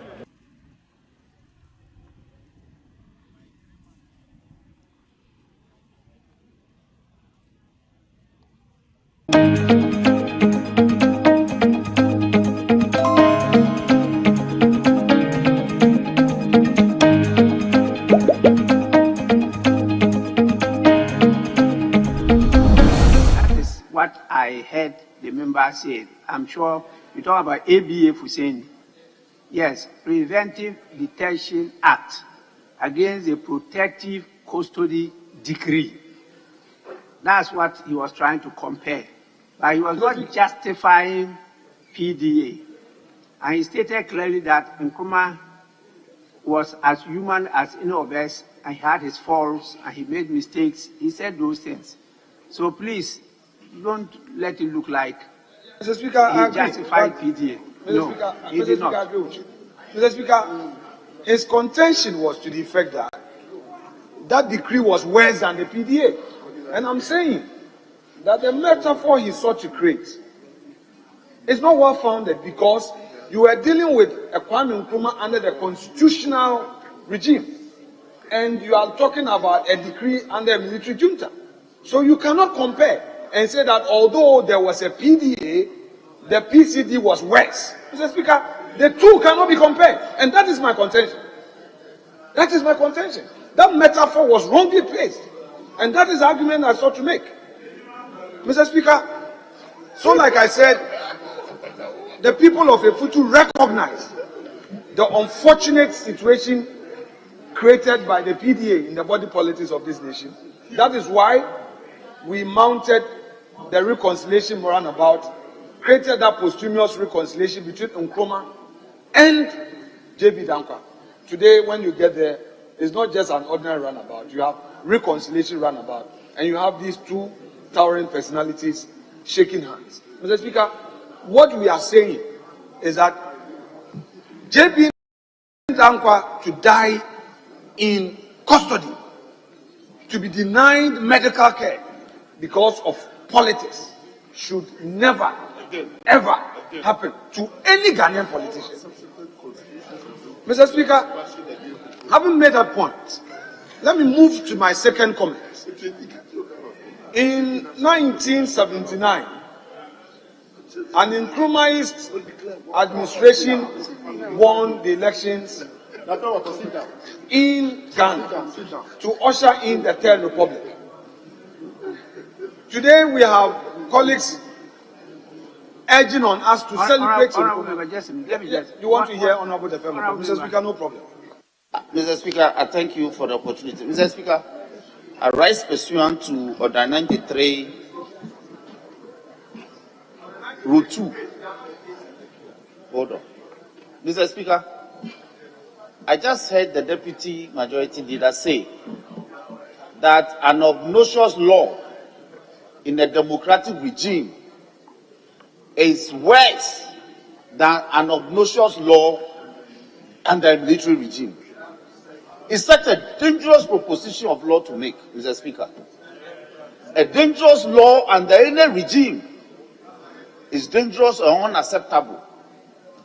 But for him to suggest to this House that it is okay to condemn a PDA under a Kwame Nkrumah democratic regime, but it is not good to condemn another draconian law, which is the protective custody decree under a military regime, this House cannot accept that at all. He must not urge that on this House. So, Mr. Speaker, I consider that quite an offensive proposition, and it ought to be expunged, because the value of life, whether under a Hammurabi or a Saddam Hussein or under a Kennedy, when lost, ought to be condemned. I thank you, Mr. Speaker. Honorable, please continue. Mr. Speaker, he cannot come by a certain Order 93, which certain Order 93 cannot be found in our rules book. I think he wanted to clear his throat, but if he wants to clear his throat, he should clear his throat the right way. Mr. Speaker, to the extent that he misconstrued my submission, I would want to go that part again. Mr. Speaker, the submission earlier made by the Honorable A.B.A. Hussein was to the effect that there was a certain decree which came soon thereafter, the overthrow of Nkrumah, which decree was worse than the PDA. So, in other words, the PDA in value terms was better. That was his contention. That was the metaphor he created. And I sought to correct that. That it was even expected that Nkrumah under a democratic dispensation would do better and should not have been introduced at all. Therefore, for ABA to compare and justify and say that to the extent that there was a certain PCD under a military regime, the PDA was justified or a lesser evil was wrong. So don't get up and say, I'm urging on this house a wrong proposition of law. This is not a matter of law. I'm not talking law. Mr. Speaker, having addressed that point made earlier by my respected colleague, let me proceed to deal with the opportunity the Nkrumah's regime had again. Many people say they are CPP, and CPP meaning they are celebrating Nkrumah's vision. I agree. So the Nkrumah CPP had another opportunity in 1979 during the Third Republic, headed by Dr. Hila Liman of blessed memory. Then a certain adventurist, 31st December 1981, came to overthrow this CPP and his vision that was reinstated.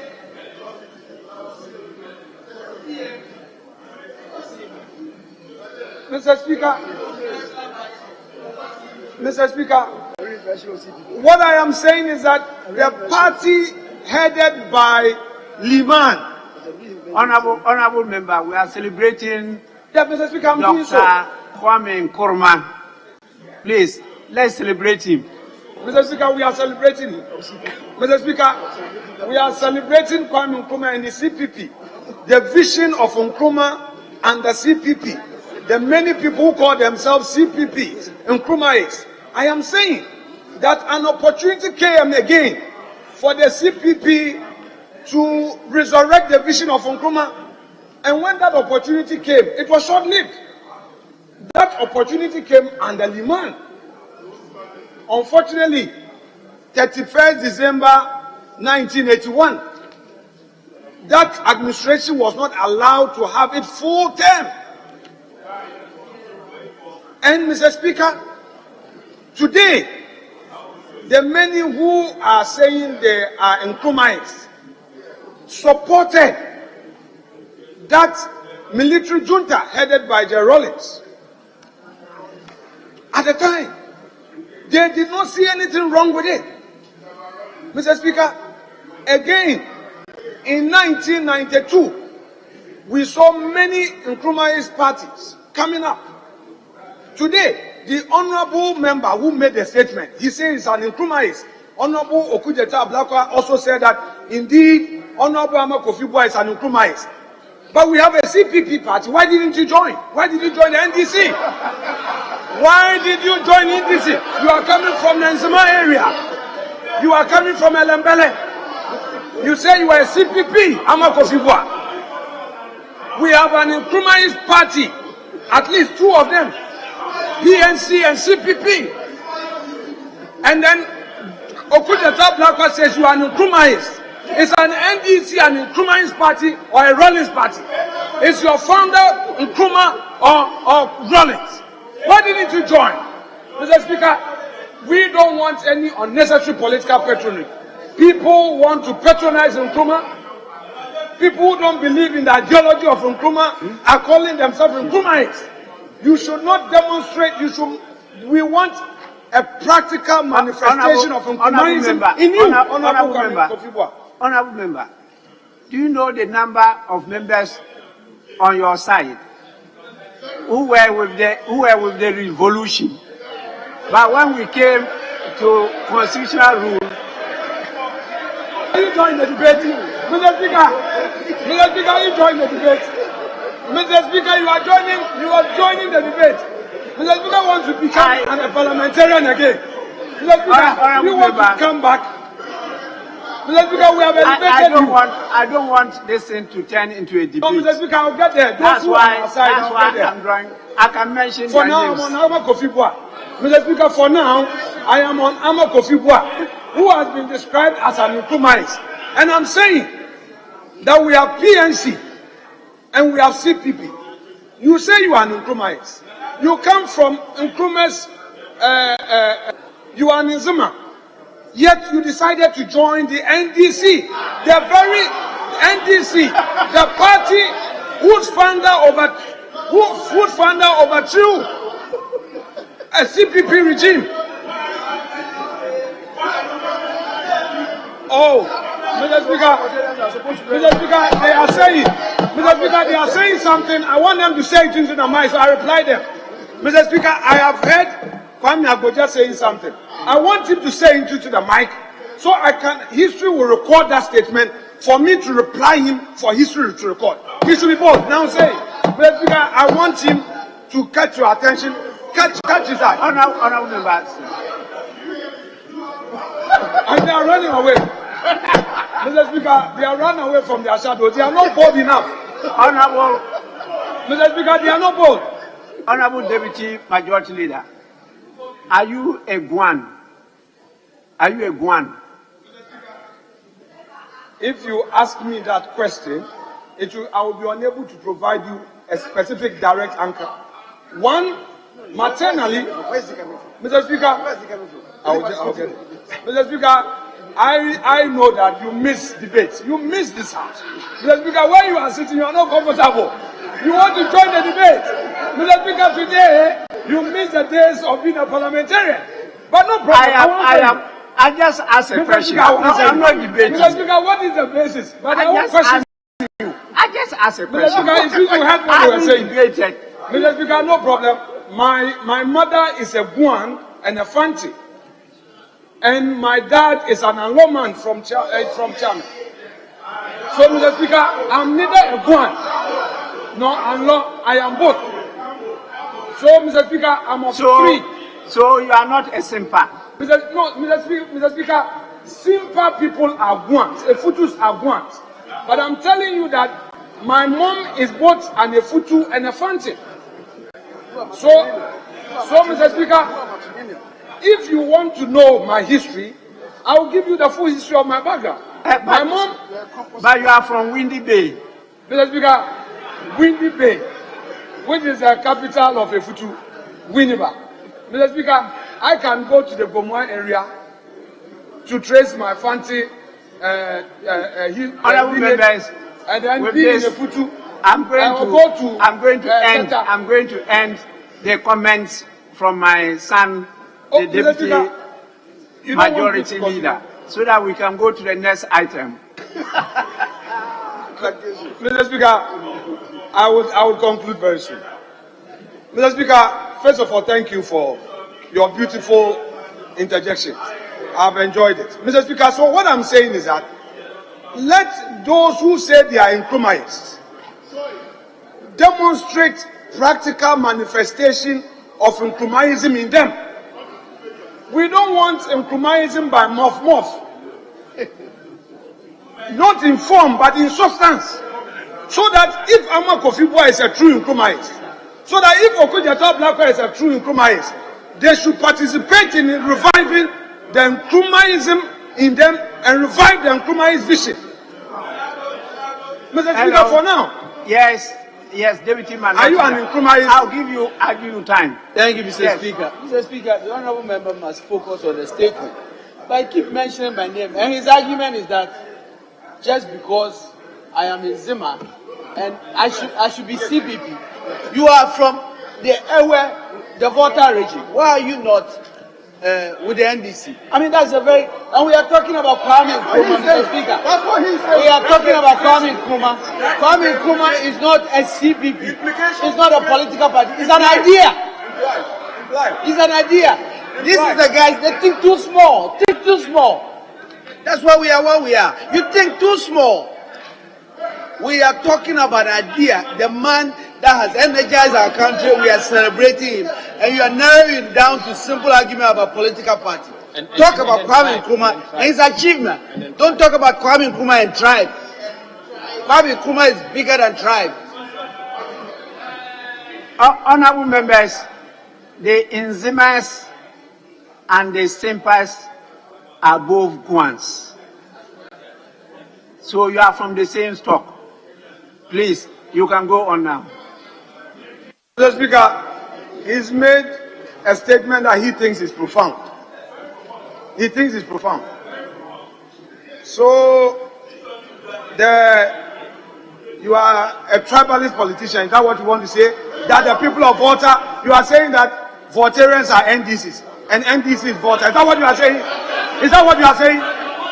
Is that what you are saying? Mr. Speaker, is that what Amedzofe is saying? He's introducing tribal politics at the front bench of the minority. Really? You said you are an Nkrumah. Honorable Okujeto Ablakwa on his feet said Amedzofe is a profound Nkrumah. My argument is that to the extent that you argue that you are an Nkrumah, I expect you to join PNC or CPP because these are the Nkrumah parties. Mr. Speaker, you are not from any of the stock. In any event, NDC is not an Nkrumah party. It's NDC and Nkrumah party. Why didn't you join PNC? This has nothing to do with tribe. And you should know better than that. Amedzofe, you should know better than that. Mr. Speaker, I will proceed. So, Mr. Speaker, again, we had this PNDC truncating an Nkrumah regime because Liman stood for the Nkrumah idea, the ideology of Nkrumah and the vision of Nkrumah. We don't understand why for almost 19 years, the vision that they want us to celebrate was truncated by the very administration that today they have found a space to join. So if today you are talking about Kwame Nkrumah and his vision, and you want to know why the vision has not been realized, you have where to find your answer.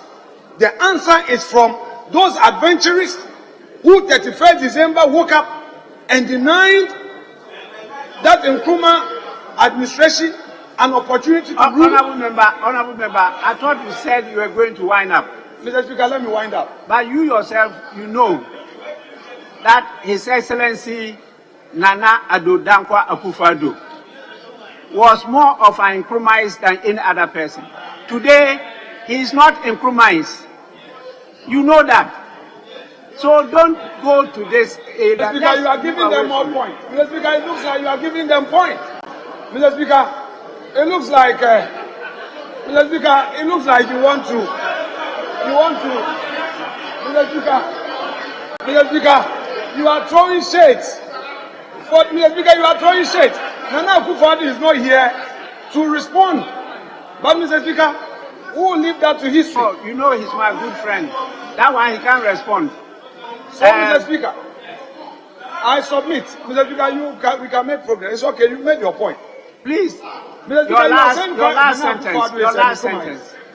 your last sentence. Yes. Mr. Speaker, I am saying that if there is any, Mr. Speaker, if there is any government that has taken steps to put in place social intervention programs to, as it were, help revive the Nkrumah vision, it is the NPP administration. Because, Mr. Speaker, all the major social intervention programs, that's the statement. Mr. Speaker, all the social intervention programs, that, Mr. Speaker, I think you have to restrain the minority chief. Yes, Mr. Speaker, but you have to restrain him. I'm making an application to you. Protect me. He should sit down. He's now on the front bench. Mr. Speaker, that's why I want to baptize them. He should sit down. Honorable Deputy Majority Leader, you are not under threat. Mr. Speaker, so, I am saying I am. You don't see it, but I see it. I'm in charge. You are in charge. Okay.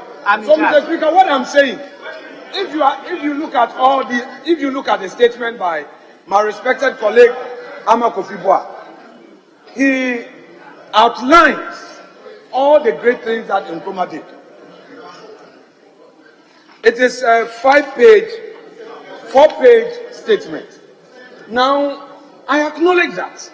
But again, I contend that an opportunity for the federalization of this vision got truncated.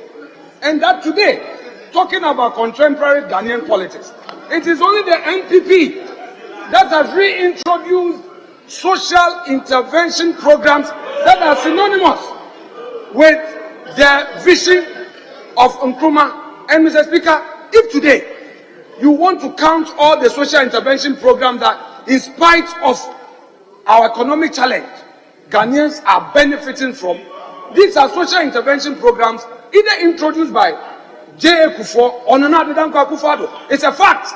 I challenge my colleagues opposite me to point to a single social intervention program in implementation now, introduced either by the NDC administration, either NDC 1 or NDC 2.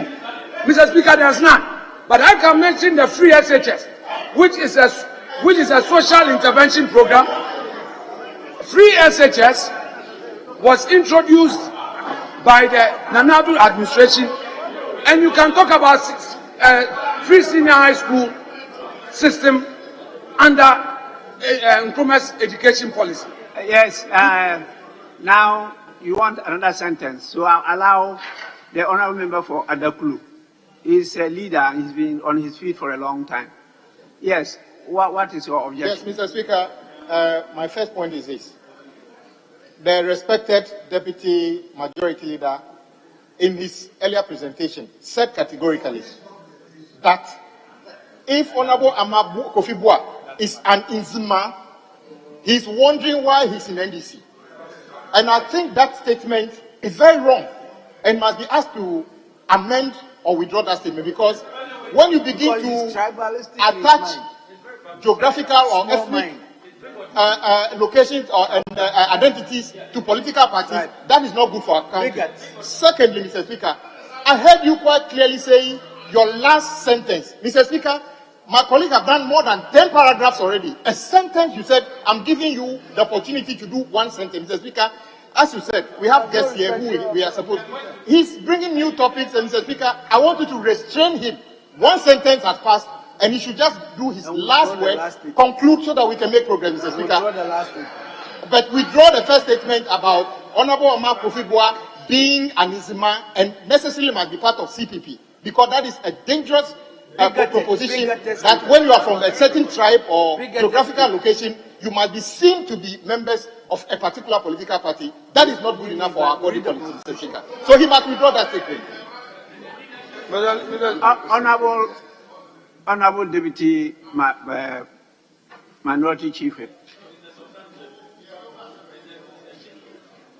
That's what I said. Minority Chief Whip. Minority Chief Whip. Yes. I think I have an idea about the heartbeat of this House, and will soon be reconstituting the House into a committee of the whole. I just decided to allow this so that you can infuse some humor. Enjoy yourselves before we go into serious business. That's why I allowed this to go on. But this is a statement, and we are restricted to only comments. It's not meant to generate debate, but you have debated it more than even motions. But I know why I'm doing that. I know that Ghanaians will take this on a very light note. What we want to do is to focus on how to educate our people about the history. A lot of the young ones are now no longer reading history, particularly the political history of this country. And so when you get this opportunity, please, let's try and state the facts. Don't infuse other ideas into what we all read. Hey, you want to be recognized? Yes, so I will allow, yes,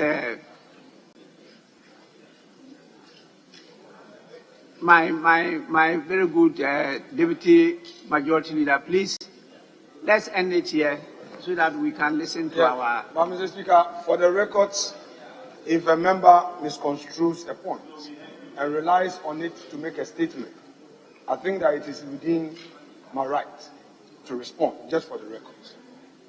Mr. Speaker, I said, and I repeat, that Honorable Ama Kofi Boah says he is an Nkrumahist.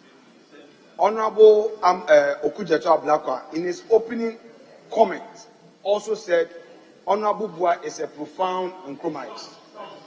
Well, staunch Nkrumahist. In my submission, what I said was that if indeed he is an Nkrumahist, and he representing the people of Lembele, he can.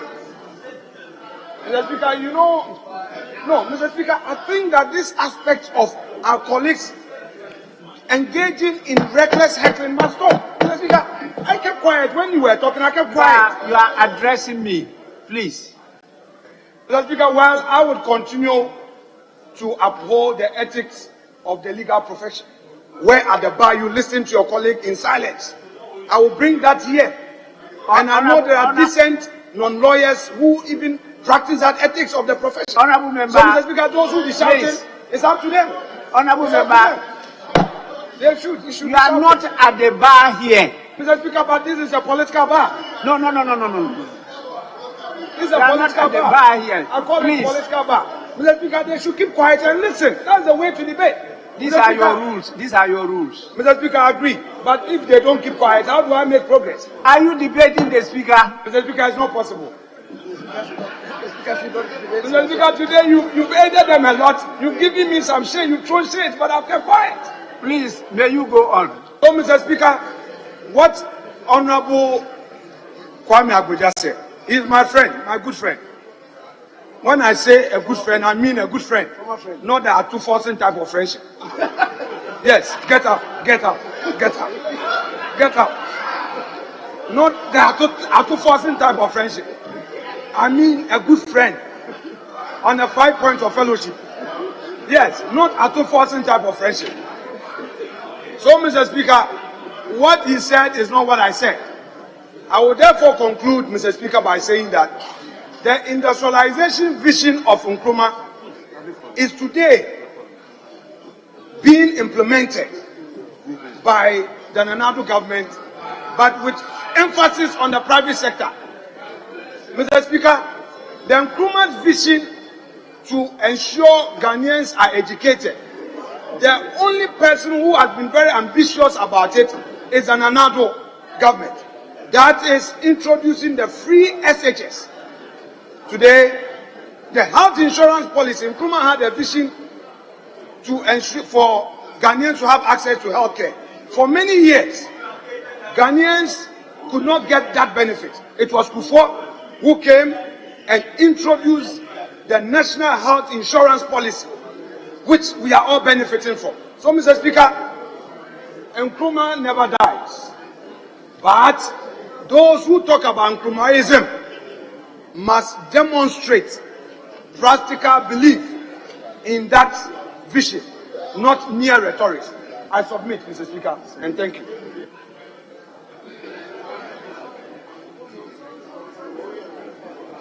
Honorable members, we've come to the end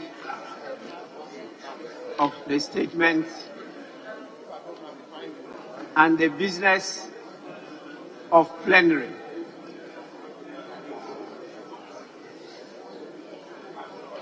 We have to reconstitute ourselves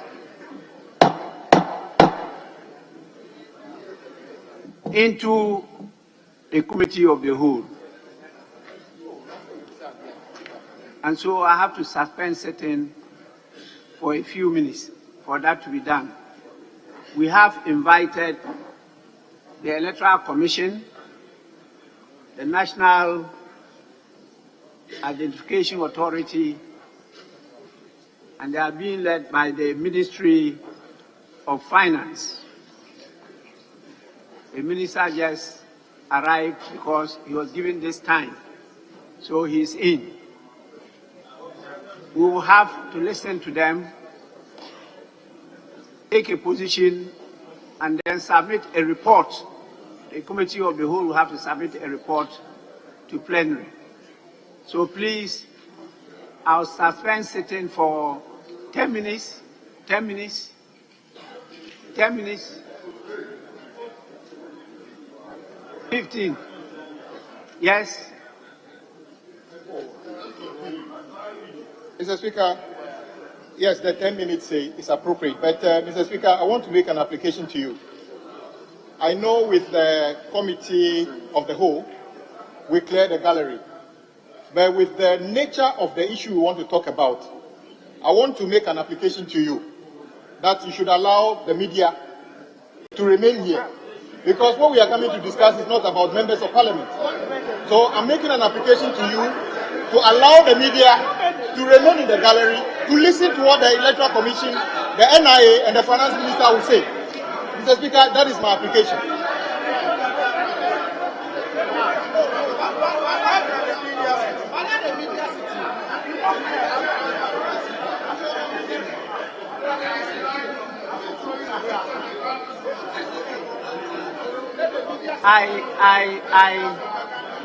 Please.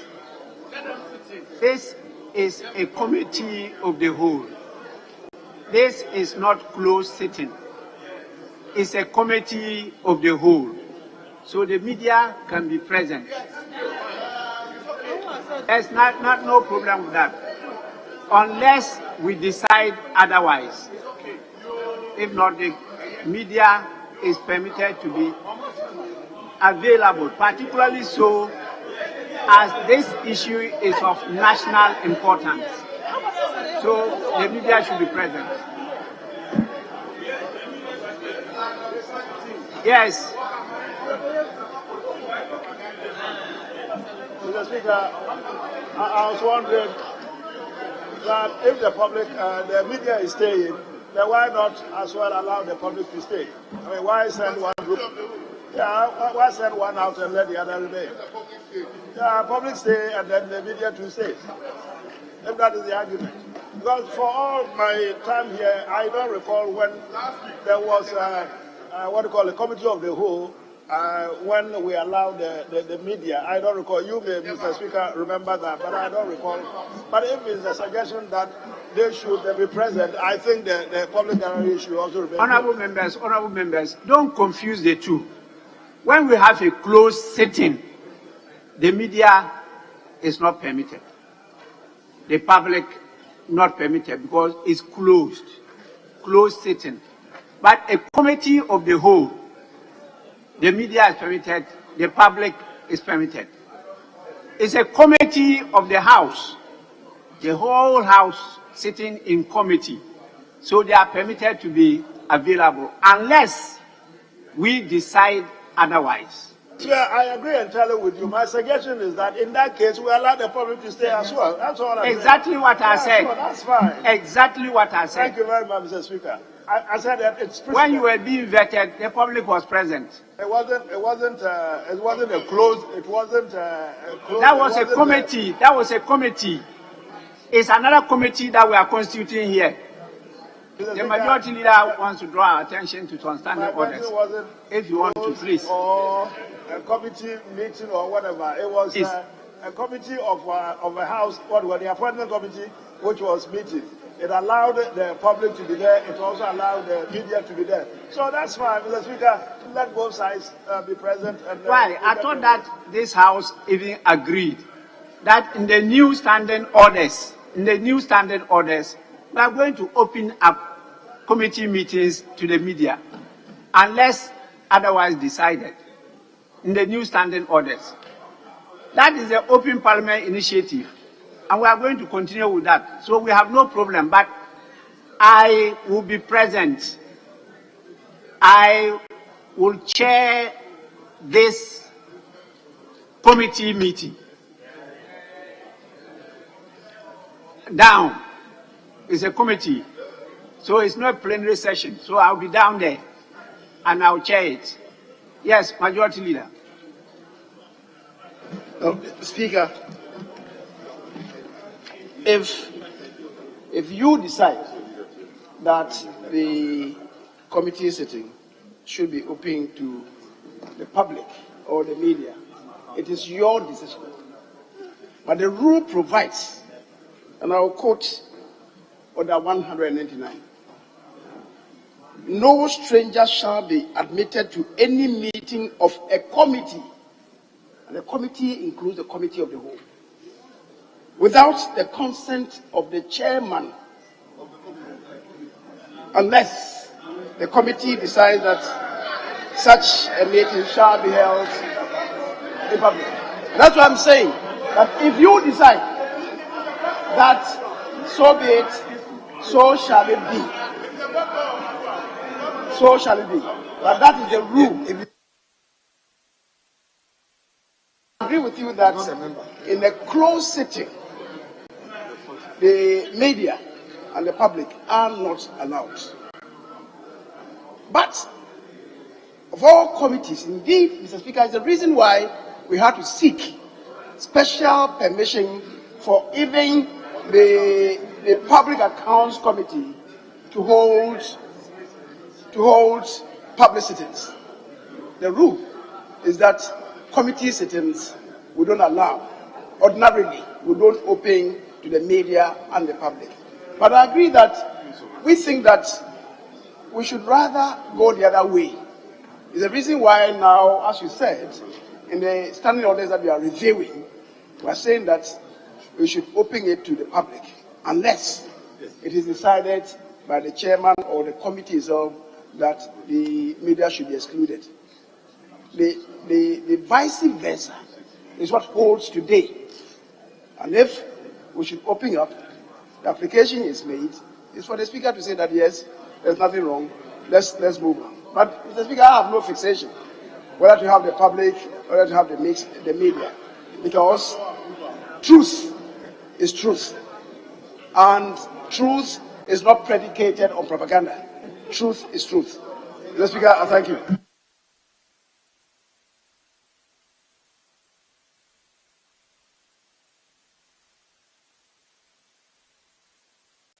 Yes, please. Thank you, Mr. Speaker. Mr. Speaker, the Honorable Minority Chief is right in making this appeal to you and to the House to make proceedings of this Committee of the Whole allow the media to sit in. Mr. Speaker, broadcasting Parliament does more good to Parliament than harm. And therefore, it is not for nothing that the media is always here to broadcast what happens here for the generality of the Ghanaian people to know. And Mr. Speaker, we are lawmakers. And one of the qualities of a good law is that the law must be publicized. And that is why there is a saying that, Mr. Speaker, ignorance of the law, ignorance of the law is not an excuse. Because when you are making the law, you publicize it for everybody to know. Mr. Speaker, why are we here? This is a Committee of the Whole. And what happened here in the last Committee of the Whole meeting, Mr. Speaker, when we made the media go out, later the chairman of the committee used his phone and was recording. He became the journalist. So if today we say allow the journalists, the professional journalists to be here, it will do you more good than harm. Why did you turn yourself into journalists the other day? If they are professional journalists, why do you allow them to go? Then later you will use your phone and be recording whatever happens here. This is what we want to avert. And that is why we are making a call that allow the media to be here. And the Speaker, Committee of the Whole is a committee meeting. Not you. In committee meetings, with the session of closed sitting, which Order 44 prohibit that the proceedings should not be made public. Apart from that, committee is committee. Public Accounts Committee sit in public. Appointment Committee sit in public. Most of other committees sit in public. Mr. Speaker, we are even advocating that all committees, if the resources are there, must sit in public. And allowing this media to be here is not going to cause any Parliament any additional financial expense. So they will do us more good than harm. And Mr. Speaker, in 2016, when Charlotte was before us here, Mr. Speaker, they were here. This is not the first time such an exercise is going to be permitted. So the leader is right in pointing to you, Mr. Speaker, as a chair. If you want to allow the media to be here, it's in the right direction. And I think in order for us to carry the entire country along, Mr. Speaker, the media must be here. Broadcasting Parliament is a special skill, and they are expert in doing that. So that we will not finish, then go and be narrating the story as if what happened here is different. The chairman leader is saying we must speak facts. Leader, you are right. If the media is here, they will not go and be getting secondary information. They will get the primary information from the primary source. And thankfully, the finance minister is here, the chairperson is here, the NIA is here. If the media is here and the MPs are here, it's like the whole country will know what is happening. Then we'll all be on the same page. Thank you, Mr. Speaker, for the opportunity. And I thank the leader of the House in siding with you on this. Leader, thank you.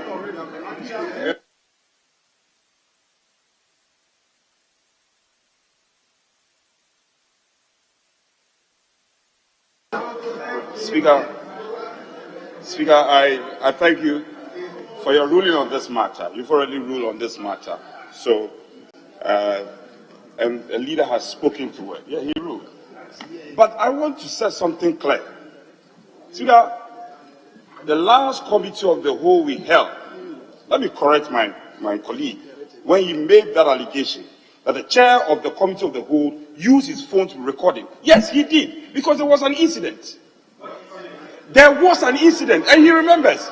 There were, look, be patient and listen. Listen to me. The honorable member for Bole Bamboy, he walked up straight to the laptop there and made a statement that he was going to disrupt proceedings. Now, Speaker, I think I've said this before. Even at conclave, I made this point. So it should not. No, I'm not sitting down. Can you listen to me? Listen to me. So the deputy whip should not make such wild allegations against the chair of the committee of the whole. And that's the first deputy speaker. There were attempts by the member for Bole Bamboy to disrupt proceedings. And I mentioned this to you when we went into conclave. So if you are not aware, apprise yourself accordingly. The first deputy speaker, under Neil Sekumsa, he could not have used his phone to record. He could never have used his phone to record proceedings because of the circumstances we all found ourselves. So let it go into the records that the honorable member for Bole Bamboy attempted to disrupt proceedings, and hence the chair of the committee wanted evidence. Nobody is afraid. The media should be here. Who is afraid? Nobody is afraid. The media should be here. Nobody is afraid. But let him speak to the facts. Let the Honorable Ahmed speak to the facts. And the fact is that your side attempted to disrupt proceedings. You attempted to disrupt proceedings. So he was compelled to record it. I hope today you know disrupt. I hope today you know disrupt. Today you disrupt. You disrupt. Yes.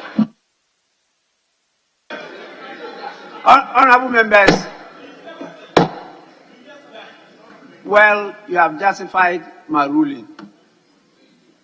And so we'll reconsider the House into a committee of the whole. The media, which by definition of our standing orders, is among the category referred to as strangers, even though they are always with us because of the definition in our standing orders. So what the majority leader referred to is the general rules concerning committees. But as he rightly stated, it's the chair who can decide to admit them. And I have so done. When you want to commit disorder, it will be recorded and it will be shown to all Ghanaians. That is one of the reasons why I want the media to be present. And I want the public to also be present because they are the voters and they elect you to be here. So at least they should have an eye on whatever you do. I insist, and I'm going to do it, I will chair the proceedings of the committee of the whole. And I will direct as to how we should conduct the proceedings. at the end of the day, a report will have to be written. As a chair, I'll be in charge. And then again, I'll preside over that report in plenary. We have to resolve this matter. This is a serious critical matter of national importance and goes to the root of our democracy. So it's not something that we have to toy with. So with this, as I've been sitting for 15 minutes, because the National Identification Authority will have to mount a system so that they can explain a few things to you. So sitting is suspended for 15 minutes. And we will now reconstitute ourselves. Immediately we arrive into a committee of the whole. Please.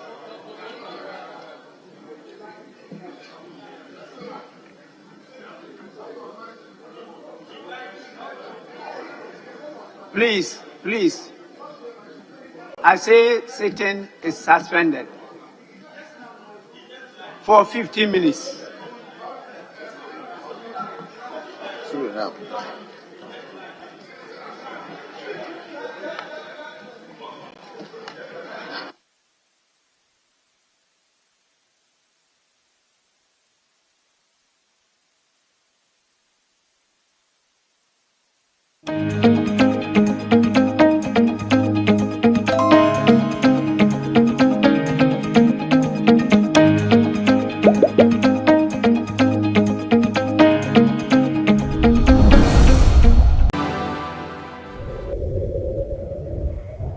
When I met Dasgod, he had 1,000 followers on Instagram. Now he has 1.5 million. So if anybody was talking to him in the DMs, on the comments, it was me talking. So I was talking as Dasgod. Did you actually quit your job? Yes, so at a point, full-time on Dasgod? At a point I did. I had to. I literally sacrificed my own career because I had it. Like, he knows that at the time, like, I was working with a lot of brands at that time. Everything we did back then was for free. You know, so it was a big risk, you know, like not knowing how things are going to turn out.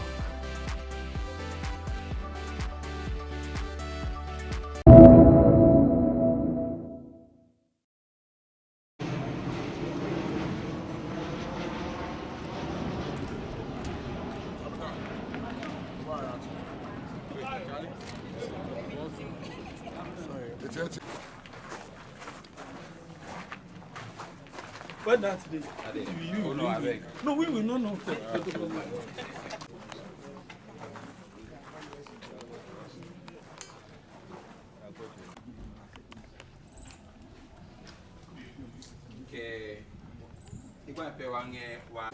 What happened here today? The National Democratic Congress, the youth wing of the National Democratic Congress, the NDC, decided to come and pay our sympathies to the family of the late Christian Achu. And so that is exactly why we are here today, to come and sympathize with the family, share with them their pain, and then condole with them as well. And so that is why we are here. Achu was a national asset. He gave all of us many memories. In 2015, when Ghana played at the African Cup in Equatorial Guinea, he gave us moments to be proud of as Ghanaians. And so if today Achu is known, today we donated 30 cartons of water and then a token of 2,000 cedis to help the family in putting themselves together for the 1 week observations. I know in due time they will go and inform the leadership of the party. I've been informed by the family that they will go and inform the leadership of the party. And so once that exercise is done, I know the NDC as a party will also come and support the family when it is time for the funeral itself. Someone will say, is this to score political points or just because it's a national asset? I don't think the NDC is interested in scoring political points over the demise of a national asset. Like I said, anybody who is a football fan and anybody who loves Ghana and follows Ghana anywhere will tell you that Achu was one of our brand ambassadors and Achu was a national asset. Achu in 2015 was voted the best player at African Cup of Nations. And he gave Ghanaians many delightful moments that made all of us proud as Ghanaians. So if today such an unfortunate incident has befallen him, and anybody decides to come and score political points out of it, and that person is not really a serious person, then this is not here because of politics. We are here to just mourn with the family and nothing more.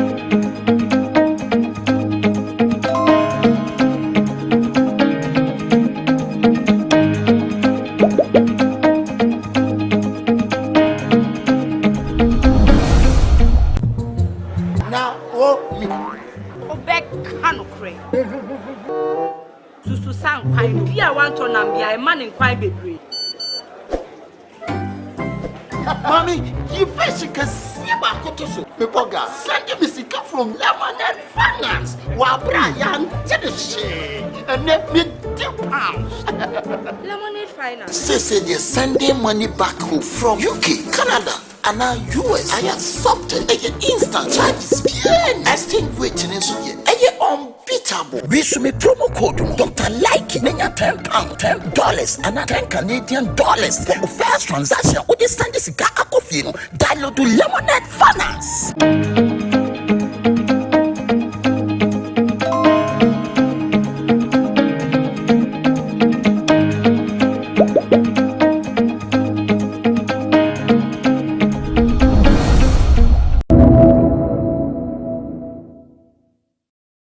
Many young women are single parents, raising children all by themselves. There are many reasons for this kind of situation. But most of the young men also claim that they deny responsibilities because the women that they get into relationships with do not date one or two men, and so they are not in a position to accept these pregnancies.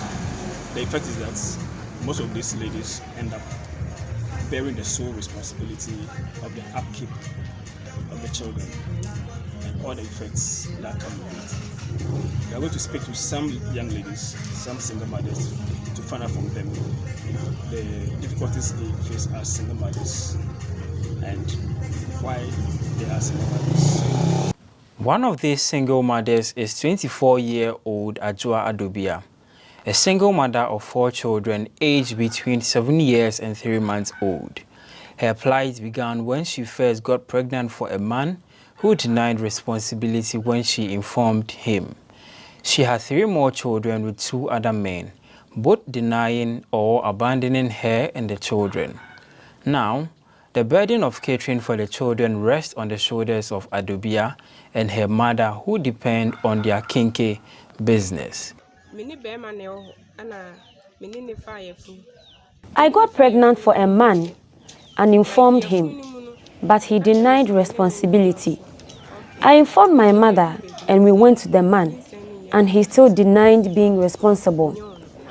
So my mom took it upon herself to take up full responsibility of my condition till I delivered.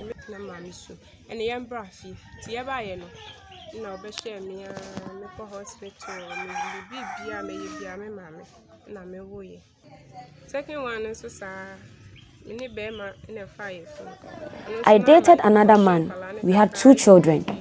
He was initially taking care of the children, but after a while, he abandoned us.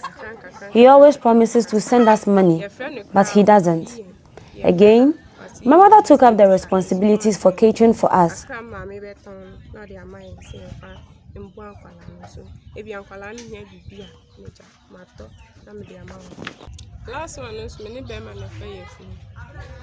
I got pregnant again for another man, and he also denied responsibility of the pregnancy. My mother confronted him, but he refused to accept it, so she again supported me till I delivered.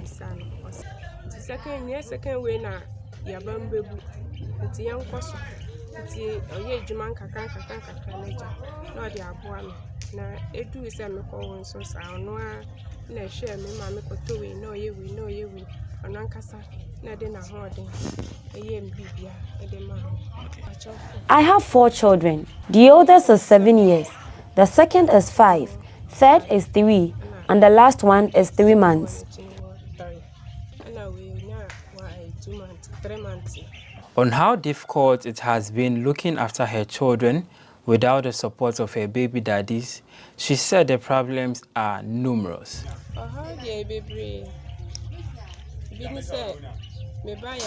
The problems are numerous. I have to fall on my mother for all needs of the kids, including medical needs, all from her business. It has not been easy. She advised other young girls not to despair when men deny responsibility of their pregnancy, but to strive hard and look after the child to become responsible adults. I have learnt a lot, and I've resolved not to date any man again. My mother and I will bring up the children and give them a bright future.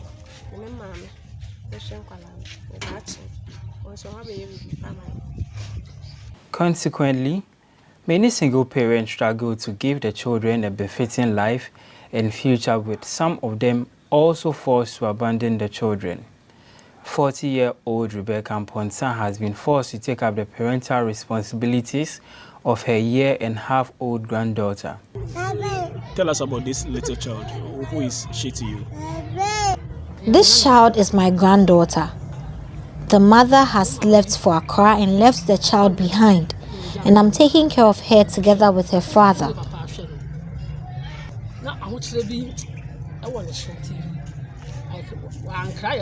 This child, the mother has left for Accra and left the child behind, and I'm taking care of her together with her.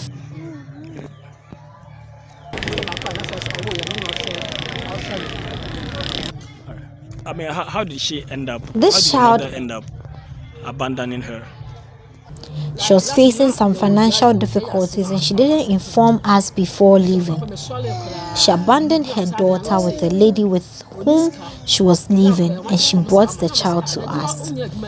She once confided in me that she and the child were struggling, and I advised her against running away and leaving the child, and she promised not to, but she ended up leaving her.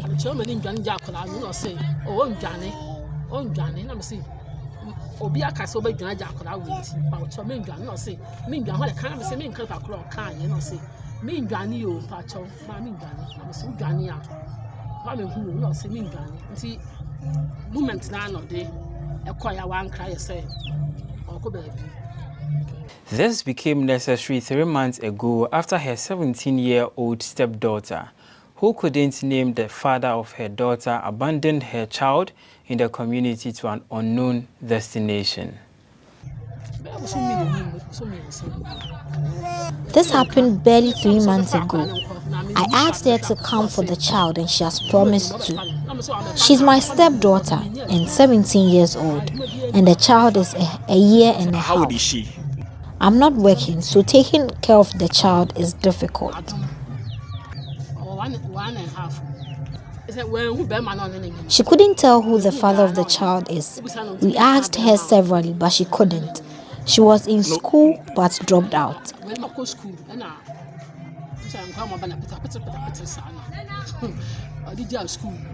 36-year-old Ajwa Sewa, a single mother of 6 children, aged between 19 and 2 years, also told GhanaWeb that she was forced to become a single parent after the father of her children abandoned them.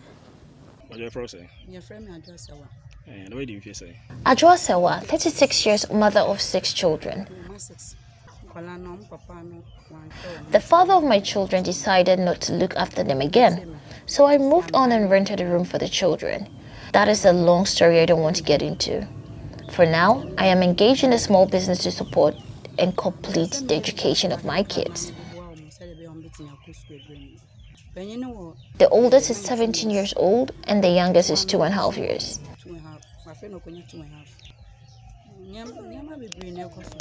Taking care of education and clothing and other needs is a challenge. I do it all by myself and there's no helper. I haven't reported their father to the law because there's nobody to lead me since I'm all alone.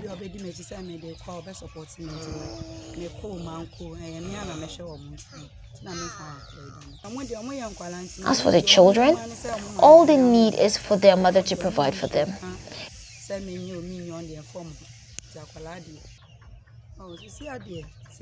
If I'm lucky to get some assistance, I'll establish a small-scale business to support the children. To the young ladies, my advice to them is to exercise caution. I've been in this situation for the past 17 years. So whatever the man gets for you is for you. Taking an irresponsible man to Dovsu is not necessary. If a man rejects children and the woman puts in her best, the future of the children won't be jeopardized, but they will be affected if both parents neglect them. In my case, I won't adversely affect the children because I've resolved to put in my best to support them all the way.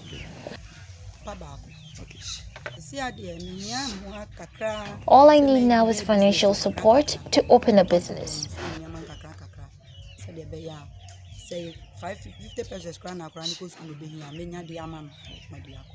I've been a single mother for the past 5 years. Ayemdu Brimpong III is the wife of the Mankrado of Agena. The couple runs a foundation, the Ayemdu Foundation, which focuses on early childhood marriage, human trafficking, as well as widows and the aged. She attributed the single parenting situation to hardships being faced by most girls. I want to channel my energy on single parenting who are suffering. I mean, there are some people, daily bread is even, difficult for them. So those who are not doing anything, I want to put them in trading and also help them to learn a trade. If they are ready to learn how to fashion or hairdressing or anything that they want, I am ready to put at least 5 or 10 people for training. When I say single parenting, it's not about only a woman. A man also can be a single parent because some women too will have children with a man and abandon their children on a man and as everybody is saying, the economy is hard, difficult, and as a village, you and I know, having a 3 square meal is even a difficult thing for somebody, not to talk of having the money to trade themselves. It will surprise you that somebody can get pregnant for just 5 cedis because there's nothing to do here. He or she doesn't have anything. So when a man calls her to for something small, she'll go in, and because things are hard, they can't even use protection. So they will end up having a baby. Stories of single parenting, particularly women taking up the sole responsibility of ensuring the upkeep of their children, have been described as worrisome by many. Most of them have been forced to take up these responsibilities after the men who impregnated them denied responsibility, leaving them to their fate. Consequently, many of them in the process struggle to give their children a befitting life and future. Despite these challenges, these victims of single parenting, however, ruled out reporting the men to the DOFSU, or Department of Social Welfare, for the law to compel them to take up their parental responsibilities.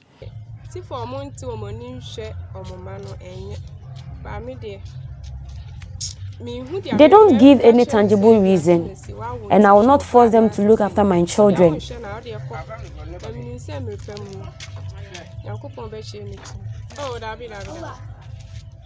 No, if you don't look after them in their childhood, then you can't claim them when they are grown up.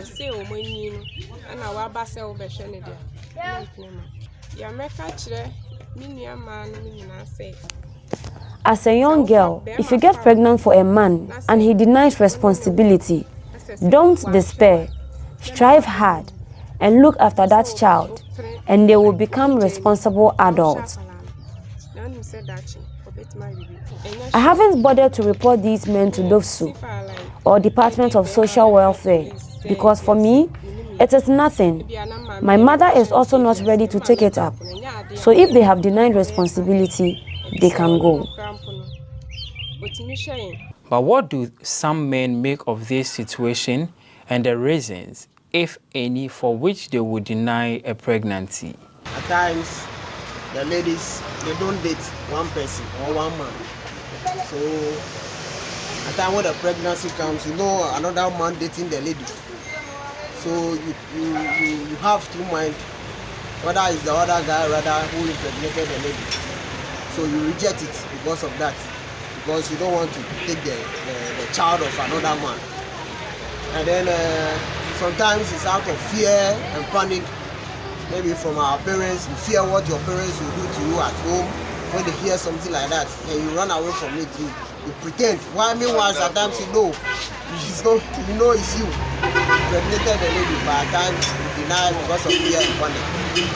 So for you, these are some of the reasons why you may reject a pregnancy. Not me, I think I will not do so, but one may reject. Yeah, I'm saying so on you, okay, so on what grounds would you reject a pregnancy?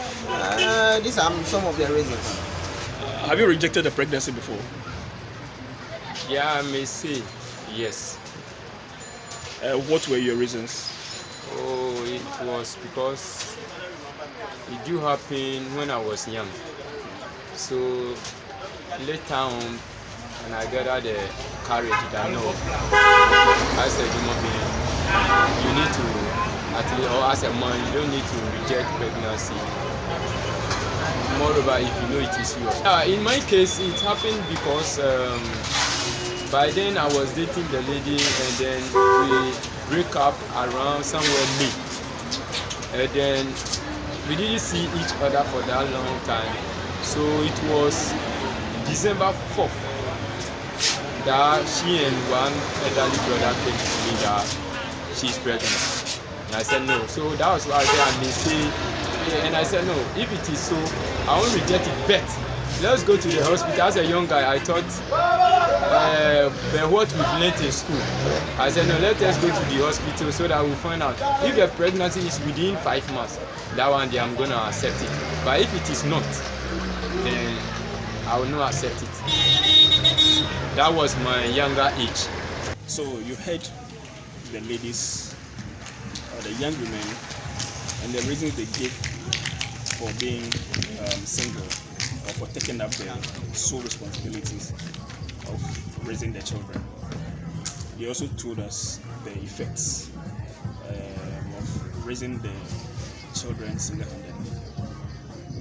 We also heard some of the young men also expressing their views on why some of these young ladies, or why they will reject the pregnancy.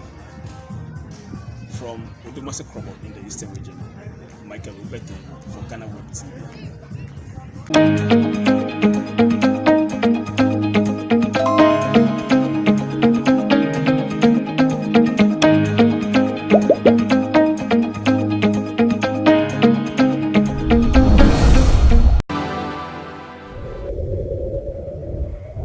When I met Dasgood, he had 1,000 followers on Instagram. Now he has 1.5 million. So if anybody was talking to him in the DMs, on the comments, it was me talking. So I was talking as Dansgod. Did you actually quit your job? Yes, so at a point, full-time on Dansgod? At a point I did. I had to. I literally sacrificed my own career because I had it. Like, he knows that at the time, like, I was working with a lot of brands at that time. Everything we did back then was for free, so it was a big risk, like not knowing how things are going to turn out.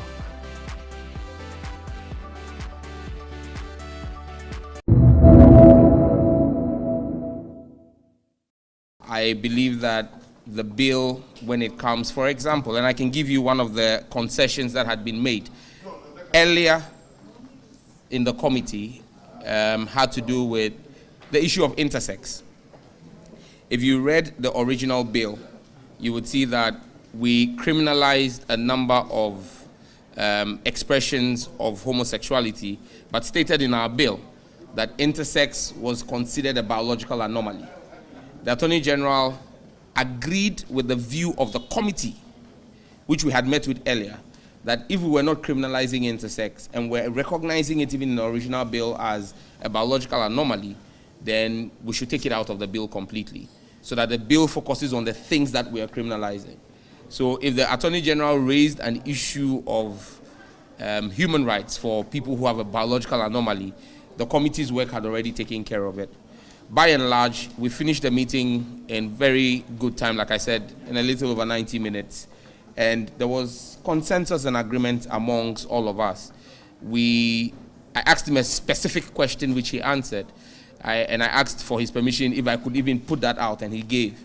I asked him specifically if he thought that the current shape of the bill that the committee had worked on, that the membership, the sponsors also felt comfortable represented our aspirations, if he thought that it infringed on any fundamental human rights in Ghana.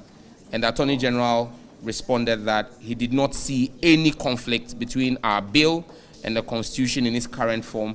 He did not see any infringement on human rights, and that he actually supports the bill as it stands. The Attorney General established 4 areas where he thought that our bill was a welcome, refreshing news to Ghana's criminal jurisprudence. First and foremost had to do with the issue of the issue of what is proper canal knowledge.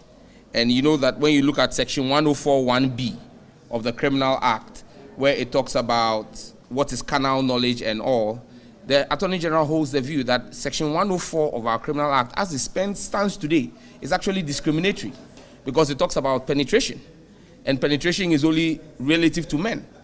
And so it discriminates against women who are having sex with women, where you cannot use 104 because of penetration. But our bill rectifies that, and he thinks that that is the first place where he believes that our bill is a welcome, refreshing news. Again, the second has to do with marriages.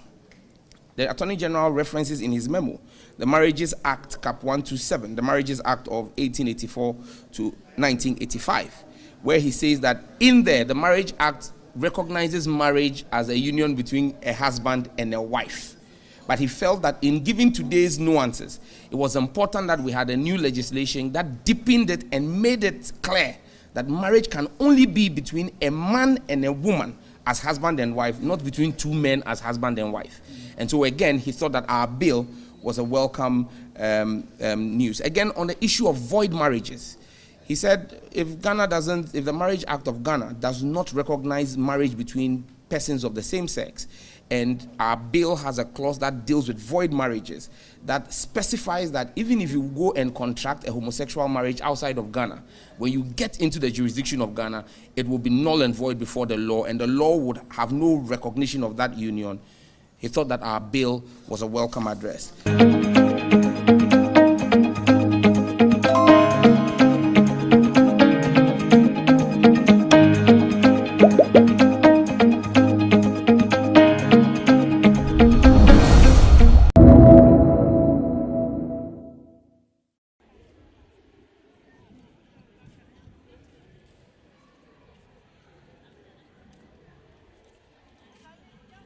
Yohana minya akose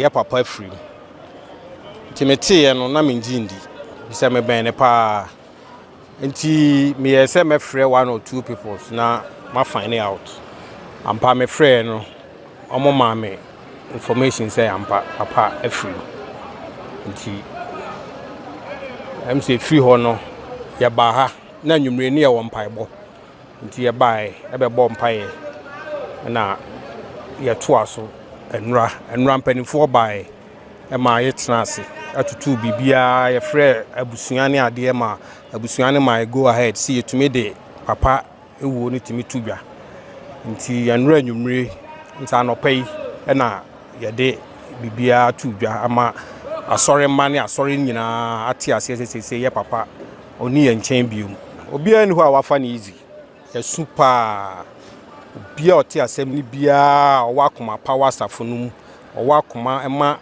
ye papa no ɔamfani easy obia su even nakra na ye de man entumi nda It's a very sad to me because he raised me.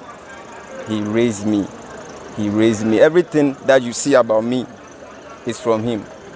He raised me. He taught me everything. I have been working with him at the office every day. We've been going to the house. At times, I was even sleeping at the house 24/7. So it is not easy for me to say I'm happy or something. No, it's very sad for me. Very, very sad that I don't know what to say, that my father who raised me is no more. Now, when I wake up in the morning, what came to my mind is, so I'm not going to see him again. Is it real? I don't even believe it as is now, that he has passed away. No, I don't believe it. No, I'm a market in Timothy, and so Moboa.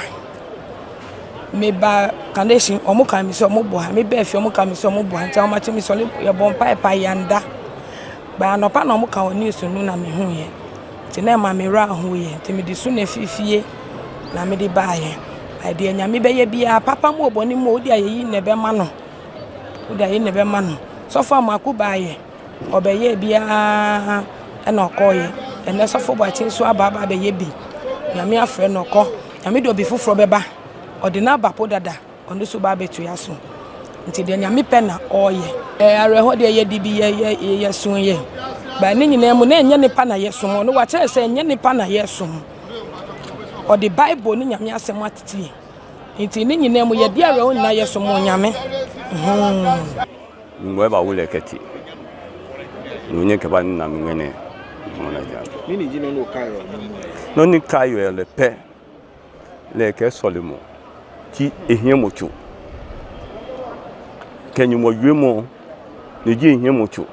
Eke me pike le okotu. Neken ba amele. Le wo. No ni ji pe e solimo ji. Tawa bi every day bia edumona jam ke ba 12 it is 12 o'clock ja jecheli.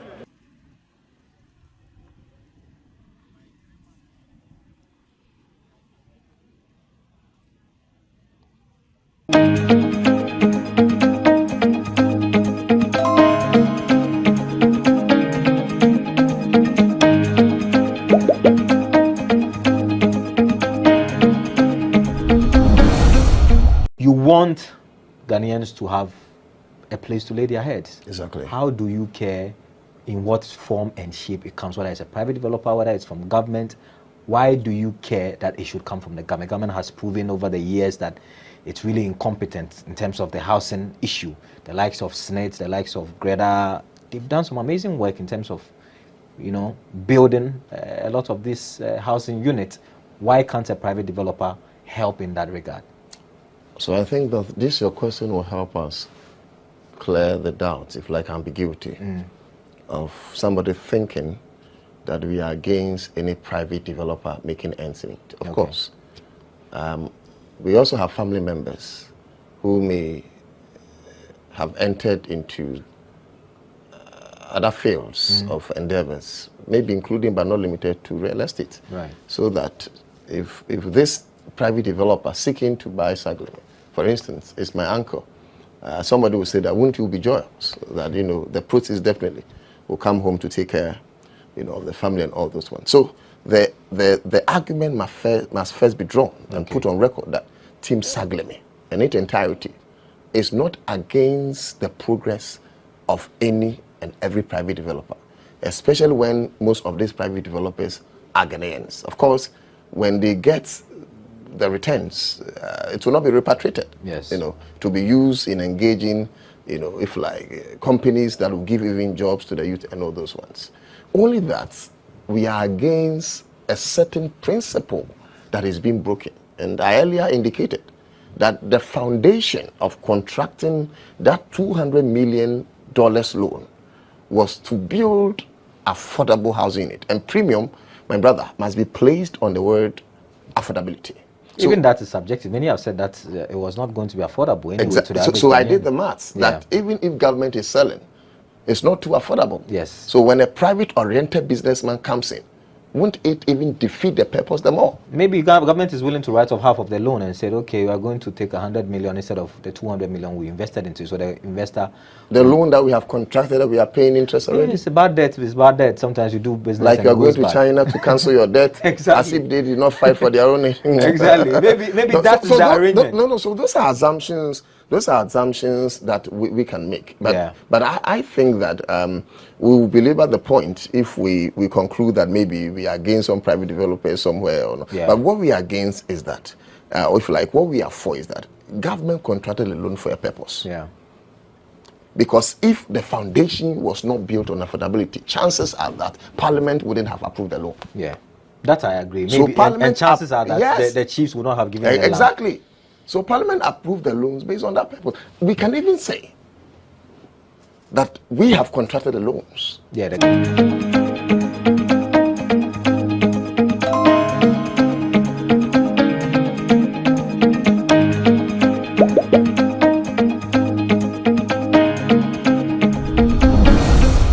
Try and find solutions to the differences, and then the committee of the whole will report to plenary. I want to invite the leaders of the three to join me here, and we'll start by calling on the Electoral Commission, since they have the draft instrument, even though they submitted some to the Parliament. They will have to set the ball rolling, and then from there we can move to the other institutions. After that, we'll listen to members. So, Electoral Commission Chairperson, may you, with your knowledge of the situation, focus in your presentation on the differences so that we see how we can resolve that one within the shortest possible time. Honorable members, I want to plead with you to please give us your ears. We are not looking for your mouths. We want your ears. Please. I'm taking note of all those making noise.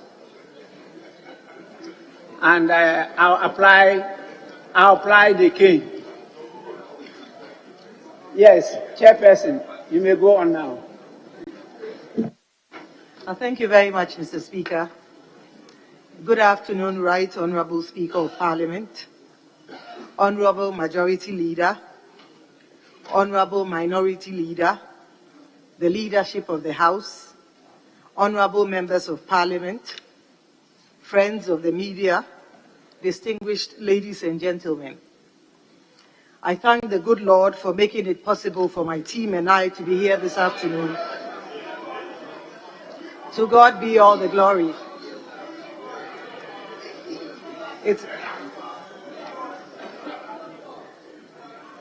To God be all the glory. It is an honor to be here representing the Electoral Commission of Ghana. And my team and I are pleased that we have been invited to share our views on the draft CI that is a subject matter of our discussion today, as well as to answer any questions that may ensue. Right Honourable Speaker, as you may be aware, I was out of the jurisdiction at the time when the invitation was received from Parliament. I was attending to an invitation by the ECONEC for a peer exchange and election observer mission in Nigeria when your invitation to the Commission was received. Indeed, your letter was received on Wednesday, the 22nd of February, requesting for a meeting the following day, that is Thursday, the 23rd of February 2023. In fact, had I been aware of the meeting, I would have rescheduled the mission. In this vein, I'd like to use this opportunity, Mr. Speaker, to correct the erroneous impression that I have failed to honor the invitation of Parliament. For the records, this is the third time the Electoral Commission has been invited to a meeting of the whole House. The first was immediately preceding the 2020 election, and I led my team and presented a report on our readiness for the election. The second was the meeting of last week when I was out of the jurisdiction attending to an invitation by the ECONEC. Today marks the third time we have received an invitation to address the full House, and I'm here in my capacity as God's servant and the chairperson of the Electoral Commission.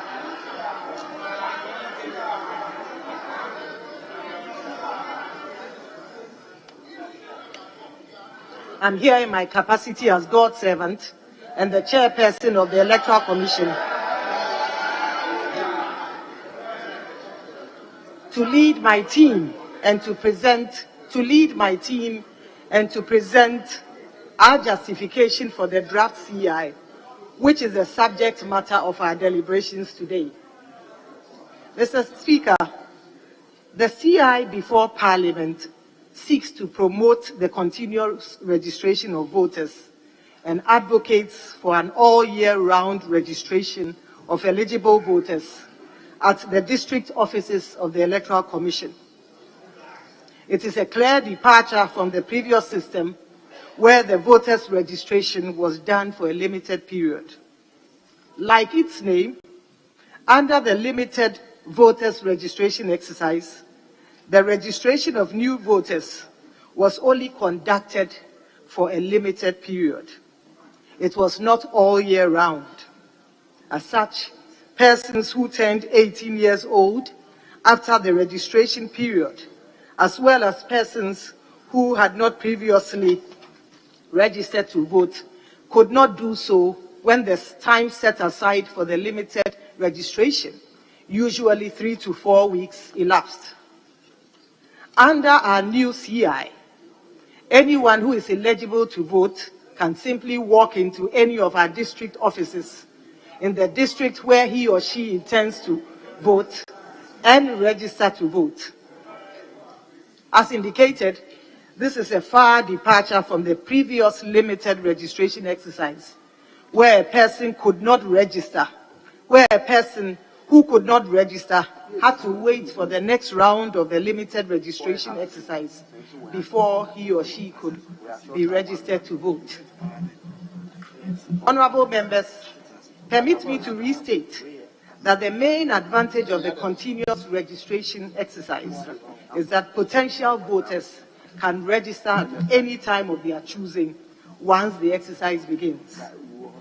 Interested persons who had not previously or who have not previously registered and qualified to vote will be able to register at their leisure and with ease, because it will be an all-year-round activity.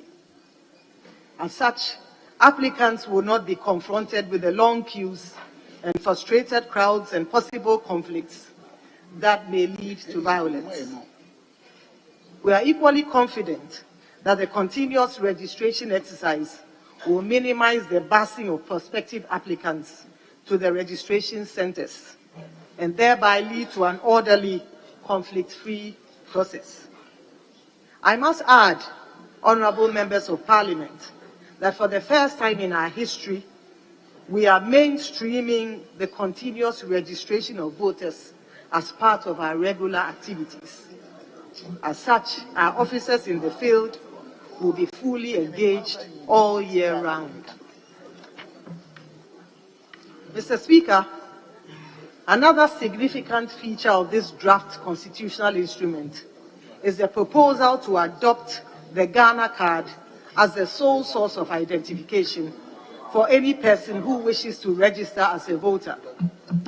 This implies that the guarantor system, which hitherto allowed a registered voter to vouch for the citizenship and age of prospective applicants, will no longer be relied upon as part of our registration exercise. The reason is that over the years, the guarantor system has presented us with several challenges. Unfortunately, we were unable to discard it much earlier due to the absence of a national identification card such as the one issued by the NIA. The challenges with the guarantor system are twofold. First of all, it opens the door for registered voters or guarantor contractors to guarantee and vouch for persons who are less than 18 years old. Secondly, it allows these guarantors to vouch for persons who are not citizens of Ghana. Such unqualified persons, usually minors and foreigners, use the door of the guarantor system to try to get onto our register. Mr. Speaker, it is important to note that to rid the register of minors and foreigners in the year 2020, the Electoral Commission established the District Registration Review Committees, which worked for several days and weeks in all districts to expunge the names of minors and foreigners from the register. We were able to successfully expunge close to 40,000 minors and foreigners from the register during the registration exercise. It has been argued that this number is not significant, but we beg to differ, and we refute the argument and state that one unqualified person on our roll is one too many. In short, it is possible to have these 40,000 legal persons determine the future of our dear country, and collectively, we must not allow this. I must add that the work of the District Registration Review Committee came at a huge cost to the nation. It was unnecessary, wasteful, and time-consuming. As a country, we should not continue along this route. Truth be told, Mr. Speaker, the guarantor system was not the best under any circumstances, but we did not have other options since a significant number of persons eligible to register did not possess the Ghana card at the time of registration in 2020. Even then, we had some 10 million Ghanaians using the Ghana card to back their citizenship in 2020.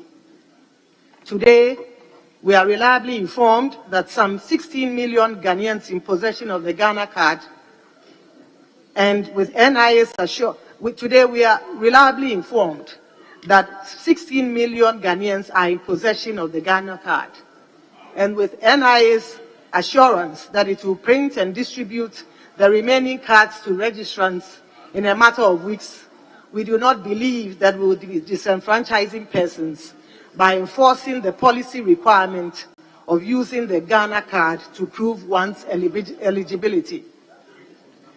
The use of the Ghana card as the sole means of identification, Mr. Speaker, will prevent foreigners and minors from getting onto our voters' register.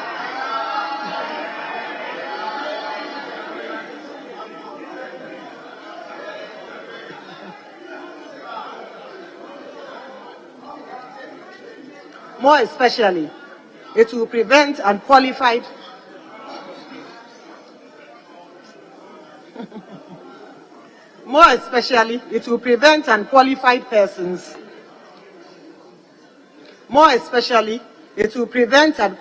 persons from influencing our elections and having a say as to who should govern our country. This is an issue that borders on the sovereignty of our nation. Simply put, only eligible Ghanaians must be entitled to vote. And we call on our honorable members to support our efforts to prevent foreigners and minors from getting onto our electoral roll. Honorable members, using the Ghana card as the main source document for the continuous registration, by using the Ghana card as the main source of documentation for the continuous registration, the Electoral Commission will be conforming to the legislative instrument passed by Parliament, namely the National Identity Register Regulations 2011, Legislative Instrument 2111. Regulation 71 states that a national identity card issued to an individual shall be used for a number of transactions where identification is required. Indeed, one of the mandatory transactions stated in Regulation 7.1 is the registration of voters. As such, Parliament, by its own assent, legitimized the Ghana card as the sole document to prove one's citizenship.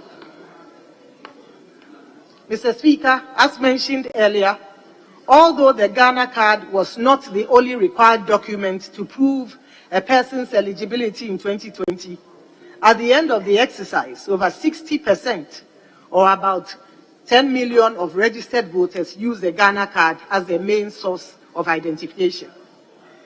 This means that 2 years ago, some 10 million Ghanaians registered with the Ghana card.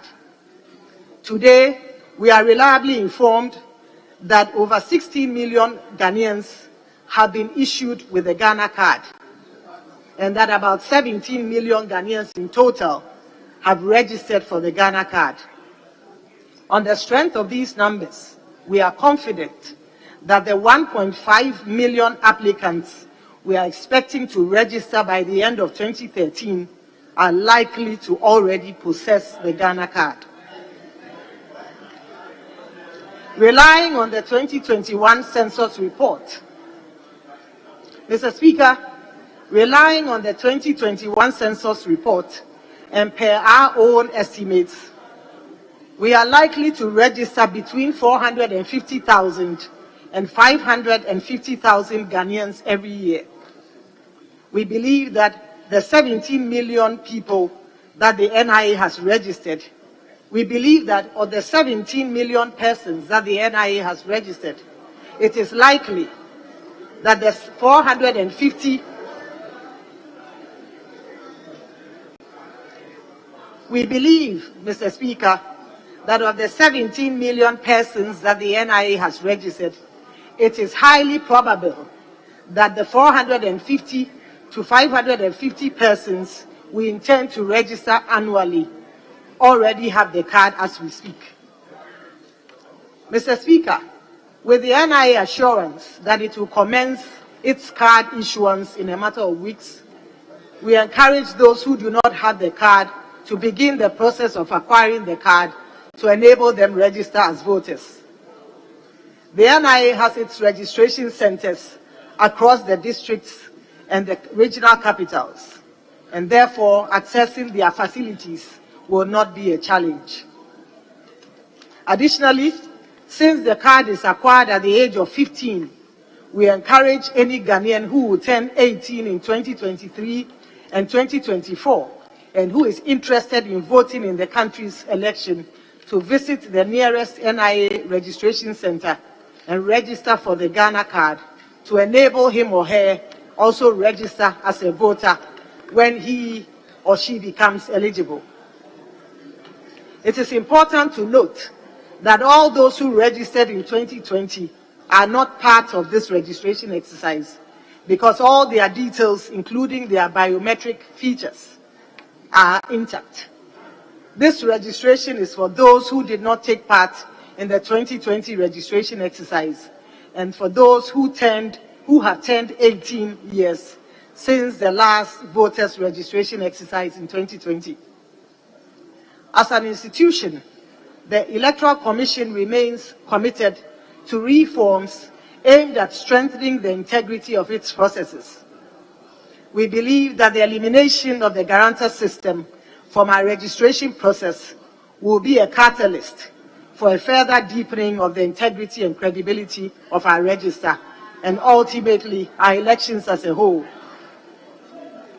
Reforms instituted by the Commission over the years, Mr. Speaker, have aimed at strengthening and tightening our electoral process and have ensured its credibility and integrity.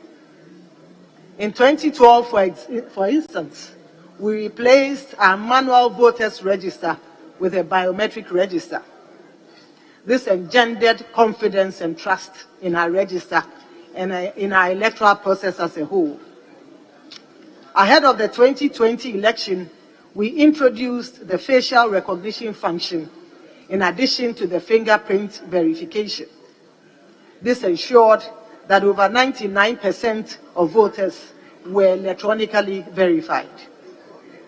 Similarly, Mr. Speaker, the adoption of transparent boxes instead of opaque boxes, the issuance of photo ID cards instead of thumbprint ID cards, and the removal of the names of those who enrolled on our register using the National Health Insurance Card are all part of reforms that have tightened and strengthened our processes and ensured the credibility of our elections. Today, Ghana can boast of a transparent and credible elections because of, Mr. Speaker, today Ghana can boast of transparent and credible elections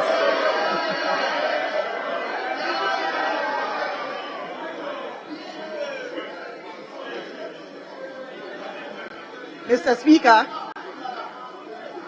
today Ghana can boast of transparent and credible elections because of the incremental reforms that have been implemented. Indeed, our electoral process is at par with that of the most advanced democracies in the world. Honorable members, it is in this vein that we urge you to support the decision of the EC to rely on the Ghana card as the main source of identification for those who wish to register as voters. Our country has evolved, and it is important that our electoral processes also evolve to meet the exigencies of the times. Permit me to state again that in 1992,